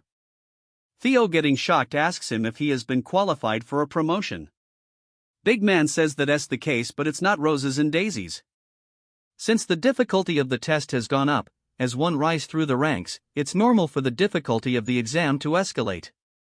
However, what is not normal is assigning a mission that can lead to a civil war for a mid-rank swordsman promotion exam. He heard that Theo ordered Evelyn to stake out the cells because he knew an assassin would come. Since he started this, he must see through it. Theo apologizes as he says that even if he is an heir, it is disrespectful of him to plan things without discussing it with the higher-ups. Since it has come to this, he must complete his mission flawlessly. He bumps heads with Archad, telling him to get promoted to a mid-rank swordsman and earn solo mission privileges.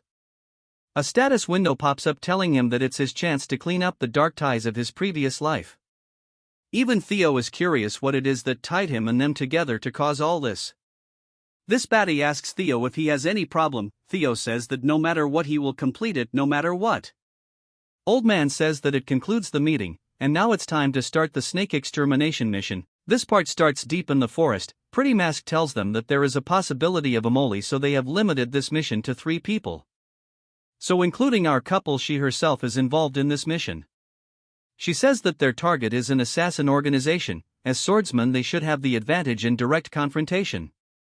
However, there because disadvantages when it comes to numbers. She tells them that whatever is the case they should never let his guard down, and Theo agrees, ready to follow his orders.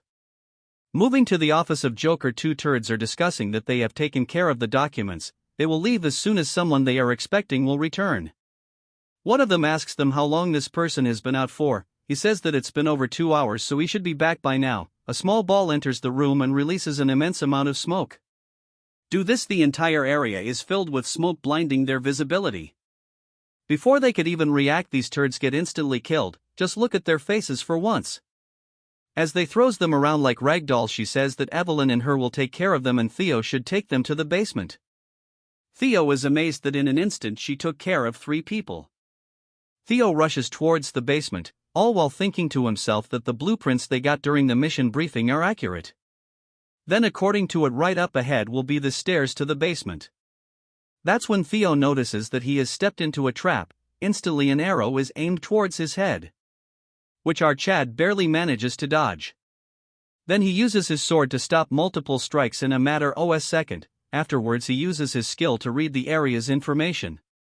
Getting to see a detailed outline, Theo sees that not only are there traps, but there are men lying in wait for an ambush. Theo uses a dark white energy to levitate sword. The technique he uses is the thunder dragon breathing. As he launches the attack, the blades fly through the traps at blazing speed, cutting through all the traps. Moreover, it finishes the turds who were waiting for an ambush. As Theo gets down, he thinks to himself that if the security is this tight, there must be something in the basement. As he reaches the basement, he gets shocked. In front is someone who says that the stench of an impurity is reaching him all the way here. He says that to interrupt sacred prayer with slaughter, our Chad is an impatient follower. If I let the roasting go to the other side, this looks sick. Seeing this figure, he gets shocked because this turd is from the Holy Demon Church. These twisted turds believe that with a doctrine that says that the apocalypse is soon coming to the world, and that a savior will descend from the heaven. These people are a cult that have captured the ignorant masses.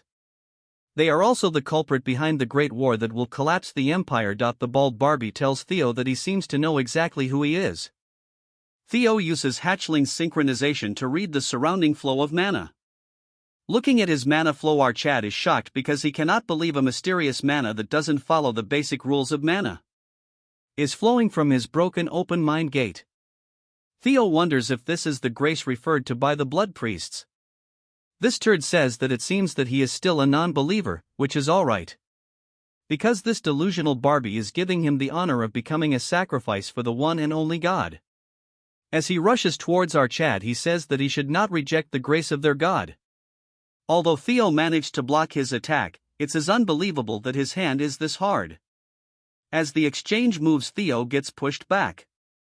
So he uses his dark aura to land a strong attack, but to his surprise this turd blocks sword using his bare hands. Theo cannot believe that he blocked a full-powered strike this easily. This Mortal Kombat character uses a fatality move and our Chad blasts through a wall. Theo is finding it hard to believe that he is a blood priest, who is part of the bottom ring of the demon church, yet he is this powerful. And inside here he cannot use his ultimate move unless he wants to get buried down here alive with him. But the problem is that simple mana attacks don't work on him. So he wonders what he can do with his sword now. That when Theo remembers the essence of death and the life he was taught, since they are polar opposites, it would be hard to combine them. As for the turd, he is ready to strike our Chad, calling for his lord, saying that the sheep is spilling precious blood. And as he tries to use a finishing move, giving our Chad as a sacrifice. The impact was so strong that it shattered the ground, but looking at his side he sees Theo rushing from the side. As their eyes meet, this TikToker says that he is a persistent young sheep. Theo has realized that the two swords were not opposites. Life and death are a natural cycle. Death always waits the end of life, and using death as a nutrient, life blossoms. They are not two powers but one. If he apples that principle on the four, that's wasted by being applied too widely. And gather all of the power in one strike, the turd tries to act as if he can block it. As Theo lands his new move Dragon Flash, the impact was colossal, but the turd blocks, saying that although it's louder, it's not any different from before, but blood spills from his hands, which shocked him. He realizes that the attack feels alive. In an instant he gets thrown to the wall, severely injured. The injured Barbie says that to attain knowledge during slaughter he is a seed of evil. But he cannot allow him to sully the Lord's world any longer. Theo grabs onto his head using the system to read his memories. Theo thinks that he needs to use this chance to figure it out, because he needs to know the source of this strange power that the Holy Demon Church uses. By some reason the space distorts and Theo is in some place. Theo thinks that this is completely different from all the other times he has read memories. It's as if he has been transferred to another place. That's when Theo realizes that this system is malfunctioning. It says that he has encountered an enemy who is at a far higher level, so he should run away. Theo cannot believe what is happening. That's when a voice asks him who he is. Asking him what he is, a huge ice surrounds the entire void. A huge creature the size of a planet asks our Chad why he is breaking his sweet slumber. Theo is nervous, thinking if this is the being that the holy demon church worships. The ugly trash orders him to answer his question. Theo thinks that if this is their god, at the grace that they are all on about. Our Chad is very nervous, as the ice comes closer, taking a look at our Chad. It recognizes him and calls our Chad by his name. Theo cannot understand how he know him, as the minster says that he has been searching for him all this time. As he calls Theo the blight of this world, he devours our Chad. As the eye turns into a weird liquid devouring him. From the huge moldy yellow light is released. The cheap copy of Venom gets blasted when a dragon breaks through. It's none other than Lodbrok. Seeing her, our Chad gets shocked. She tells Theo that the overweight Venom is not something he can face yet. It's a being so strong that even if he reaches the ancestors' level will not be suffice to get a certain victory. She tells him to leave this place to her as she pushes his out. The next second he wakes up from his slumber. As Theo is vomiting blood, he cannot believe that Lodbrok has been standing up against a thing like that all by herself. Then he notices the priest going crazy because a non-believer sought his lord, yet he who has dedicated his entire life didn't get a glimpse. As he goes crazy, Theo takes this opportunity to finish him off, telling him that a god like that is not something even he wants. But Theo is surprised to know that the god the demonic church worship is the nameless sovereign that Lodbrok spoke about. She had told him that for the past 1,000 years she has remained here, bound by the duty to protect the world from it. But because she has lost her heart, she won't last longer than 3 years. In 5 years, during the Great War breakout, which is centered around the demon church, the death of the guardian dragon and the rise of the holy demon church, the rebellion started by Ed Trovan. There is no way all this happened at the same time, so they all must be connected. Before Theo was about to faint, Evelyn grabs onto him, telling him that he has done a great job. Mommy Assassin thinks to herself that they hurried because one of the targets was a blood priest. But it's very surprising that our Chad managed to take one down by himself. She praised our Chad, saying that by defeating a blood priest alone he has proven himself. Moving back to base, she says she has collected the documents. All the evidence are circumstantial evidence, and nothing works as a smoking gun. Theo takes out a box and tells her to check it out. He discovered the box from the basement. Seeing the box, Evelyn is shocked because it is the object she has collected on behalf of Theo before the awakening ceremony. It is the secret trade logs between the Ceres Merchant Guild and the Trovian clan. She was wondering why he hadn't used it, but now she realizes that he has saw this far out. As she reads through the logs, it belongs to the Ceres Merchant Guild. There is even a trade logo with the Trovian's official seal. She is impressed, saying that he has done great work. With this they can prove that it was Ed Trovan planning the treason. And also the involvement of the Holy Demon Church. They now have sufficient information, and after submitting a quick report they will immediately strike the Ceres Guild. Theo thinks to himself the time for Ed to pay is knocking on the door. The scene moves to Big Man all angry on Ed, cursing him by saying that he knew he would betray one day. The masked man says that they cannot say for certain, though there are circumstantial evidence, so he is still a suspect. Julius says that he is not a fool. The fact that the mighty black dragon is sharing this information means that this has gone beyond suspicion. In response, he says him to not make any unnecessary assumptions. Julius says that judging by his response, it sounds like he was aware of it, yet he let it happen. He says Theo named shocking our big man. He elaborates that according to Cleve's report, he defeated a blood priest by himself. Julius tells him to not go there, as he tells him to hand Theo over since he is a very talented individual. He explains that Theo has excellent perception and deduction. The ability to see the bigger picture from the tiniest clues. These methods greatly resembles those of the Black Snow. It is as if he has personal experience. He tells him to get lost since he has called dibs on him, telling that he and OSA are both thieves. The black dragon is surprised that he has called him Big Brother. All four of them became sworn brother and sister centuries ago, trying to get emotional. Seeing this, he tells him to scram and he won't be getting Theo no matter what. He tells Julius that he has yet to realize something. In an instant he gets behind him and says that it is natural for a big brother to take from his little brother. He steals a few alcohol bottles, telling him to prepare something more expensive next time. As he was rushing out, he thinks to himself that he is relieved that there is no mole in the white armored dragon cavalry. Only a few places have stayed away from the sky dragon. He thinks it would not be bad to leave the mission to him, since they should be arriving soon. And as he leaves, he thinks it would be interesting to face the Serus Guild / moving to the Ceres Merchant Guild Central Branch. Nobody introduces himself as if I have time today it. Anyway, an overweight Baldy, which is the guild master, says that he is formally requesting a betrothal between the two clans. He will be entangled with the fourth daughter of their clan. From now onwards, the Ceres family and the Bacchus clan will be connected by blood. As the fat turd thinks to himself that it is within his grasp, they have entangled themselves with Ignoble. And it won't be long before they make the Ragnars pay for looking down in them. Just look at that smile and he should brush his teeth. As this part continues, the leader is very pissed because a mere merchant mentioned his family name before the Bacchus family, which is one of the 6 pillars. But he is holding himself because he can save his family with the dowry from this marriage. Since it doesn't matter what's going to happen to an illegitimate child. Moving to this Naven dude, he says that he can easily tell his thoughts. As he looks at the fat turd, he wonders if this merchants have any intention of truly helping them.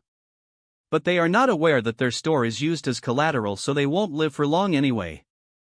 Because he must see his cursed family go down as he kneels greeting his bride. He promises to treat her well as their son-in-law and her husband. Hearing this, she shocks him, saying he can prove it. He tells her that it looked to him that she wants something, but his family is bankrupt right now. So much so that even he is being sold right now. The old man gets shocked when he says that as his bride wants something, he can give her his family seal. As for the old man, he continues to curse him. As she starts taking her overcoat off, she goes crazy, telling him to bring the head of Theo Ragnar, since he is the one who cut off one of her arms. Naven thinks that since she is openly telling him to assassinate a family heir, she is not a normal woman. Hearing this, everyone is talking among themselves. Fatso calms her down, telling her not to say such things in public. That's when his voice gains their attention, as this turd says that since his bride wants it, he will bring his head over. Outside, the public are seeing wyverns flying in the sky, as 3 figures jump from the sky. They get shocked when they see the Ragnar insignia. Assassin waifu tells them that from now on, with Ragnar's name, they will enforce justice.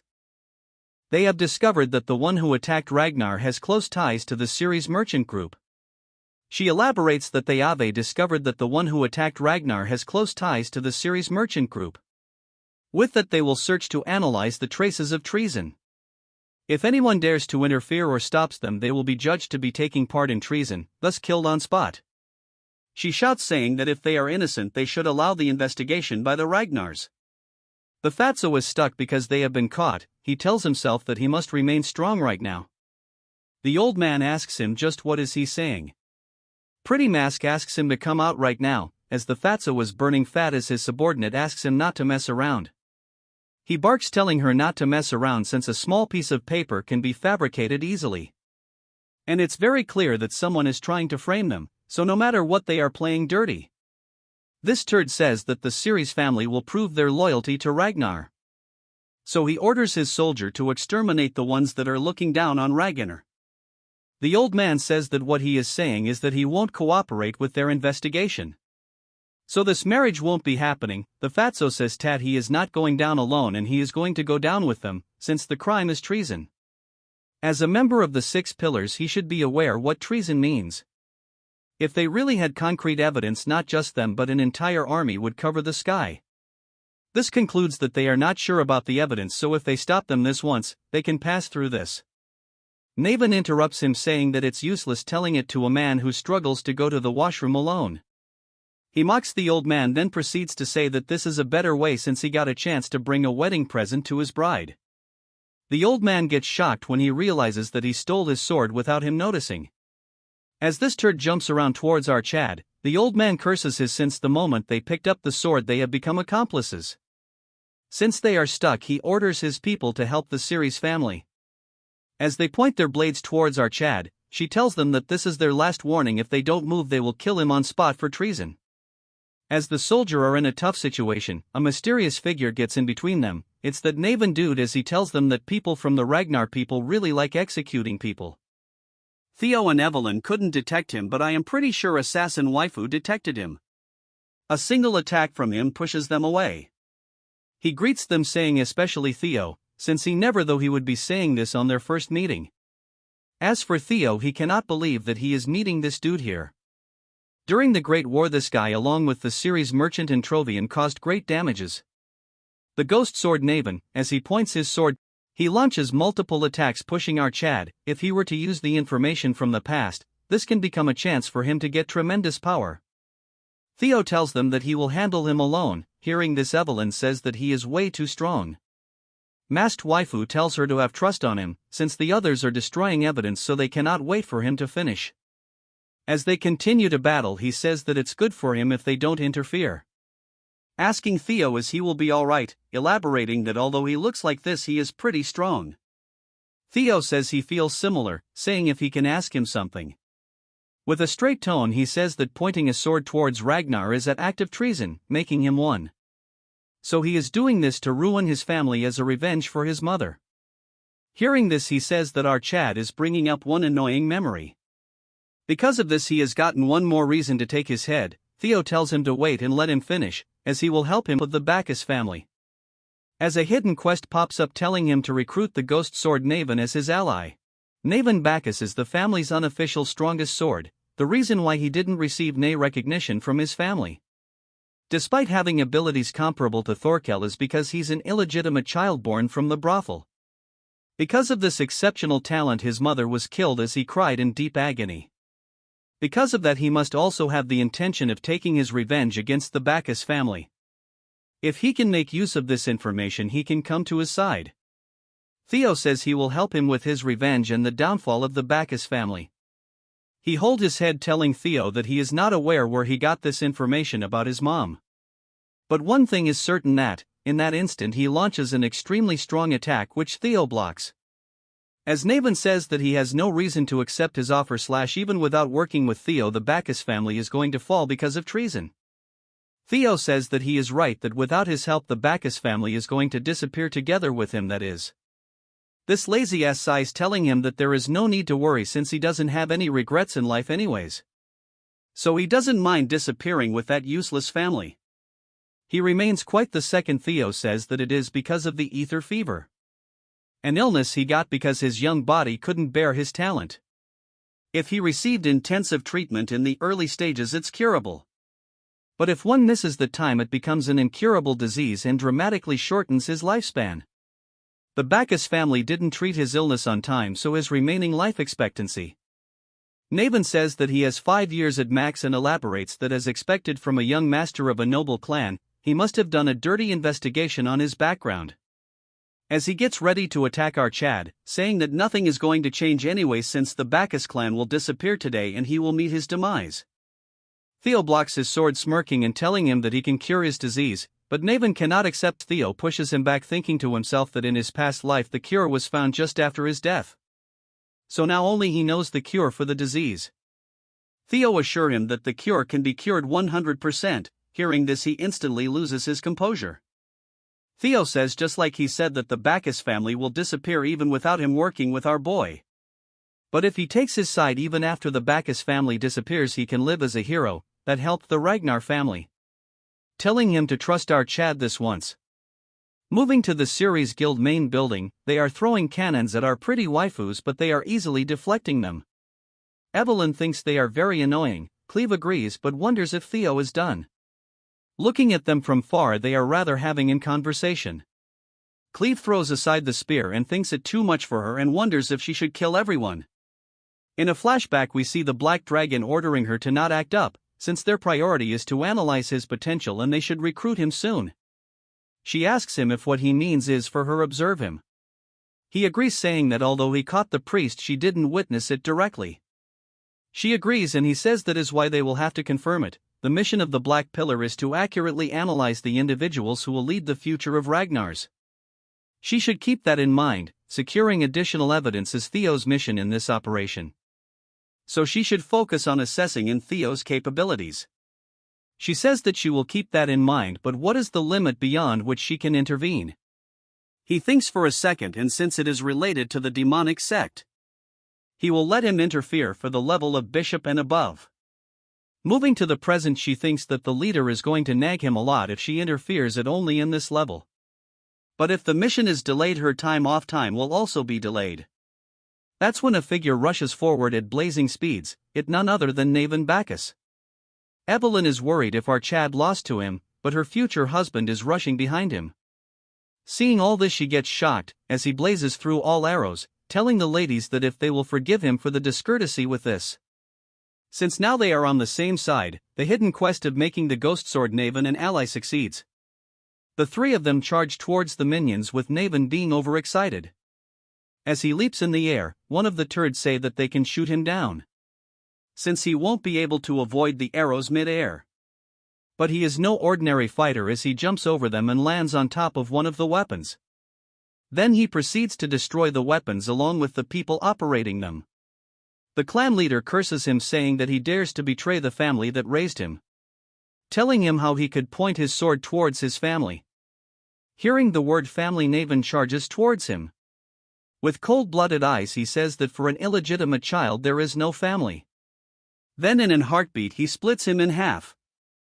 In a matter of seconds he finishes them off. Seeing the display of power, she is surprised that he lives up to his reputation of being able to fight equally with young Lord Thorkel. She wonders how he managed to convince him. Hearing this, our Chad says that he just promised him what he wanted, telling them to not stay still and follow him. As Theo leads the group, he tells them to capture Quadrax Ceres. Moving to the Fatso, one of his minions informs him that they are getting pushed back. The Fatso is aware of all this, so he tells them that they must destroy all documents. At first they must burn documents related to the Trovian clan. He tells the minions that they cannot burn those documents. He tells Fatso to think rationally or else there will be unnecessary casualties. This side-eyed pig says that if they burn those, how will they get back their investment? Asking him if he is going to give up on that money just because of these turds. A figure enters the scene telling the pig that he cannot think far because he is drunk on his greed. With a frightened look he says that he is here and require his help. There are two shadowy figures. As for Theo, he is charging straight towards the castle. In an instant he neutralizes the minions guarding the door. But the door opened by itself and a huge figure followed by his minions say that it is time for his believers to rejoice. This part starts with a turd chanting religious terms saying that the sentient beings have been blinded by greed and failed to see the bigger picture. The Fatso says that currently he requires his help right now. As the two cosplaying TikToker walks towards him, he says that they came 80 the perfect time. As fat rapidly burns from his body, he says that the universe wouldn't let him die in vain, telling them to think the Holy Demon Church sent their bishop, since they came, a bit of help would suffice. This blabbering dog says that since they are in the same bed with the Trovian clan, since they are all in the same boat, he is sincerely asking for their help. One of the cosplaying turds says that they will be needing him on the day of the judgment, so they will lend a hand. But before all that, they want all the documents related to Trovian. He asks them why they are looking for it. He has hidden them since they are his cash cow. He blabbers about money, but before he could finish, this cosplaying turd grabs the Fatso by his mouth, calling him another fool. He called this Fatso worthless non-believer, asking him if he is trying to defile the Great Lord's grand plan. The bishop tells his minion to just kill him, since they have people standing in queues to fund them anyways. As Fatty was getting crushed, he apologizes, telling him that he has committed a great sin by showing discourtesy. He says that if he dies now, Trovian will continue to be under suspicion. He tells him to stop, so the mini cosplayer throws him to the side. He tells Fatso to burn all documents related to Trovian right away. This turd then warns him, telling him to not even think about running away, which will be the best for him, because their lord is watching everything. Moving back to Theo, he breaks through the armed forces. As the door opens, the bishop is leading his huge force. Seeing Theo as red as if he was waiting for this moment, the bishop of the demon church. He tells his followers that with their blood the shall descend. With their blood the god shall descend, and worship their lord. As these crazy lunatics charge towards him, as they come face to face with each other, Theo slashes through them, as he says to himself that he had suspected that the holy demon church would be hiding here. But he never expected them to send someone as high-ranking as a bishop. As Theo continues to charge through the pile of turds, everyone from their side is getting overwhelmed because of their sheer number. Cleve stands still as she thinks to herself that the bishop really came. So this is gonna be way more of a hassle than she had thought. Or maybe this is good thing, as she puts her hand on her swords and draws two at the same time. My friends, this looks so damn hot. After all, this is more than enough reason for her to step in. As Theo is serious, he says that they are back to where they started. As Cleve enters the battle with a single strike of her sword, she eliminates hundreds of them. As she tells Theo that she will take it from this point. As she won't allow those standing in Ragnar's way to head away with it, so she will annihilate them all here. Theo tells her to stop saying that they must not forget why they are here, since they have to secure the documents before they destroy them. She sighs, telling Theo that she seems to have overestimated him. As she continues to chop them up like slicing butter, she says since the demon turds have intervened, they don't need any more evidence. Theo runs with her as he disagrees with her, telling her that intact they are currently trying to stop them right now, which means the documents are much more important than they thought. Cleve understands and asks him what his plans are. Theo says that no matter what happens, they need to go through here before anything else. As Theo kills more of them, he says that he has a solution to this. For the first time in many chapters, he opens his mind gate and uses the hatching synchro to scan the surroundings. As Cleve continues to kill them, he says that he doesn't have any solid proof, but considering the Black Dragon said she will wait and watch. One of the turds tries to act up in front of her. She is so quick that she instantly finishes him off, telling her that she will trust him just this once. As Theo leaps forwards, hundreds of these turds are surrounding him. A strong gust of wind rips through them, but Naven interferes, killing more of them. As he tells him that his humble self has cleared the way ahead for him. Hearing this, Evelyn gets pissed as she asks him from when did he starts calling him Lord. Theo uses the dragon's footwork to leap through them as he thanks them before leaking. It's called the Thunder Dragon, breathing the dark mark. He swiftly travel through them in a matter of seconds, since they wouldn't leave the task of destroying classified documents to someone else. The right person for this job would obviously be the Fatso. Moving to the big belly, he stares at the documents. As for Theo, he is pissed. The status window says that he can resolve an ill-fated relation from a past life and stop his evil scheme.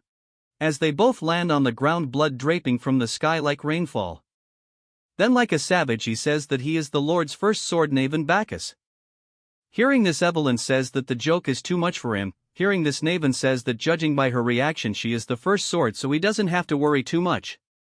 But if it was Cleve, he would gladly be the second sword, as our goddess continues to chop them up like cutting vegetables. Evelyn asks him if he thinks he is better than Herm. Hearing this, he charges towards her and using his sword. But instead of attacking her, he chops multiple of them who try to attack her.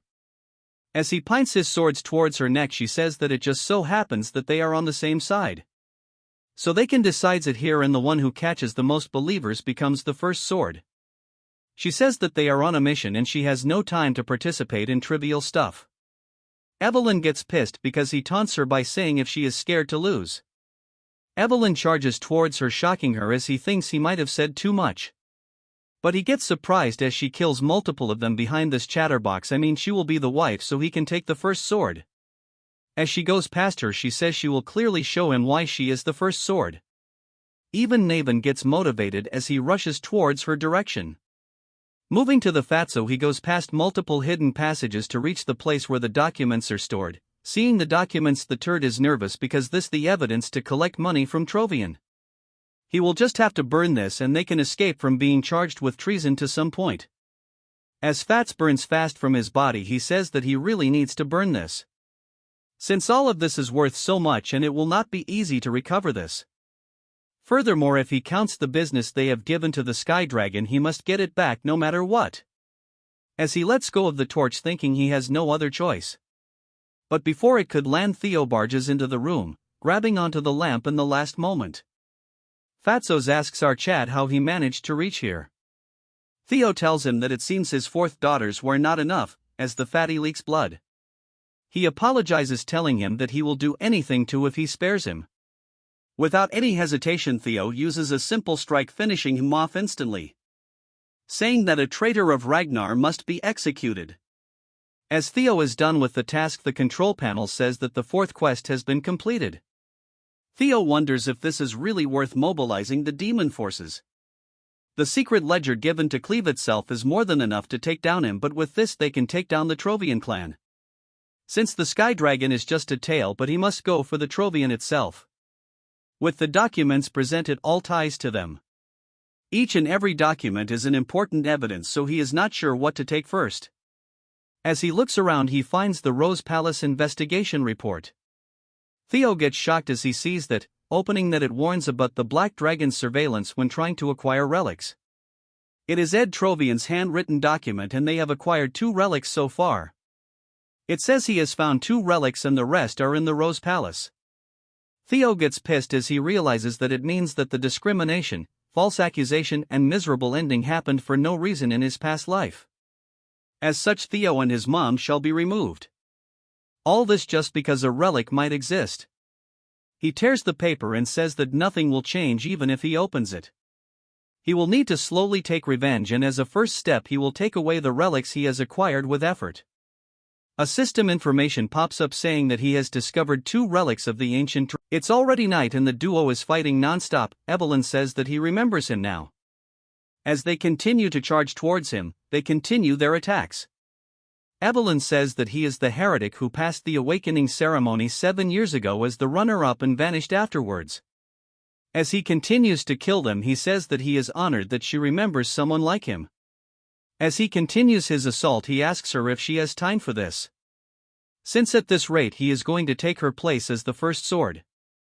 But he gets shocked when a strong wind forms a tornado. Evelyn used the God Tempest secret manual Squall Tug, instantly killing hundreds of them, telling him that it's a tie now, and he has no choice but to agree on this. A huge Temu Hulk tries to attack him, but he manages to dodges the attack. Moving back to the Temu Hulk, he says that our duo are a bunch of insolent for interfering with the god's plan. Naven tells Evelyn to end the comet with this guy, and Evelyn agrees, telling him to settle this wager with this guy. As they both charge towards him with full power, a figure appears behind him, instantly crushing him to death. It's Evelyn's subordinate as he asks her how his performance was, telling her that he showed up at the perfect time. But both of them are extremely pissed, asking him why he touched him. As for him, he is turned into a donkey, thinking what they are talking about. Soon enough, hundreds of drakes surround the place, as 1F the squad leader orders the platoon to annihilate the Ceres Merchant Guild and Holy Demon forces. As their battle continues, from inside the church a voice echoes. It's the bishop, as he says that he deeply yearns as the blood sky herald a new sun that never draws its end. And their faith shall not falter. And their sacred guide should bring in peace. As for Cleve, she is exhausted after her battle. She sighs, saying that being calculative doesn't sit right with her, as she went all out for this battle. As for the bishop, he has been turned into a pile driver, as she says that it feels like weight has been lifted off her chest. After battle, Evelyn sits with townspeople and tells them to show their trade association ID and they are free to go. She orders them damage control people to move over to another desk. As for the guy helping her, he has gone mad, telling her why she even needs this information. Everyone has gone crazy as rumors mention that someone ate Flying Dragon's cargo horse. Another turd asks if they will get special allowance for this commission. Their voice flood our waifu's ears as she cannot control her temper. As she loses her control, she throws them away, telling them to figure it out themselves, since she sucks at paperwork herself. She then starts looking for Black Snow since they dumped their work onto them and ran away. Theo reports that the files he has submitted are the ones they tried to destroy. It contains evidence of stealing property and intel from Ragnar and even a detailed treason plot. Cleve shocks Theo as she praises him, calling him mid-rank swordsman. She says that he works well like someone who has been with Black Snow, so it might not be bad to accept the Black Dragon's offer. Theo acts like a turd, so she says that she was only acting, joking, so there is no need to get flustered. He tells he cannot figure it out if he is joking. She tells him that she has good news for him. The Sky Dragon operation is underway, as the ledger from last time was enough to prove their treason after all. She says that Black Snow's elite arrest team is on the way.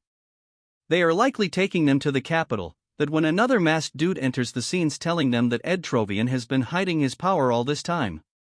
As he slaughters them, only a fool reveal all his cards. As he is done with the elite force, he congratulates our Chad, saying that he has destroyed everything he has worked hard to build and he is tearing it all this time. As he laughs like crazy, saying that he will go crazy if that is what he wants. Because the Trovian's plan is still in motion. Although they might have lost the Dragon Slayer sword, but he got his hands on this, which is more than enough. He says to his father that the time is coming and he will need to call him forth. This part starts at the Camellia Palace, which is filled with people and everyone is busy making clothes. And it seems that they are serving customers. Elf Mommy is surprised because this place is getting busier as days pass by. Cecilia greets her mother as she asks her what is it with the tailors. With enthusiasm she says that they are starting a new business, a high-end brand dealing with luxury fabrics and accessories. How did she get prettier then? Before moving to her mother she gets shocked by her preposition. She laughs, telling herself that it has been ages since she saw her smile like that. Just look at her, man, never mind, I should stop simping on her, as they keep glazing her and lets her collect aura points. She tells her mother that she does not have to worry about payment anymore. Before she could say anything she tells her that she must be here for money, and Elf Mommy tells herself that she catches on way too fast. She agrees, but that is not the only reason she is here. Hearing this, Cecilia asks what news it is about. But hearing that it is about the Rose Palace, fear struck her face. With a worried look she asks her if anything has gone wrong with her son. Then says if that wicked wench Emil did something to hurt him again. Looking at her face she wonders how worried her daughter has been all this while. She holds her head, telling her to calm down, since it's the opposite of what she is wondering. She tells Cecilia to not be surprised, but her information shocks her to the core. Back at the Rose Palace everyone is shocked to the core, since what they are witnessing is her at the top of the gates. Just the sight of this is enough to shock everyone present. Back at the place she falls to the ground, saying that she had though about all this and her legs gave out. She continues to cry, telling her mother if it really happened, and she tells her that if she has ever seen a lying elf. As she cries she tells her that all this time she didn't let it show, since she felt like she was walking on a blade's edge. There has been constant plots, false accusation and even assassination attempts. She has never told anyone, but she almost died many times, and every time she prayed and begged that her son would be spared. As tears pour down her eyes she asks her if all this is really over. Elf Mommy gets shocked by her answers, so she calms her down, saying that it's all over and she has endured a lot on her own all this time. Moving to Naven, he tells Theo that he has turned into quite the celebrity. As for out Chad, he is making tea, telling him that it took him long enough. Asking him if he has wrapped things up, Naven says that he told Black Snows not to let it out, but he already knows about it. He says that the Bacchus clan will be dissolved, from the head of the clan to anyone who has signed the merchant receipts. They will all be stripped of their titles at least. He laughs, saying that they are reaping what they have sown. With this the Bacchus clan will be totally done for. Theo asks him if this is enough. Hearing this, Naven cannot figure this out, so Theo proposes something to him. He gets shocked because he says that he will become the head of the Bacchus clan. With a focused look he says that if everyone besides him loses their title, he will be the only one who can become the head. Also he should join hands with him for the coming war with Trovian. Naven laughs, realizing what is happening, and thinks to himself that he was aiming for this from the start. The power struggles between them is in the open and a war with the Trovian is inevitable. The involvement between the Holy Demon Church and Trovian has been confirmed in the Sky Dragon Rebellion. Outside this information is available in the notice board. And the people of Ragnar thinks that it is a declaration of war between the clans. Since they have been exposed, the Holy Demon and the Trovian won't stay silent. Naven says that these mean nothing to him since he has no time left. He also needs to be getting something in return as well. Theo laughs, saying he has done something about it, and he drops something on the table. It's an Iron Man hardcore, as he says that this is the cure to his disease. He hands him the recipe for the cure of the ether fever and the main ingredients of an ether core. Although it is not publicly known yet, but ether fever is caused by disrupted internal mana flow. The core will stabilize his mana flow, saying he didn't expect this. Theo gets shocked, saying her had figured he would treat him just enough. And he wouldn't and keep him on a leash, then suggests if what he takes what he wants and then run away. Theo says he wouldn't mind if he did. Right now, the way Ragnar's only obsessed with power has a lot of problems. Both of them are victims of that culture after all, and he doesn't want to dominate all this through strength but trust alone. Hearing all this, Naven remains quiet. What Theo wants to build is not oppression or pressure but trust. As he picks up the teacup, he says that he tried not to look down on Theo for being young but not an immature romantic. After drinking his tea, he take out his sword, saying that he Naven Bacchus of the Bacchus clan swears to serve him as the sword of Theo. Ragnar, hearing this, he says if this is enough for him. And Archad says that it is more than enough. After dealing with him, Theo gets up, wondering that the war with the Trovian is unfolding quicker than he had thought. But he is not worried since everything is going smooth so far, and it's time for him to open the treasure box. The second he touches one of them, a sub-quest pops up telling him to conquer the 2 relics. As Theo touches the Erificat, he says that till the relics he has absorbed are of the Lesser Drake and the Griffin, which has been very effective. As he opens the box, he comes across a ring which according to Theo is the relic. As he wears the ring, a system panel pops up. It says that the primordial dragon relic, the thirsted ring, has been equipped. As such, the entire space distorts and he gets teleported to a desert. All Theo can see is sand and rock, and if this is the desert he talked about, but it is hotter than he had expected. As he sweats crazily, he wonders what he is supposed to do here. The system panel informs him that he has entered the Guardian's territory and he must survive for 72 hours. Theo continues to sweat. He cannot believe that he has to survive for 72 hours, as he feels like he will have a heat stroke. All of a sudden the ground starts shaking and from the ground something bursts out. Seeing the entity, Theo has a face that you would make in front of your mom if you guys failed in exams. A huge worm, which is the boss, has appeared. In front of it, Theo looks like an ant. Seeing Archad, it recognizes Theo as an intruder and opens its smelly mouth to eat him. As Theo creates distance, he summons his sword and instantly uses the Thunder Dragon breathing mark. Although the strike looks strong and heavy, it just left a small mark. Theo is shocked that his dragon mark did nothing to it. That when an attack shocks Archad, turning him into a white-faced turd. Huge waves of thunder is emitting from it, as Theo realizes it's a thunder worm. His earlier attack was not effective because they possess the same element. This ugly worm continues to blabber intruder die as it spams its thunder attack. Although it is stupid, it knocks the mount in front of Theo, blocking his escape route. And then opens his ugly mouth and tries to eat our Theo, but he manages to escape in the nick of time. He was so fast that he used his footwork to create some spaces. Theo check his timer just to see that all of this happened in a span of 5 minutes, and with the time left he cannot survive. This worm travels underground, so it is hard to attack this as it blasts out again from the ground, releasing immense thunder, and since they are from the same element, it's ineffective. Moreover, even the terrain is on its side. Thinking about this, he generates an idea, putting a smile on his face. He then takes something out from his inventory, and it's another relic he got from his last mission. As he continues to barely dodge this ugly worm, he gambles and equips the beautiful earring, since it might be worth a try. The system window pops saying that he has equipped the primordial butterfly, saying that Theo is about to enter the 3rd dungeon. An error occurs and the system says that he is currently in the middle of another mission, so he may not enter another mission. Theo already expected this, but to his surprise the space starts cracking, ripping open, and from it extreme amount of cold is released. The system pop says that the 2 dungeons are attempting to invade each other from the portal, and I observing them, and it says that the ice bloom. As the huge creature arrives, it has a unique design as it is a dragon with butterfly wings. As it tells Theo that it has been a while since he saw a chosen one, this guardian is the fairy dragon. As it starts raining ice shards, it says that Theo has to pay for his arrogance. Theo manages to save himself in the nick of time, saying that this is not what he had expected. Theo realized that from both sides he has been surrounded and he has no way to escape. So for the next 72 hours all he can do is defend himself. So he should survive on his own, getting ready to kill them.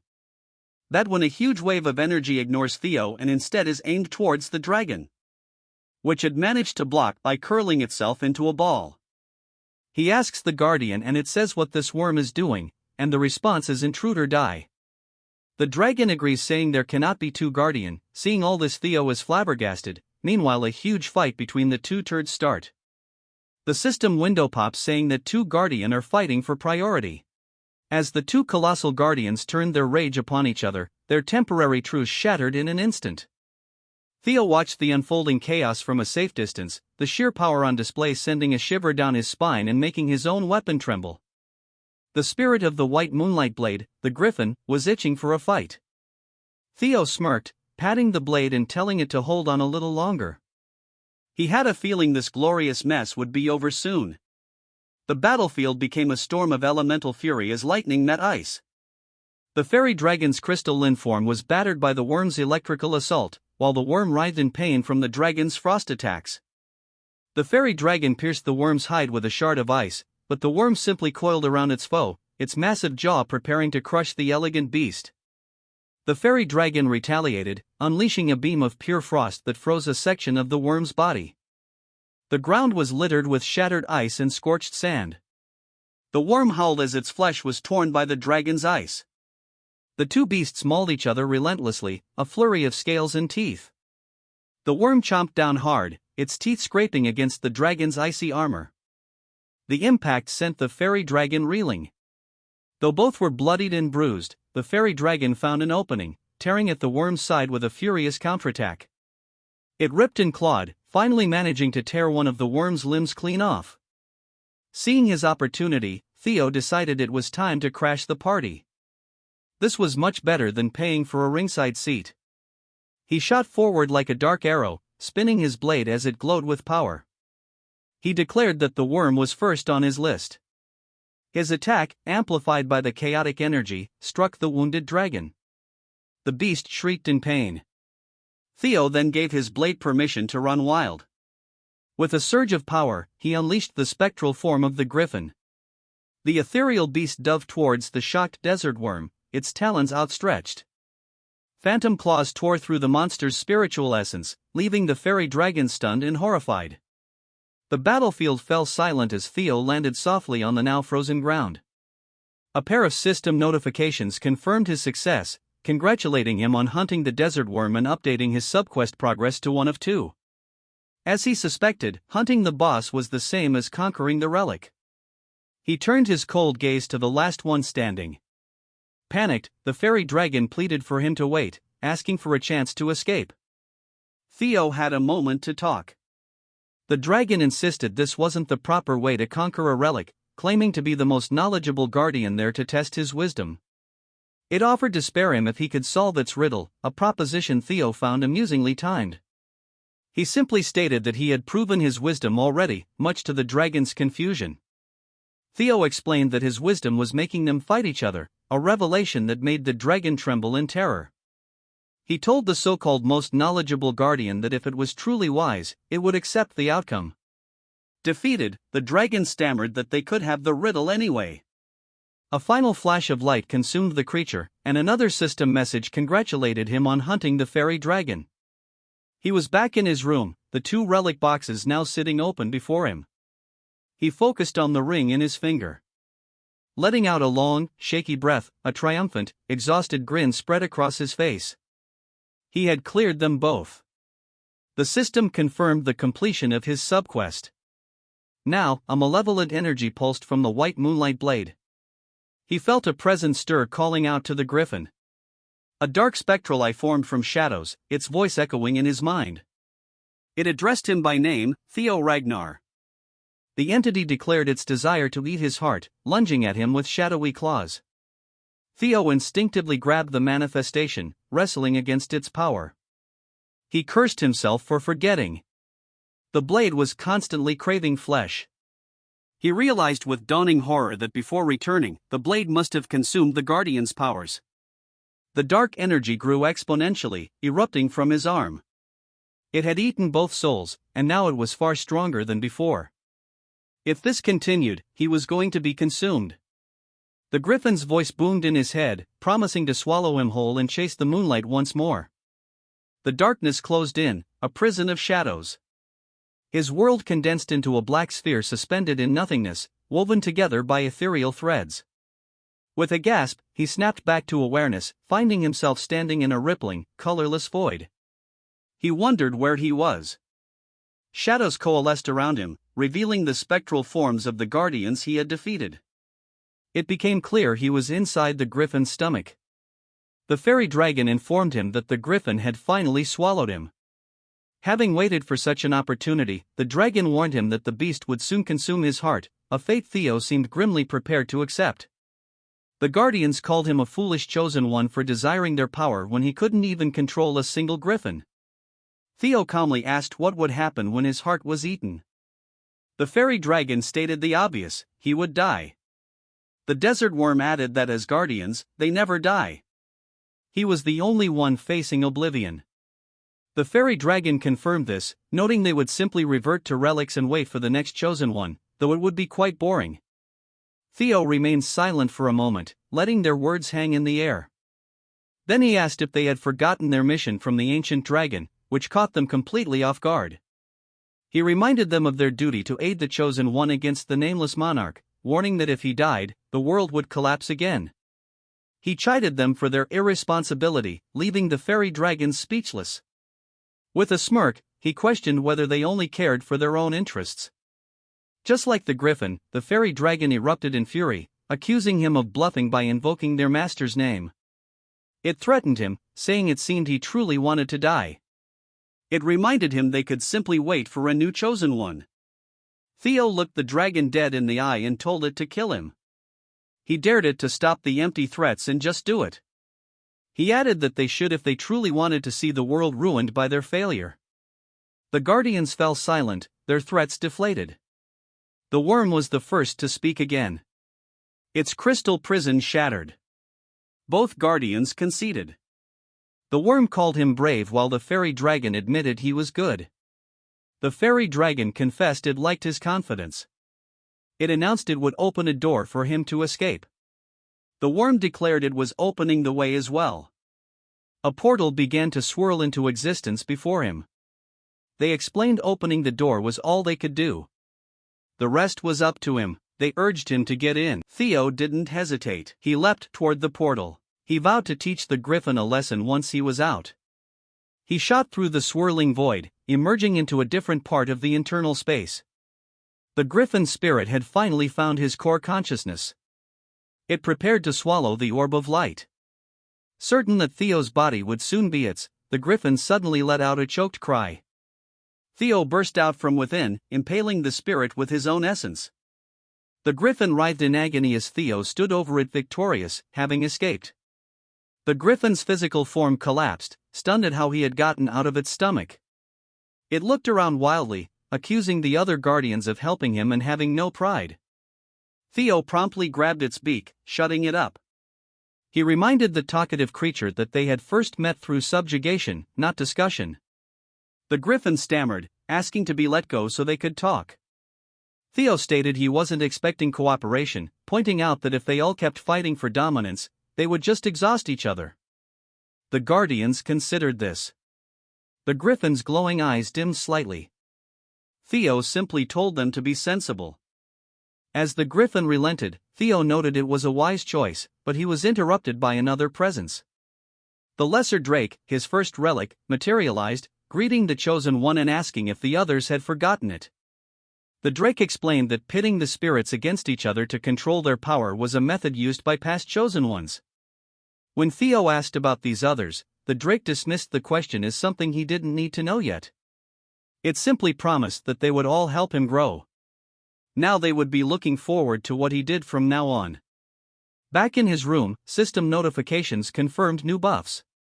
The fairy buff granted enhanced immunity, while Worm Eater provided resistance and increased attack power. The dark corrupting energy receded from view, causing Theo to stagger slightly. The ordeal was finally over. He was surprised to find that the guardians were not dead, but living inside of him. His eyes narrowed. The white moonlight blade lay still on his desk, its malevolent aura gone. It was finally calm. He walked over and asked if it had finally settled down.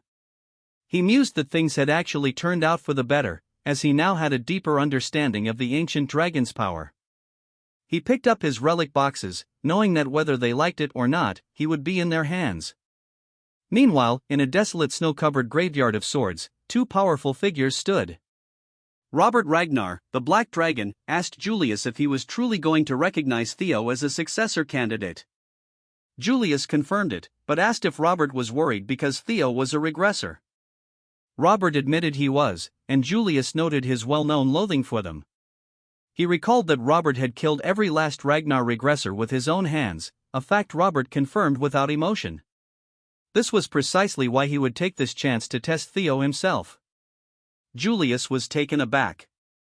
Robert explained that to be an official candidate, Theo must pass the proper procedure. Julius's eyes fell to the sword in Robert's grasp, noting its dangerous aura. Robert agreed, but said there was no sword more suitable for the task. He revealed it was the sword of the previous family head, the crazy dragon whom he had also killed himself. At that moment, Julius entered Theo's room, announcing that the family head had summoned him. He was to go to the sword grave immediately, a command that left him utterly shocked. The air in the sword grave was thin and cold, each snowflake a frozen whisper. Theo's boots crunched on the icy ground, the only sound in the desolate field of blades. He walked with a grim purpose past the countless monuments to fallen warriors, a crushing weight pressing down on him, far heavier than the last time he had stood here. He understood now, the spectral resentment clinging to this place felt heavier because he now had more burdens to bear. He recalled his father's words from their last meeting, a grim smile touching his lips as their meaning finally clicked into place. A voice cut through the wind, announcing his arrival. Theo immediately dropped to one knee, formally greeting the great family head. Kyle Ragnar stood before him, dismissing the formalities with a wave. From the mooching instructor to his own brother, Axion, Kyle began, listing Theo's recent accomplishments with cold precision. Then came the master of the Rose Palace, whose execution was a direct result of your actions. Julius continued, stating that wasn't all. The Ceres merchant group was exterminated, and the Central Intelligence Bureau was mostly executed. He finished by saying he had heard they all cried Theo's name in their final moments. A statement that struck Theo with the force of a physical blow. Before Theo could stammer out an explanation, Julius commanded him not to make excuses. A family head, he explained, must carry such weight silently. With that lesson delivered, he presented Theo with a massive, wicked-looking greatsword, the Crazy Dragon Sword. Theo stared in shock, recognizing the name of a tyrannical former family head who had massacred thousands, an enemy the current head himself had killed. Kyle noted his reaction, seeing that he knew something. Theo chose his words carefully, stating he was only aware of the name, knowing all information on the man was confidential. Kay was silent for a moment. Then, Julius asked if Theo's past life lacked information about the crazy dragon, a question that shattered his composure. He had been found out.